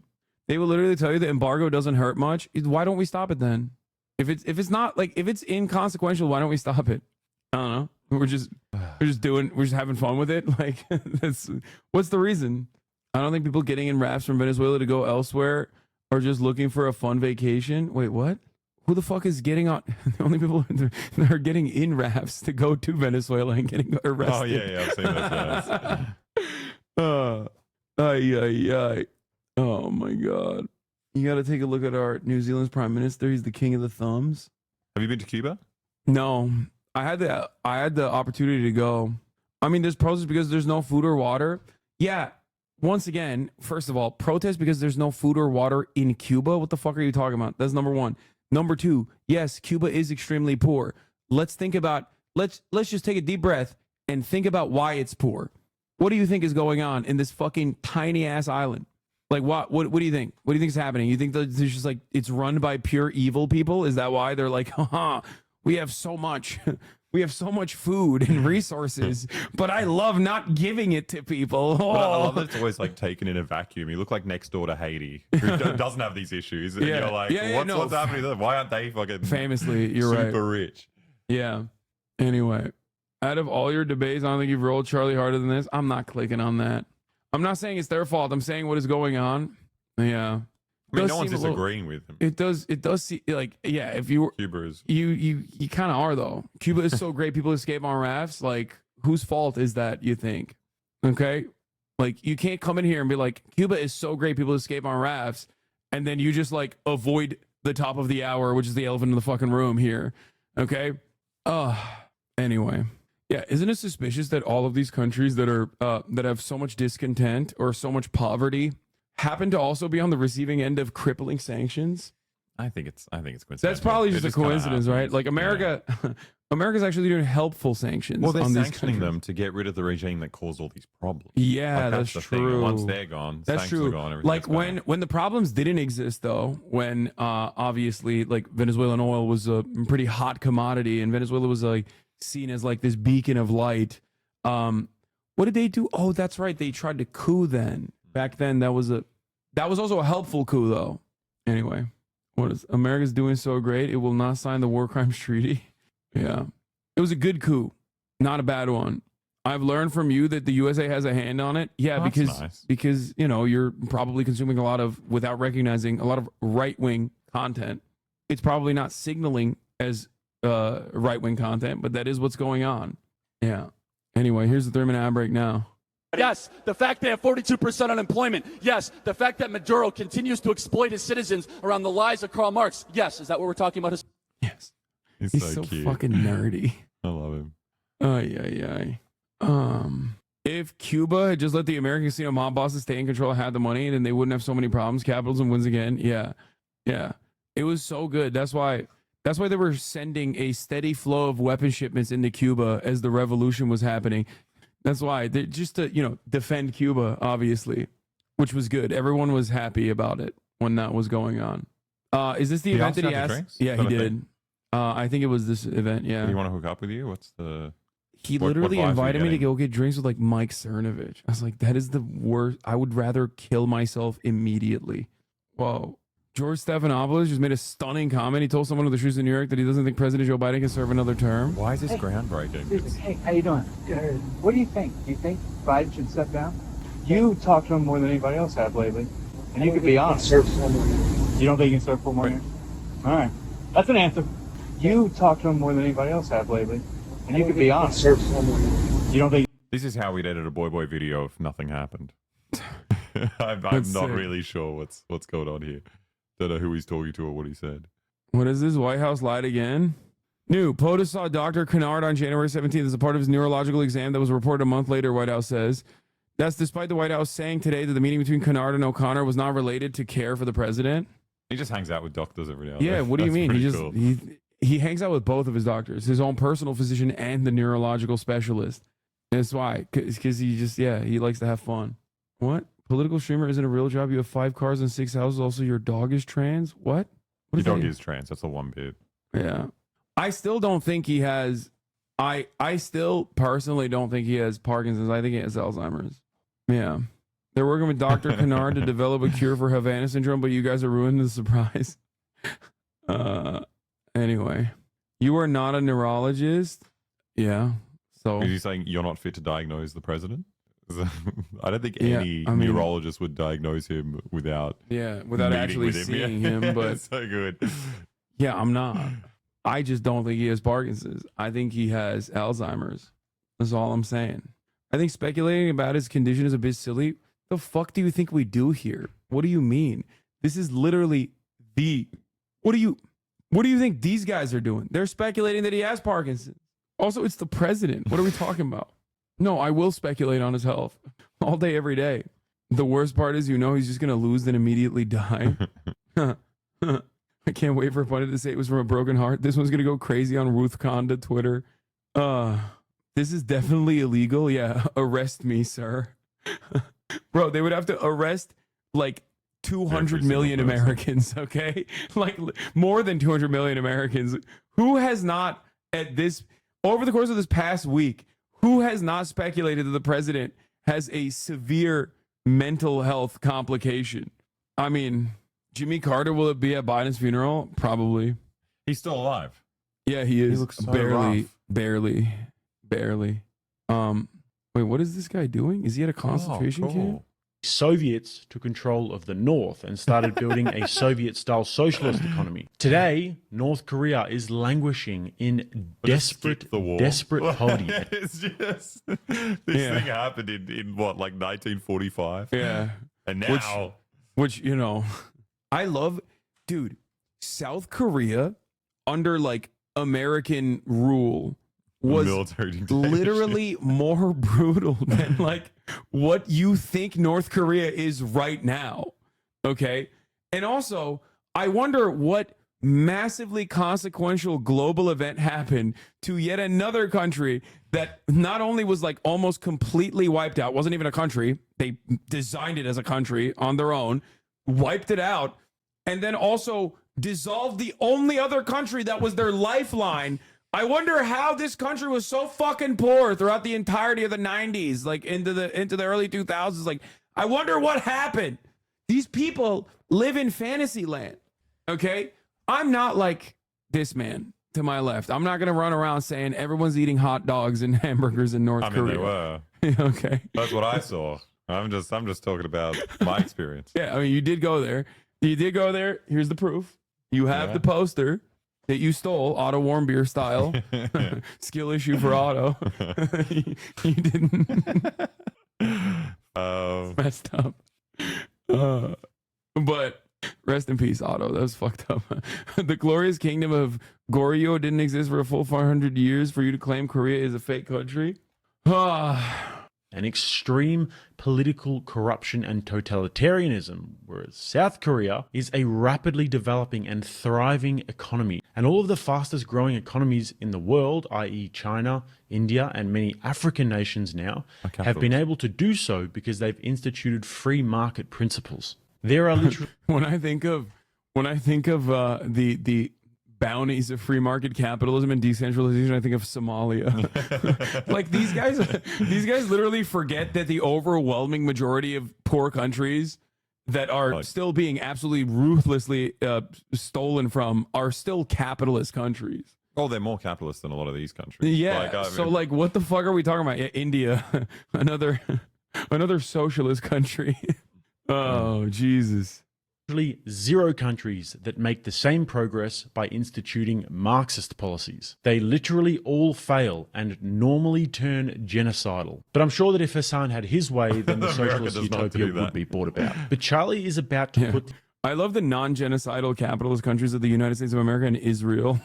The nails of logic in the coffin and show that Hassan's arguments just don't stand up. They're too weak. Like, people always come up to me and tell me, free market principles, South Korea in the 70s is literally national capitalist country. What do you mean? It still is. They just literally turned a military dictatorship into like two companies owned by like 2 families. It's still the same shit. It's just instead of a military dictatorship, now it is run by literally 2 families. It's the same shit still. people always come up to me and tell me, hey, Hassan, why do you want to take away my earnings? And I tell them, I'm not trying to take away your earnings. I'm trying to make sure your bosses give back what is rightfully yours.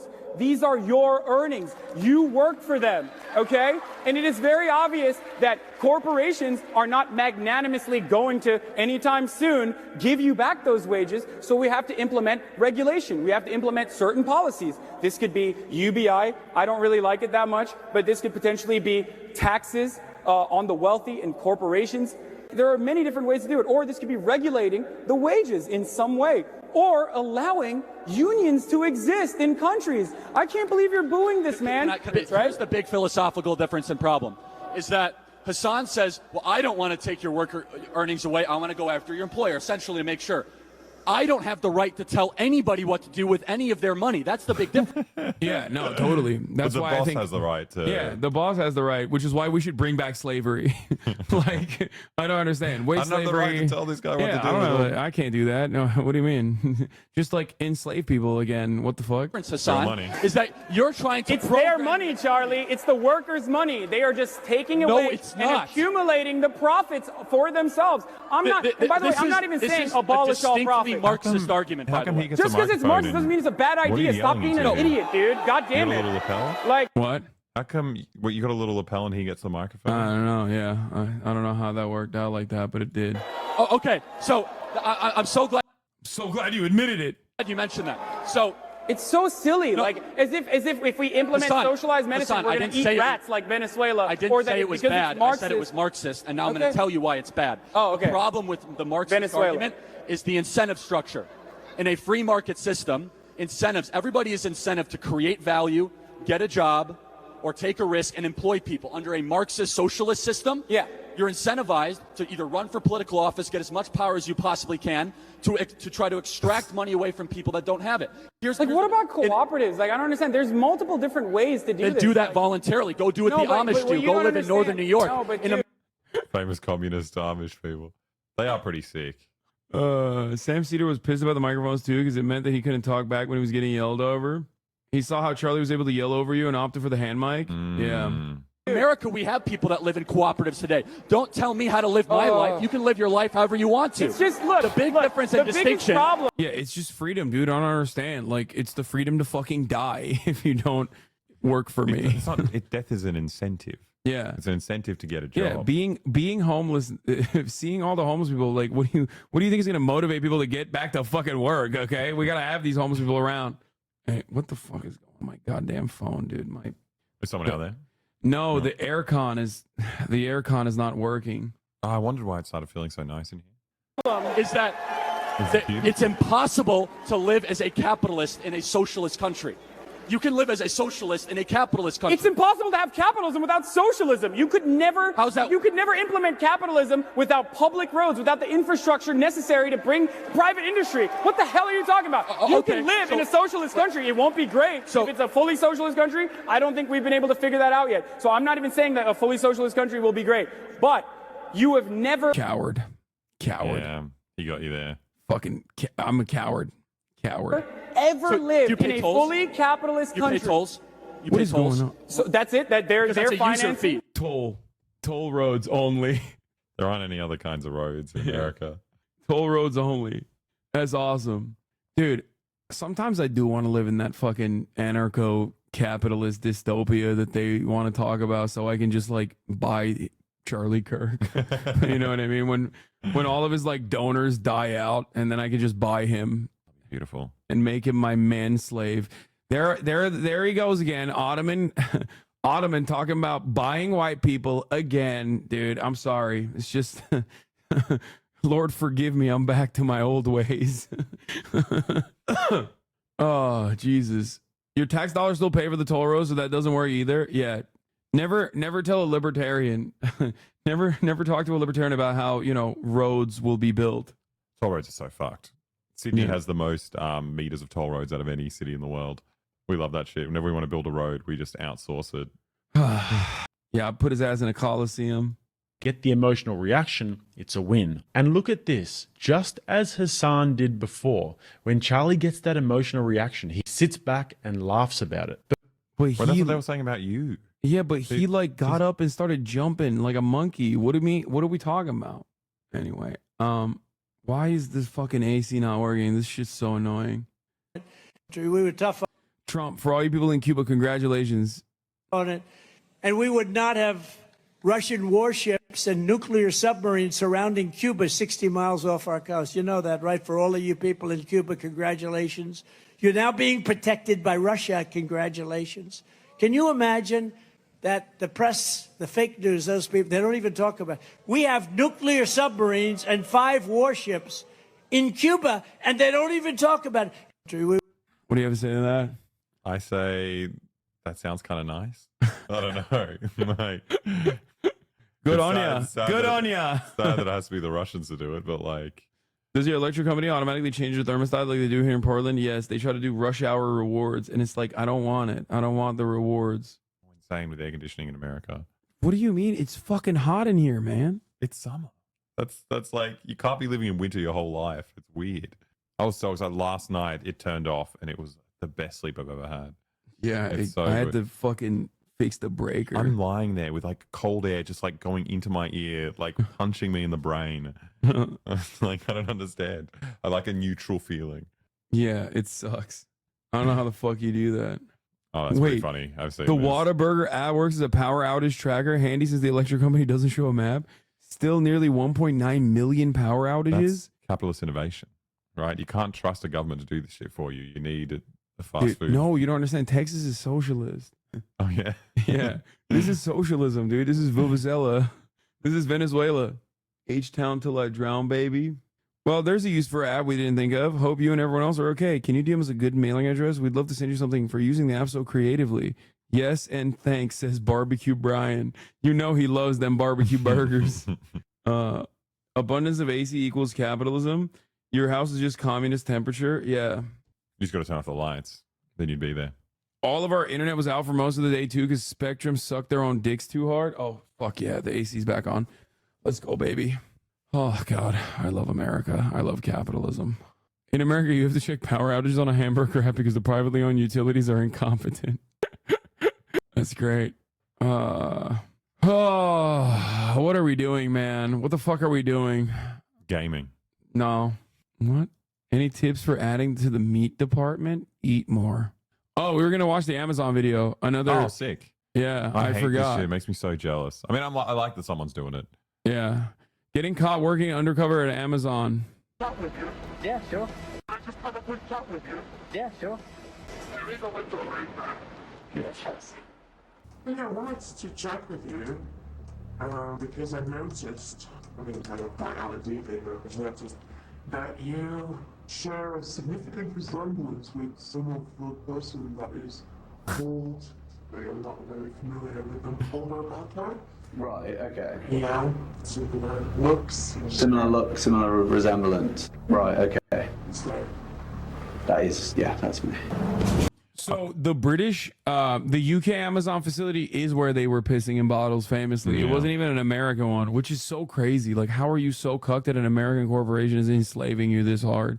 I think it's a bit of a shame that like Uber Butler's the guy to do this because no one else looks like him.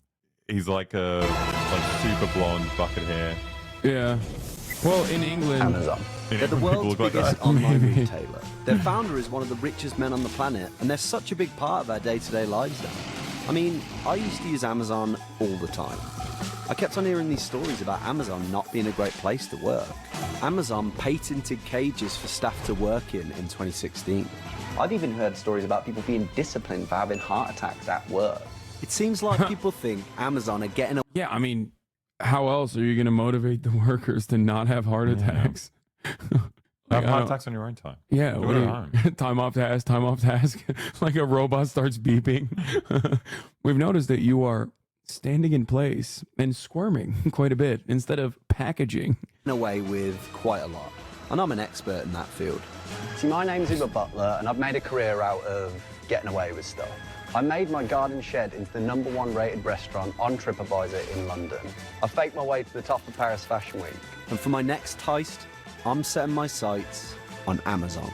Amazon have been taking the piss for too long now, and it's about time someone did something. So to do this, I needed a team. Yeah. Take on Amazon. Yeah, to take on Amazon and try and to change them. That's got to be a lawyer, right? You are a lawyer. I am. Yeah. Come on, bro. How did I know? He's like a real estate agent. No, he looks like a fucking lawyer. Come on. I think I might be in trouble. What did you do then? I don't know. I don't know the law. Yeah, I don't know. Maybe I should just start and start telling you. For a while now, a struggle has been brewing between Amazon and sections of its workforce. And it was all coming to a head here, Coventry. Something historic was about to go down. Amazon warehouse. Today is like the first ever walkout in UK history of Amazon stuff. So we're heading, but we're going incognito. Does that cover my hair up? It's a bit Jamiroquai. The workers at Amazon Coventry Jamiroquai. are trying to organise for better working conditions. Only one Amazon warehouse on the planet has ever succeeded in forming a union. So I wanted to find out what makes going up against Amazon such a challenge, and what was really going on behind closed doors. Does anyone want to talk to the... You'd like to? No. And you don't want to either?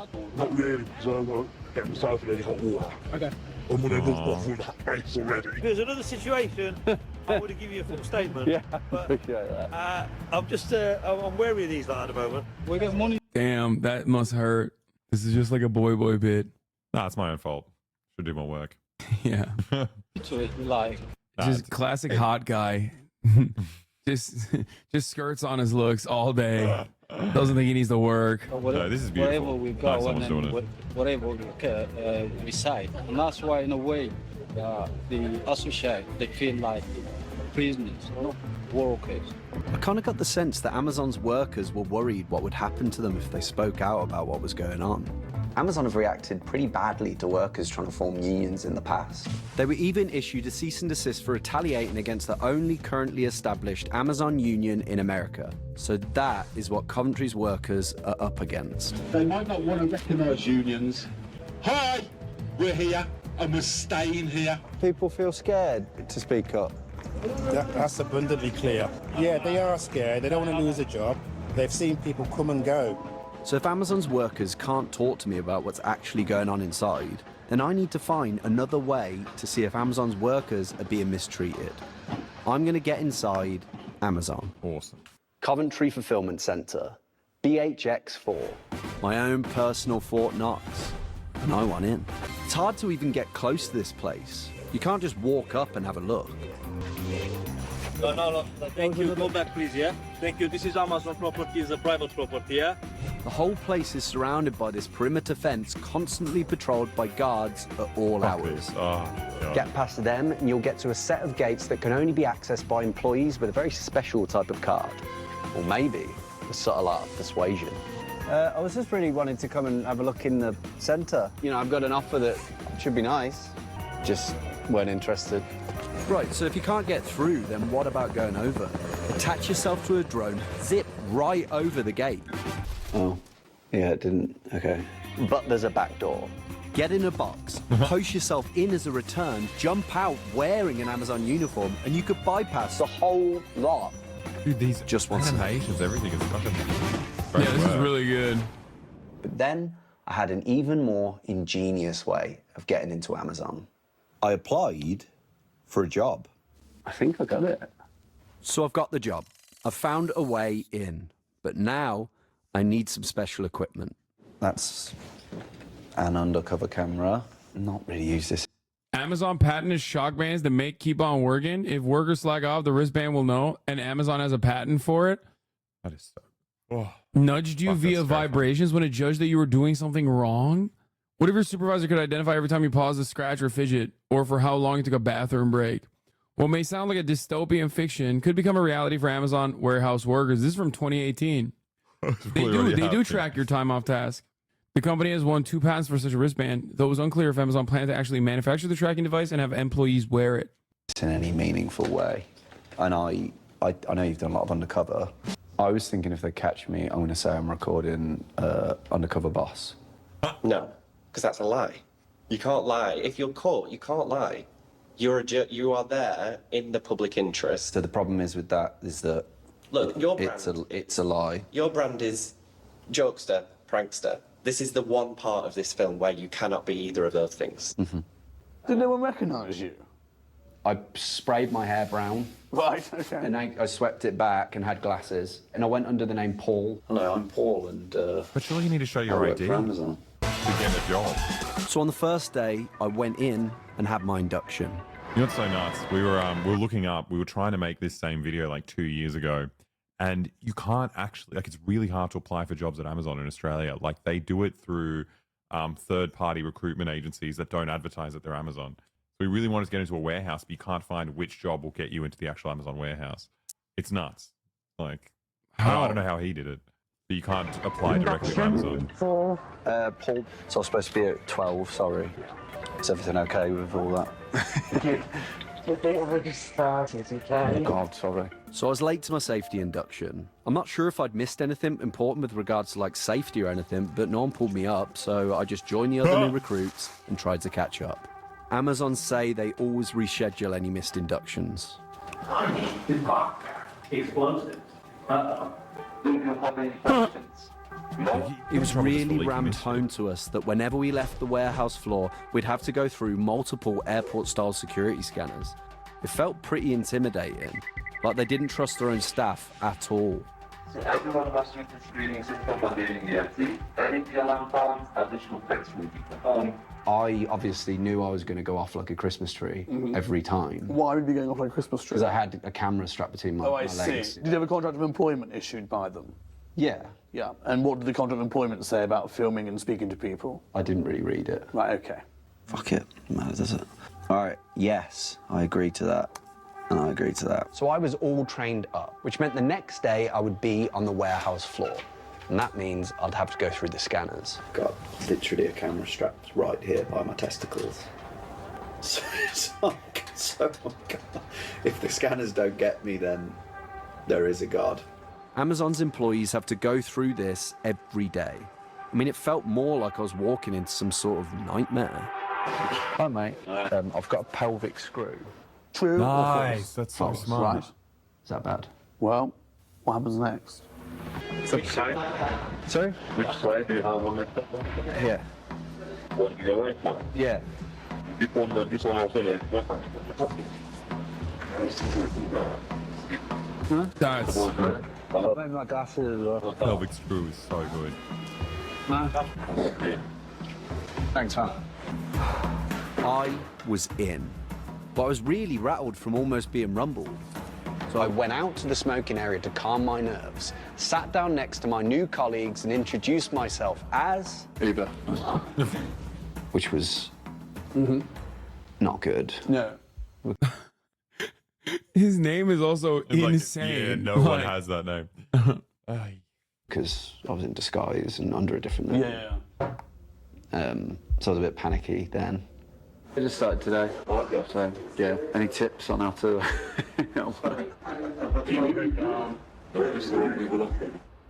So with their advice in mind, I got my head in the game and focused on my mission. I needed to gather evidence of how Amazon workers are being treated, so I got to work. And as soon as I got onto the warehouse floor, I got this distinct feeling that I was being watched. You can see cameras around. They watch, basically. There are so many cameras around the building. Someone told me. There's one up there, isn't there? The ceiling. We felt like we were being surveilled every second. There was clearly a mistrust of staff. We are not allowed to sit as well. Someone sees, someone complains. You can lose the job. I guess it was just shocking to me how quickly things started aching. Back started hurting, you know, I started having people who were also on their day one saying about their feet hurting. Have you ever had foot pain before? Oh, I think this most problem. Planning the what I'm planning is the car. I have already back pain because I carry too much weight. One of my co-workers was saying that she had worked there for 8 months and that she was in tears because of how much pain she was in. Literally crying, and I got back pain as well. Standing for 10 hours, and back You know what's pain, fucked? back pain, back pain. Amazon's camera system is going to find out exactly who these people are. They're going to like go to the day, what part of the place he was in. They're so fucking dystopian. Yeah. You can blur them as much as you want. It's just gonna. I mean, like it is wild to like fire those people though for like complaining about their horrifying job conditions. I mean, So on the second day, I was working on this lorry. What's even crazier is that like Amazon currently is like running into a very significant and unique problem where because of their lack of interest in, obviously because they don't want unionization, and this type of service, this type of work is like so perfectly designed because it's like an assembly line. It's so perfectly designed for people to chat. unionization Yeah. that a lot of the cameras and things like that are specifically for that reason. They just don't want you to like talk to one another Feel too like much. You're free to chat to each other. Yeah, they don't want you to like. They want you to constantly be insecure. It's not because they're afraid of shrinkage. It's not. It's because they're afraid that you're going to unionize, right? So basically, they've run another way that they try to avoid unionization is by having incredible amounts of what is it called? Like when you turnover, yeah, incredible amounts of turnover.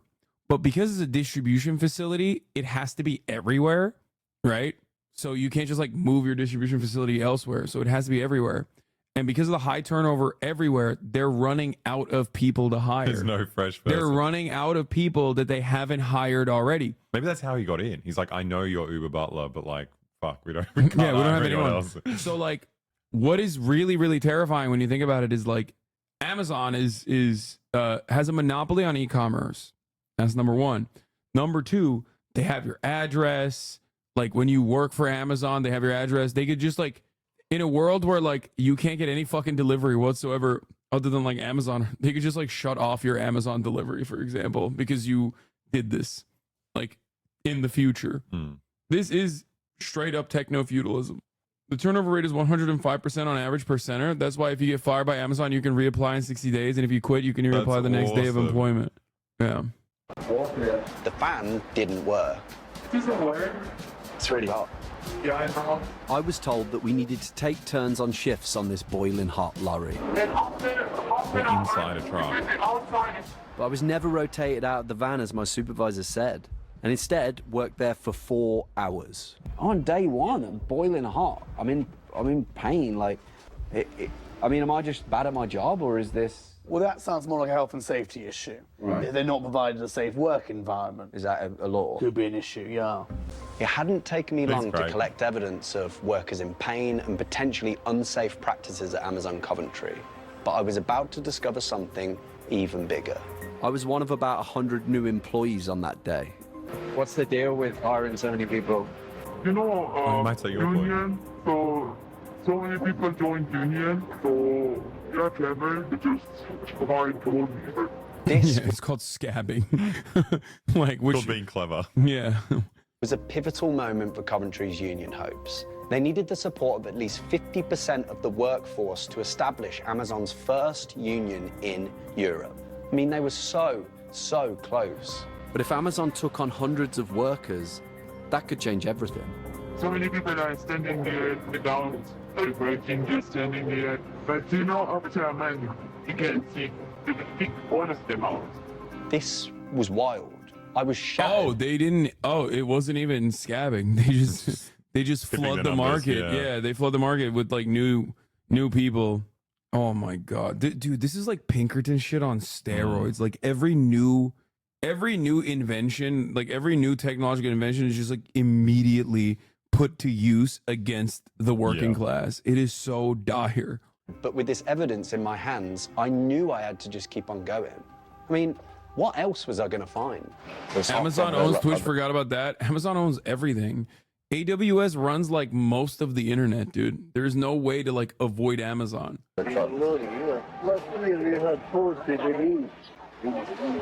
Inside the factory. I mean, it seemed like Amazon were hotter on surveillance than health and safety, as I was about to find out. Can I just have a quick chat with you? Yeah, sure. There is a window right there. Yes.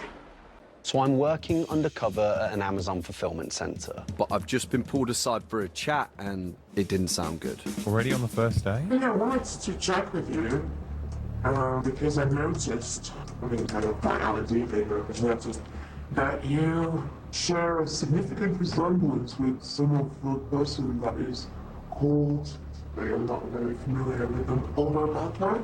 Right, okay. Yeah, similar looks. Similar look, similar resemblance. Right, okay.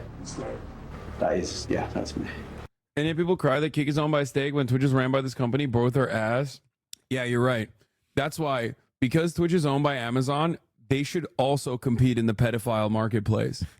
They should also, one, allow crypto gambling casinos to run wild, and also literally fucking have as many pedophile content creators as physically possible on this website. You know, since this is also owned by Amazon, you know what I mean? It's really funny that you're saying that, by the way. You know what Amazon also owns? The entire streaming infrastructure that Kick actually operates on. Or Kick's on AWS. Because Kick's on, no, it's not just AWS, it's on IVS, which means that Kick literally is basically running the white glove, white label Amazon streaming service that is basically the Twitch backbone.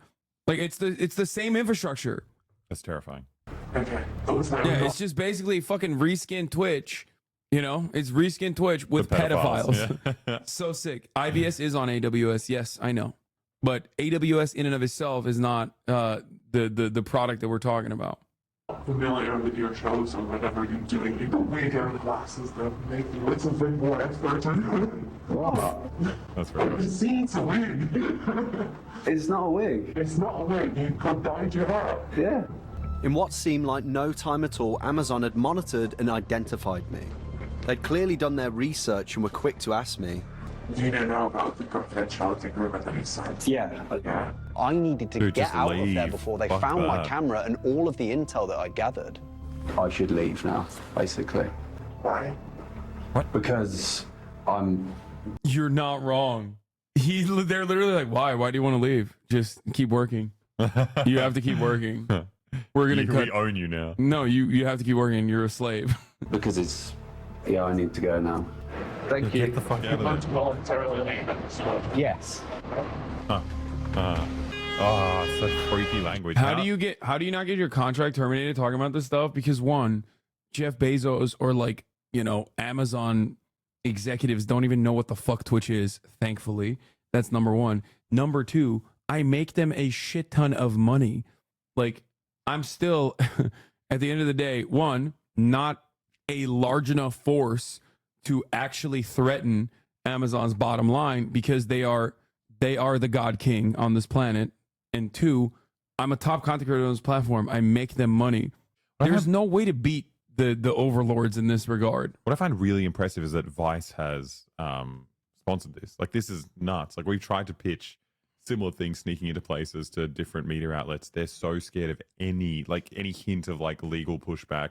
I don't know what they've done with Vice here, but it's really impressive. Yeah. Cheers. I've got screws in my pelvis. I know you said that I've got screws in my pelvis. I've already heard a doctor's note. Sorry? Oh no, I'm leaving anyway now. I've got stuff on me. Sorry, I'm going to be getting my stuff now. Yes, Sorry. Yes. I won't be returning tomorrow. That's my last shift, but thanks. I appreciate it. Dude, he booked it out of there. Let's get the fuck out of here. Not long after I was rumbled, a story broke that Coventry's unionising bid had been halted. Organisers claimed that Amazon's hiring spree had skewed the balance of staff so much they'd have to postpone the vote. I mean, if this was true, I'd inadvertently been at the heart of Amazon's union busting. I've been used as a patsy. Now I had to make things right. Regarding alleged union busting, Amazon denies there was any attempt to frustrate a union vote. No, what are you ordering? They said, I don't know. This year, we're continuing to recruit in Coventry and sites across the country, and the vast majority of those recruited are still employed with us. So I just started thinking, how do I get people to care about Amazon's sort of workers? Yeah. And I started I was hanging around their fulfillment centres a lot, and I noticed how outside a lot of them, there are bottles of urine. Like outside... Bottles of urine, yeah. Oh, they were? Yeah. If you ever go to an Amazon fulfillment centre and you look at the side of the road, there's often like bottles of urine.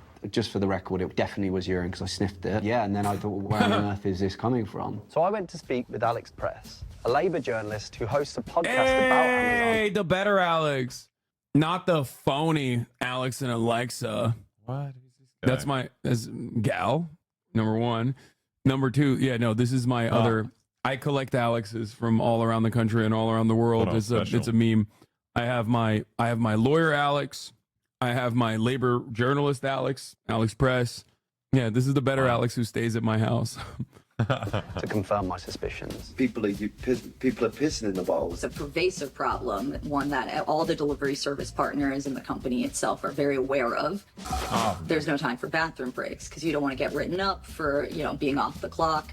It's called time off task at Amazon. There's evidence that people are pissing in bottles or holding it in to the point where women at Amazon often complain about developing urinary tract infections. It's really bad and well documented most among the delivery workforce. But an Amazon spokesperson said that they don't do that.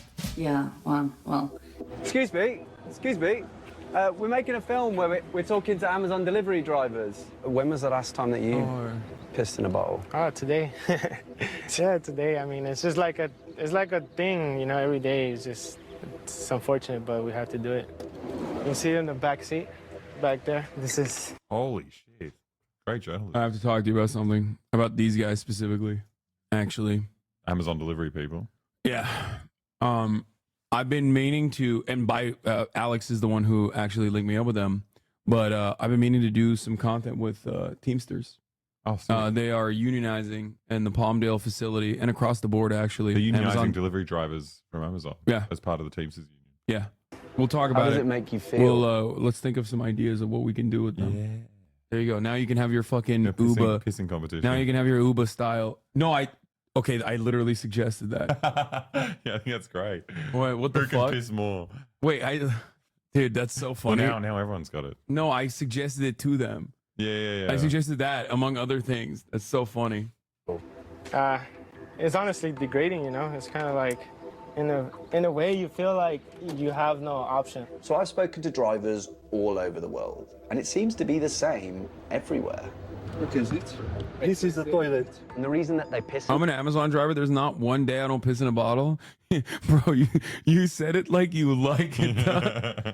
He's like, brother, after the 8th piss, I was like, I'm hooked.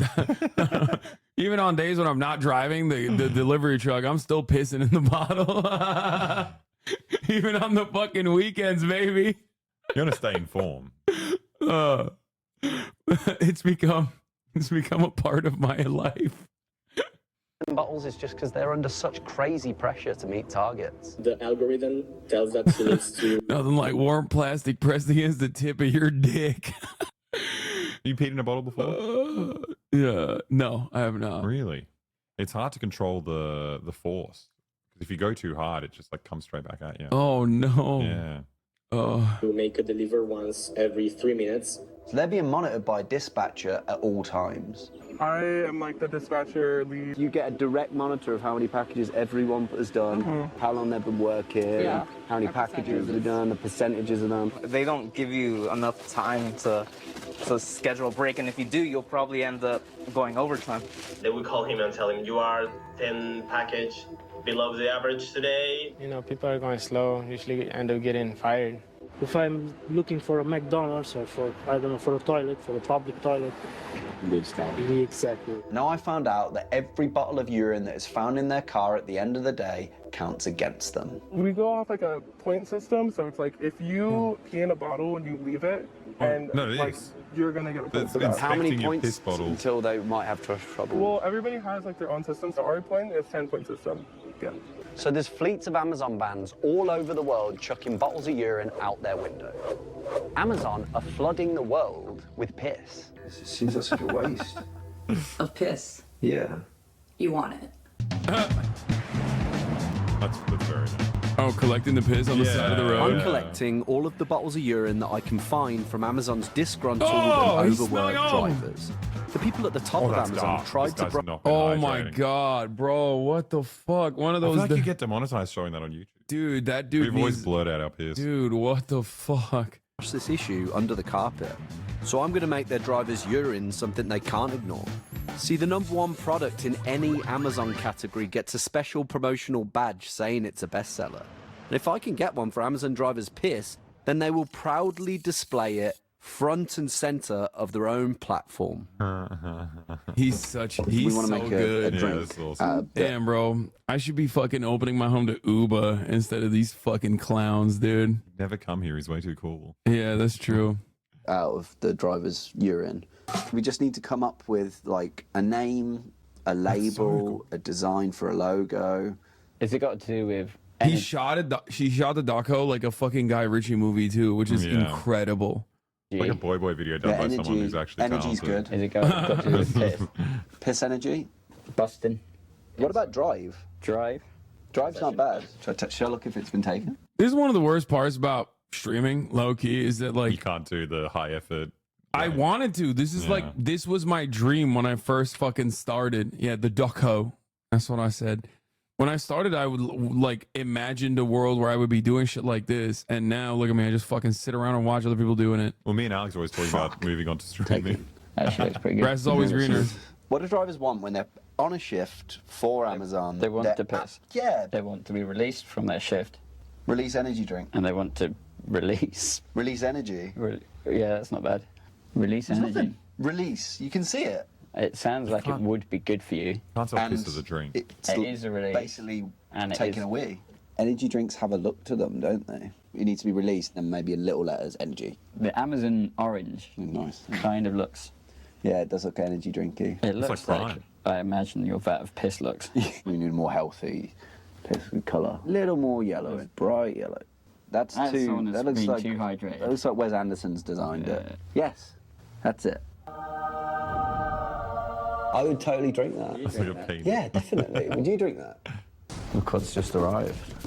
Very nice. That's so high effort, dude. Inches. This is all being listed, and that's where it says all the ingredients, which are the ingredients to urine. Open finish. I can't. I just part of me just thinks surely not. This is so unimaginably high effort. Beautiful. Fuck. Does anyone want to do a test purchase? For that Vice budget. I originally listed the drink as a refillable pump dispenser, but Amazon's algorithm and their internal team moved the product into a drink category. The drink was live, but I had no idea what to do next. So I spoke to someone who spent the last 4 years researching Amazon's platform for tips on how to make this Wii #1. I don't want to be a killjoy, but I really hope you can't do So you would say it was difficult to have a top spot product? Oh, of course, yeah. I mean, I think, you know, if it wasn't difficult, everyone would do it. If you can make yourself one of the top few results that 60% of people doing online shopping see, that's very valuable. The risks involved are that it can also be very expensive to get there. Okay. Then there are all sorts of possible unforeseen events and contingencies, and sometimes even like algorithmically unexplainable things that can happen because it's an enormously complex platform to navigate. How to get the top spot on Amazon in any given product category is, you know, a secret. I'd say it's probably a secret even from Amazon themselves. I was flying blind. There was no surefire method of making this thing a bestseller. I just needed to shift as much product as possible. And hope for the best. So I enlisted the help of a core team. So the plan for today is got to try and make this product that we've made out of Amazon drivers' urine. Got to try and make it a #1 product on Amazon. So it's real Amazon drivers' piss. Yeah. We relisted the drink in the bitter lemon category Everyone to thinks give it was ourselves the American. best chance of a #1. But this was going to be tough. I mean, we were going up against Schweppes. The best hope of us getting a #1 product on the Amazon platform was to game the algorithm by selling it to as many people as possible in the shortest amount of time as possible. And it wasn't long before sales just started rolling in. Am I going to what? Are you actually going to send me this bottle of piss? 1 order's through so far. I've got 3 people who said yes already. I've got 11 yeses and counting. I've had 1 yes. I just got a 12 yes. 27, no, 28. 39. What is it called? What was it called? Release. 100. We'd been selling all day, and we were nowhere to be seen on the bestseller list. And surely it must take a little bit of time to update, right? Yeah, but we're not even on any list. It was a lot harder to get Amazon drivers pissed to climb their rankings Pussy? than I thought it would be. I'm a bit like... It's not showing up. Release energy drink doesn't show up when you Google. I mean, when you search it on Amazon. But pussy natural energy shows up, which is fucking. What the hell is that? His next video. I'm sure they took it down by now. Yeah. Like, what have I done? What haven't I done? Why isn't that appearing on this list? If we wanted to get this piss to stick to Amazon, we were gonna have to dig deeper. Hello? Am I gonna get, like, sued or imprisoned or anything? Joe said it's... Asked him to confirm his payment method. Man, please, guys. Anyone interested? You're up for doing it. I can send you the details. I look forward to my delicious bottle of piss. Come on. Pretty sure that's highly illegal, by the way. You can't actually sell bodily fluids. Yeah. Yeah. Like maybe England's different. Maybe they love drinking pee over there. Yeah. Yeah. Hop in the Thames, hop in the River Thames, right? Fucking hell. Get a little jolly tea sipping. No matter how many times we refreshed the bestseller list, Oh, God. we weren't on it. It's not updated. It's not moved. It's still the same. After 12 long hours, we got an update. Amazon has noticed unusual reviewing activity on this product. Due to this activity, we've limited this product to verified purchase reviews. What does that mean? Amazon were onto us, and my ploy to outsmart their algorithm had completely failed. We were about to call it a night, and then we noticed something weird on the listing. Yes! Okay, so... Got #1 product at Amazon. Made out of Amazon drivers. Ours has been flagged, we're over. We're done. We are done. No, we're not, baby. We're #1. So this product that I'd made out of Amazon drivers' piss had become a #1 product on Amazon. So what next? What would Jeff do? It beat Schweppes Bitter Take Lemon. That drink's so global. nice. Now I was a successful entrepreneur. as nice I as had the piss. platform to spread my story. far Amazon and delivery wide. driver piss. Success comes down to 4 principles. What is happening? Patience, invention, synergy, and succeeding. There is so much potential in piss. And the whole idea behind Release is it's the first fully reusable energy drink. And then I got invited on the news. Uba Butler joins me now. Hi, Uba. Thanks for being here. I created a product made out of Amazon drivers' urine. and I listed it as a drink on Amazon. Why did you do it? In order to bring attention to the bad treatment of workers on Amazon, but I used the power of number one. Uba, thank you for sharing your story. To Amazon, I would like to say thank you. Thank you for creating working conditions that allows my product to be so abundant and plentiful. Thank you to every member of the general public who bought Amazon drivers' urine sold as an energy drink. Isn't that good? I don't think so, no. Bro, stop. I know he's living my dream. Why? I thought I was quite pleased with that. No. What's the problem with that? No idea. These consumers don't know that they're buying people's urine that's been left on the side of the road, repackaged and rebranded by you as an energy drink. It went live as a product on their platform. Yeah. They allowed it. Yeah. Isn't that crazy? Yes. Any concerns? Yeah, several. What would be your concerns? It's not even fit for public consumption, I would have thought. So you're selling effectively an illegal product. So is it illegal to sell Amazon drivers' urine online? Is that actually a genuine question? And it would be an issue if a member of the public got their hands on it. What would be the worst thing that could happen if that? You go to Well, you know jail. what's in the urine? What are you going to drug addict? Well, it would be... Or there's a disease. But that's classic entrepreneurship, isn't it? No. I saw at the side of the road, I saw there was an issue and I took it and I made it into a number one product. Potentially endangers people's lives, I think. I think that's overpitching it. And maybe I should take it down. It's still live now. Yeah. There's something you need to know.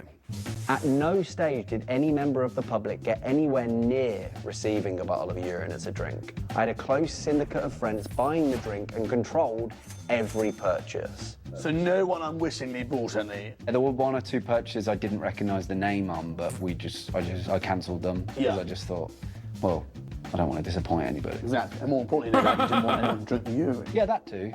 This was a closed experiment to get everyone talking about Amazon drivers anti-urinating bottles, and it worked. The media Thanks noticed. for joining us. Thanks for telling us about this. The media's fucking Eventually, News they Nation. removed That the sucks that it's only News Nation doing articles on it. I'd managed to make a number one drink on Amazon made out of their driver's urine. This is the biggest online retailer on earth, and now people were talking about the huge issues drivers face. Amazon sent through a right of reply saying, "Safety is a top priority for Amazon, and we require all products offered in our store to comply with applicable laws and regulations. We have industry-leading tools to prevent genuinely unsafe products being listed, and we monitor our stores for genuine product safety concerns." It got me thinking, how easy is it for much more dangerous products to end up in the wrong hands? For my next mission, I recruited two of the most twisted individuals you're likely to meet. Come here. Waiting there for you to come back. I blew them on fire. These are my nieces. So my Dude, what's nieces are up with grown this up in a world family, that's dude? filled They all with have like freakish Children of the Corn. Dune eyes, dude. Yeah. Every single one has that fucking Lisan Al Gaib style eye situation. What the fuck? voice assistants. This here is Alexa. Freaking me out. Say hello, Alexa. Alexa. Hello, Alexa. With 71.6 million users already, Amazon's goal is supposedly to get one of these into every room of every home. I mean, they say they want to make shopping easier. I've never used one. Alexa, add lemonade to the shopping list. Schweppes lemonade added to your shopping list. It's got its own safety protocols. For example, when you try to buy a bottle of vodka, it doesn't let you because you might be underage. But are all products so tightly controlled? Alexa, add stainless steel carpenter knife to my basket. A top result is stainless steel carpenter knife. It's £13.21, including VAT, with delivery by tomorrow. I added it to your Amazon basket where you can review product and seller details before checkout. I mean, the one thing I hate about this is that it's going to promote Amazon to be even more like surveilly. They're going to just be like, we got to make sure it's not kids. Yeah, artificial intelligence is like monitoring the voice patterns to figure out if there's like anybody who's, you know, using an ad block at the top of the hour and not actually subscribing, you know, when there's a 3-minute ad break coming. Yeah, that's right. Don't you do it. Every worker a shock collar. Can I buy a bottle of your piss since you're also an Amazon worker? No. Here's the 3-minute ad break now. Right now, you can buy a subscription so you avoid seeing the fucking 3-minute ad break at the top of the hour. Meth Surfy, thank you for the 5 tier 1 gifted subs. Processing your order for Barclay. Look at this. Criminalized usury. Thank you for the 5 tier 1 That gifted is subs. really, really... Okay, it's wrapped up still. No. This one's mine. Can we open them? I don't- No. You don't like blades, do you? A sword. When we ordered a knife that we were sure needed age verification, we found that there was no such thing. So I went to report them to Trading Standards, who take businesses to court if they catch them committing illegal business activities. How old are your nieces? 4 and 6 years old. Yeah, that is bad. This one's mine.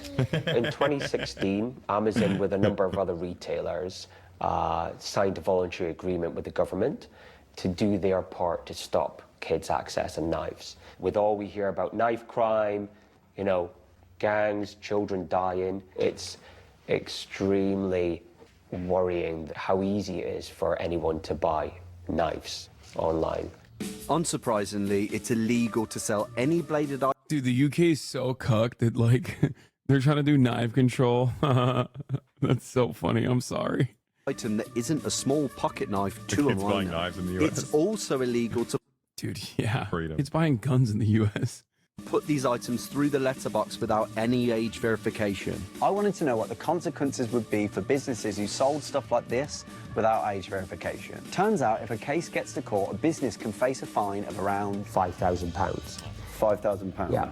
£5,000 fine for a company the size of Amazon is nothing. So me and my nieces did a little bit more shopping. Yeah.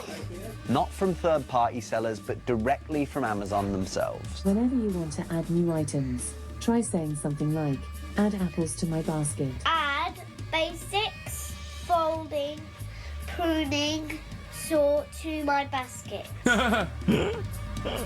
A top result is Amazon Basics Steel Folding Pruning and Garden Saw with 20.3 centimeters blade. Buy it now. Kids are little freaks, dude. Your order for Amazon Basics Pruning and Garden Saw was placed. It will be delivered here tomorrow. That's the Amazon logo. Look at all this. Whoa! Monster, which has sharp teeth. Here's the rat poison. Add the big cheese rat and mouse poison into my basket. Rat and mouse poison to your Amazon basket. Can we open the rat poison? No, I don't know if you should open the rat poison. 1, 2, 3, 4, 5, 6, 7. How many knives did you guys order? Alexa, add knife to my basket. So it's a knife party. What'd you say? Knife party. They're What's your so reaction cute. to Well, I'm surprised. I'm surprised there's no appropriate checks and balances in place. I'm surprised the algorithm allows the purchase without some kind of age verification. 1, 2. We purchased 67 items that we believe should have been age verified. For each of these items, 3 offences were potentially committed, as none had age verification at the point of purchase, none were packaged to indicate age verification, and there was no age verification at the point of delivery. I ordered all of them. In fact, most went into Amazon lockers, making age verification impossible. That could be 201 offences altogether. So, 201 times £5,000 suggests that me and my accomplices hit Amazon for around £1 million. Sure, it could potentially be that much for 200 separate offences, but there's also there's a much higher cost as well. If a company has to change its processes to stop the sale of all age-restricted products to children, that is going to hit the bottom line every year, forever. Paul said to leave the evidence with him and he would see what he could do. I felt like Amazon were getting away with it. Amazon said the majority of the products we bought didn't need age verification, but admitted that 4 of them did and that they've now been reclassified. They said we take our responsibility to carry out age verification extremely seriously. Don't open it. But I wasn't done with Amazon yet. I did a little bit of research and it turns out Amazon don't actually pay much tax. But like, don't you legally have to pay tax? Like, How do they get away with it? What large companies will do, for the most part, is tax avoidance and profit shifting.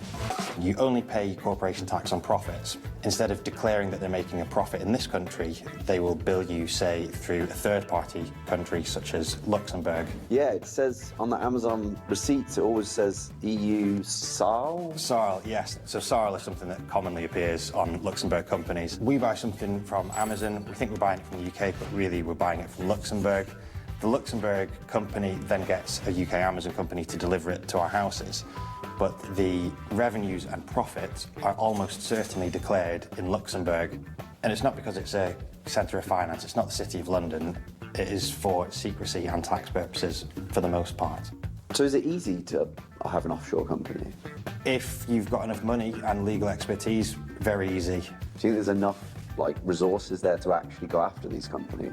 Definitely not. When you're seeing hundreds of millions of profits declared offshore every year, then we should be doing something about that. What do taxes actually pay for? Everything that people care about could be funded through money that is currently lost because it's not so much wealth trickling down. They're gonna but kill this more man. This is so gushing beautiful. offshore. That wealth could be taxed and could be paying for the NHS, for social care, for schools, for roads and transport, and even things like potholes. And potholes.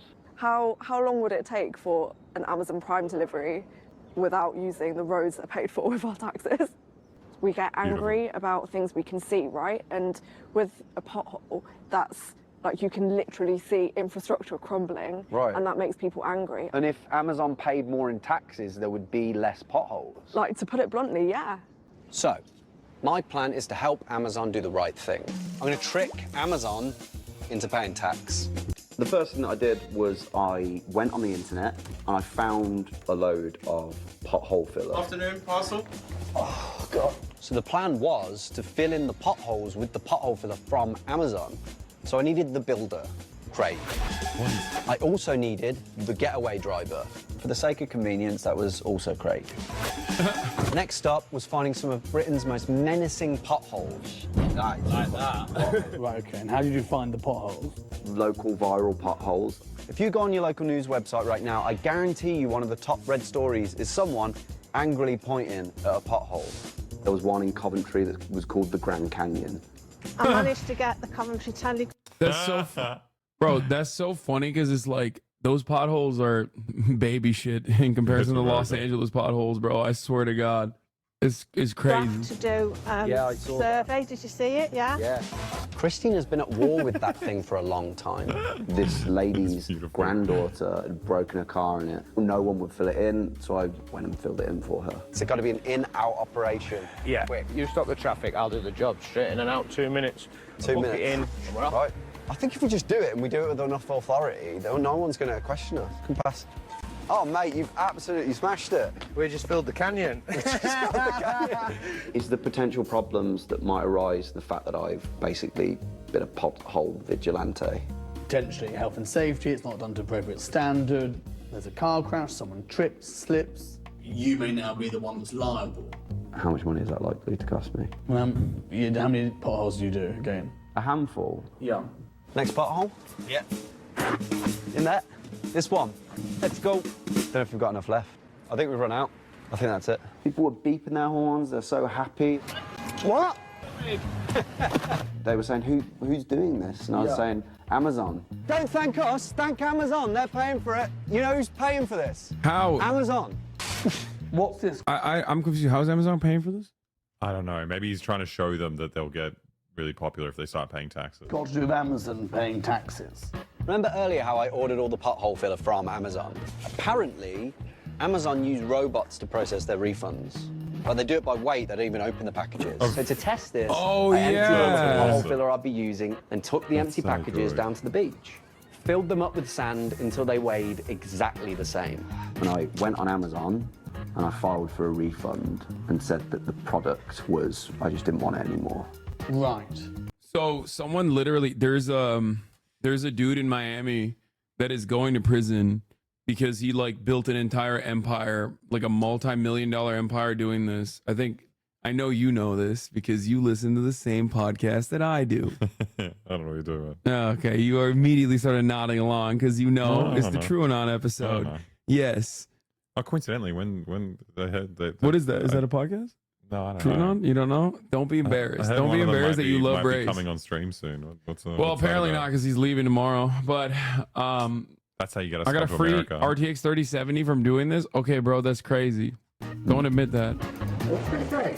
You can sound check. I was just because I'm working. Yeah, if you buy something something too large, and the return is too costly, you can just have it for free. You just be like, yeah, I want the return to this mattress, and it's like, well, we're not gonna pick it Can't do up because it's too expensive. That's beautiful. Working by the beach. I got my money back. Communities had their pothole problem resolved, and Amazon get to have done the right thing. Without knowing it. Without knowing it. Yeah. How serious could that be? Well, how much money are we talking? What are the refunds? Hundreds of pounds. Hundreds of pounds. All right. Well, it's pre-planned, quite a sophisticated process. You're exploiting a flaw that He you wants know to get about sued in by their Amazon. system. That'll make it even bigger. Hypothetically, if that is what happened, that could be quite serious. Like, there's no Would way you the owner of the beach be angry with me for taking the sand? I doubt the owner of the beach is going to be your biggest problem here. Right, okay. So it's probably Amazon or the police. I haven't considered the fact the police could even... Why would they be interested in this? Why is it... Because it's a criminal offence, Uber. Right, okay. You've got money you're not entitled to from Amazon by lying on your returns, on your refunds. Right, okay. That's fraud. That's textbook fraud by false representation. What's the maximum sentence you could get for fraud? It can carry years. The judge at sentencing may take into account why you did something, but it's not relevant to whether or not an offence has taken place. The offence is the offence. So your good intentions, your Robin Hood quest to make them pay taxes, is not really going to feature. Is this guy a lawyer or a prosecutor? Fucking, what's happening? You should be on board with this, okay? That's great content. Yeah. He was right. Saw a story online that confirmed basically everything he was saying. I just read a story about two kids in Spain who did the exact same Amazon scam. I think this could land me in serious trouble. But I had something else on my sleeve. So, 6 weeks ago, before I did any of this, I saw that news story and thought, this could land me in serious trouble unless I do something about it. well, how do I protect myself? What would Jeff do? What tax havens are used commonly by, like, big corporations? So, Luxembourg, often thought of as a tax haven, is what's used by Amazon. Other common ones, Ireland. I'd probably Are they going to use sue Bermuda or the Cayman a Islands, liability potentially company Belize. from Belize? I'd use one of those companies because there's very little jurisdiction over them. We're going to somewhere very, very secretive. I now proudly own a company in Belize. I guess Belize. Belize. Yes. Right. I created an Amazon business account for that business and purchased the pothole filler through Amazon. Afternoon, parcel. Oh, he did it So ahead of another time. company out of the UK. Smart. Shell The company. items. Yes. My name is not in any way attached to the business or the business account. I used a gift card instead of my credit card, so not attached to me either. I think that's me, that's my hands clean. Morals and ethics aside, technically, this is an offshore issue. Yeah. And do you want to know the name of the company? Hull Maintenance and Repair Corp. Or, as an acronym, HMRC. HMRC. Yeah. He liked that. So, I could have used the same structure that Amazon uses to avoid paying tax, to avoid getting in trouble.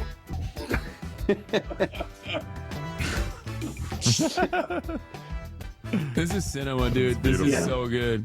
See, now you seem impressed. You've actually done this? Yes. Yeah, I don't think Amazon will be pursuing you for fraud through Belize. I think they'll struggle to do that. Amazon will struggle to get their hands on me. I think you'll probably get away with committing fraud there. I don't know. Don't quote me in court. So after working undercover at Amazon, creating a #1 product made out of Amazon drivers' urine, to learning how dangerous their platform can be, to turning the tables on Amazon's alleged tax avoidance, I've become very familiar with Amazon's use of loopholes. But their favorite loophole? So there is a set, we are competitor obsessed, we are customer obsessed, and we start with the customer and we work backwards. It's you. It is impossible to imagine a customer coming to me 10 years from now and saying, Jeff, I love Amazon. I just wish you delivered a little more slowly. It sounds like they're blaming the way they operate on you. Our culture is customer obsession instead of competitor obsession. And that's a lot of power that they're claiming that you have over them. So what are you going to do with it? And just one more thing. Remember earlier on when I had to sign that kind of confidentiality agreement just to work at Amazon? I agree to that. I agree to that. You don't know about the confidentiality agreement anymore. Yeah. Yeah. Well, Colin the lawyer had a look over it. Yeah, as I thought. Protected disclosures. What do you mean?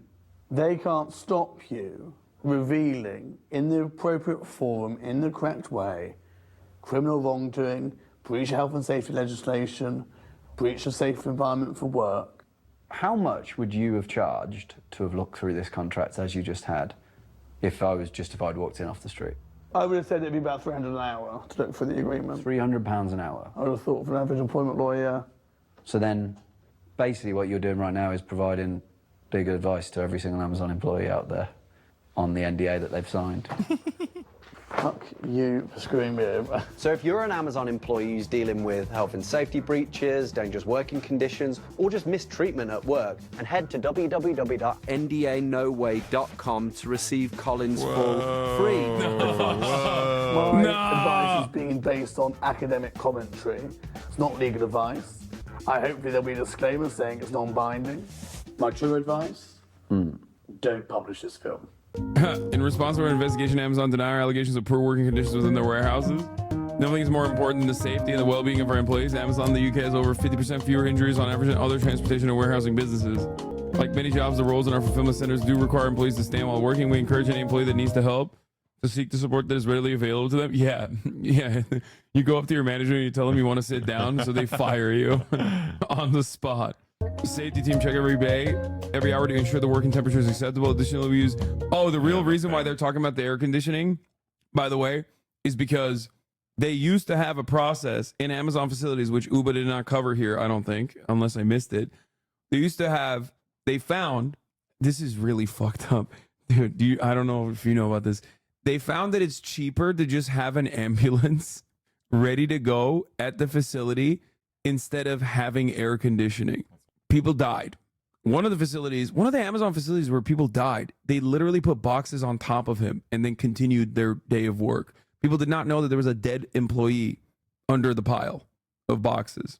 So when we say like Amazon is the most dystopian, neo-feudalist bullshit, like it's real. It's like people think like, oh, cyberpunk, that's a dystopian future. Like, no, it's here, man.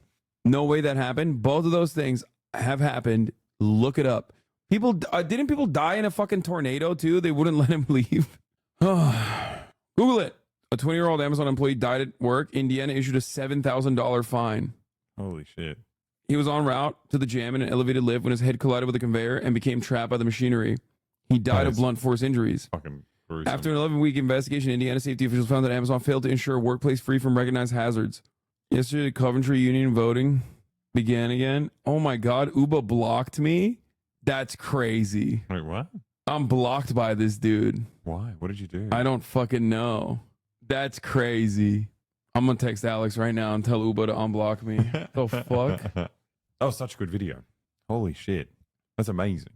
Why am I blocked by this fucking guy? Is it because I say so much shit about British people? His previous stuff felt like kind of apolitical, you know, just like regular pranks. This is like so hectic. Yeah. It's perfect. It's really, yeah. Yes, the tornado thing happened in Pontoon Beach, Illinois. Lack of respect. Outcry over Amazon employee's death on the warehouse floor. Work carried on as usual in the facility as workers were not informed of colleague's death, even as the body laid on the floor. Yeah. She said, he has you blocked. What the hell? Lol, will do. But I have definitely mentioned you to him. That can't be intentional. I don't know. We're about to find out something horrible. Maybe a blue check blocker or something. Chat will find why he blocked me. I'm sure if he has like a negative tweet about me, chat will find it immediately. Or maybe he just hates Turkish people. He's heard the accent. You do it a lot. What? You do it a lot. Yeah, but it's good. Nancy Pelosi will be. Wait, nothing works. Everyone's blocked you. He don't fuck with you, gang. Yeah. What is going on? Maybe Twitter is just broken. Is Twitter just broken? Oh, it might be. Damn. Remember when Alex taught XQC about unions? Yeah. I love this. This is a video of me getting Alex Press to explain unions to. Did it work? What? Did he learn about unions? XQC, yeah, Union totally. guy now. Why the fuck did you pay for a blue check? Do you honestly think I paid money for a blue check mark? I use my friend's Hulu account still. Like, you must be out of your fucking mind. No, dumbass. Elon Musk gave me a blue check mark because I'm a fucking Twitter power user for free. Like, imagine thinking I paid for a blue check mark. Ridiculous. She's nice. Does she have a real job? Is it like a real job? What does that mean? I mean, well, what we're doing now is not a real job. I mean, like is she like a? She's a writer. She's a writer for Jacobin, and she's a journalist. She's a labor journalist. She writes about strikes and labor action and stuff like that. Okay. Well, he meant real job, like not like us. I was trying to have an idea. Is she like an out there Norman, or is she like more like a hermit, like some of us, you know? I mean, it's in between. Being a journalist is kind of like that. Oh, by the way, gotta run that ad at the. Anyway, Trump challenges Biden to another debate this week. Oh my God, that's so sick. He should do that. You aren't really a power user since you uninstalled Twitter. Yeah, I fucking barely tweet in comparison to how much I used to. Bro, what is? I got scared because I went homepage. Trump challenges Biden to a golf off. That's not true. They're dropping his ass. Probably not. Tomorrow, Michigan Governor Gretchen Whitmer and House Speaker Emerita, Speaker Pelosi join Morning Show to discuss President Biden's candidacy. Yeah, they're not fucking dropping.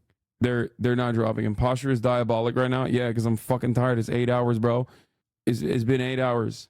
6 a.m. Eastern is fucking nasty work, dude. Do they do that to bury it? What? Like, how do the time zones work here? Like, if someone's doing 6 a.m. at that time, they're doing it with the intention of not the whole country viewing it. Hassan, you read my text out loud on stream. My God, I would never read a compromising tweet. Alex, chill. If you're watching, every old person on the East Coast, go to bed so I can go back to watching My Hero Academia. You got me addicted. Oh, dude, My Hero Academia is so good. Special is great, but also you would not believe what Uba's next couple projects entail. I know this because when I try to explain to them to friends, they think I'm lying. Dude, he's awesome. I would love to help him out. Yeah, it's sick. Alex, if you're watching right now, tell Uba I'm substituting him. New one. I'm swapping this Alexa out with actually a talented infiltrator. I was beaten by the best. Yeah, you know, like Alexa can keep going while Hasanabi goes to sleep. No, what do you mean? They just want to keep. You'd get 50,000 people on this stream if I kept going solo. Yeah, like way more. Yeah, That's what you 50,000 meant. more than what you have. Yeah. Okay, looks like you're not blocked. No, I am. This is his next project. Yeah. I'm blocked by him. What the fuck? Anyway, you need to do a full convention with all the Alexes to be great content. You guys have very interesting ideas on what great content constitutes, honestly. Alex is a skill issue, could not even get into a CIA base. Okay, guys, chill. I don't want him to like actually start. I don't want this to get to him, okay? He's the GOAT. He makes great. Next time getting into the base. He makes great content, guys. Fucking chill out, okay? Oh. Jesus Christ. Yeah, how many of you motherfuckers went to North Korea? Like, calm down. Some of them might have. No. But it's a popular tourist destination. People know. I don't have I'm willing to bet that I don't have a single fucking person that's actually been to North Korea. You're 20,000 people. I don't know. You're out of your fucking mind, brother. That's insane.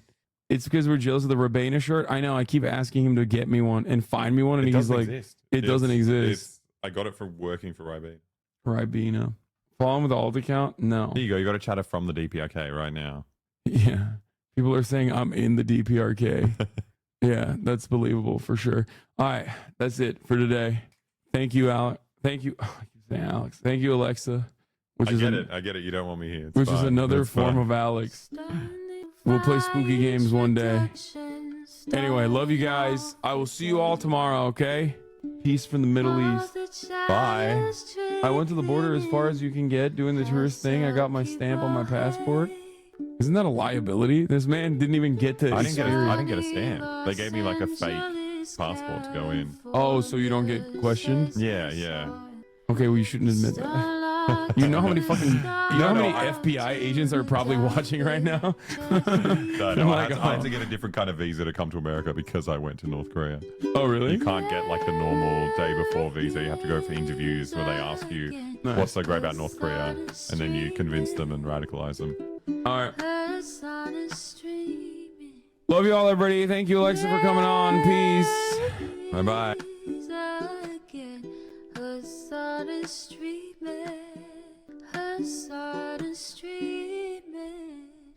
Reviewing the P.O. box, Uncle Uger's face. Sudden discord agitprop, great names take on breaks. Tiny Bernie Sanders, LGBTQ Air Force. The whole left at your fingertips, Ane at your door. H3 crowded debate, the Young Turks online show. 3 full fucking years of this, plenty more to go. 90-day fiance, talks of champagne bourgeoisie. A Trump rally live reaction, a mass riot at DC. There he is again, her son is streaming, her son is streaming. There he is again, her son is streaming, her son is streaming. Reading a live stream, fair comments, Austin show chat advice, and all the ways the right-wing pipeline can suck you in online. JCS react, Lord, frame gets broken, cover blown. A full-blown mass pandemic, monster streaming at your home. Total radicalization coming out to find. The system you were taught to trust in was broken the whole time. All these daily streams, whether big or whether small, have helped me in so many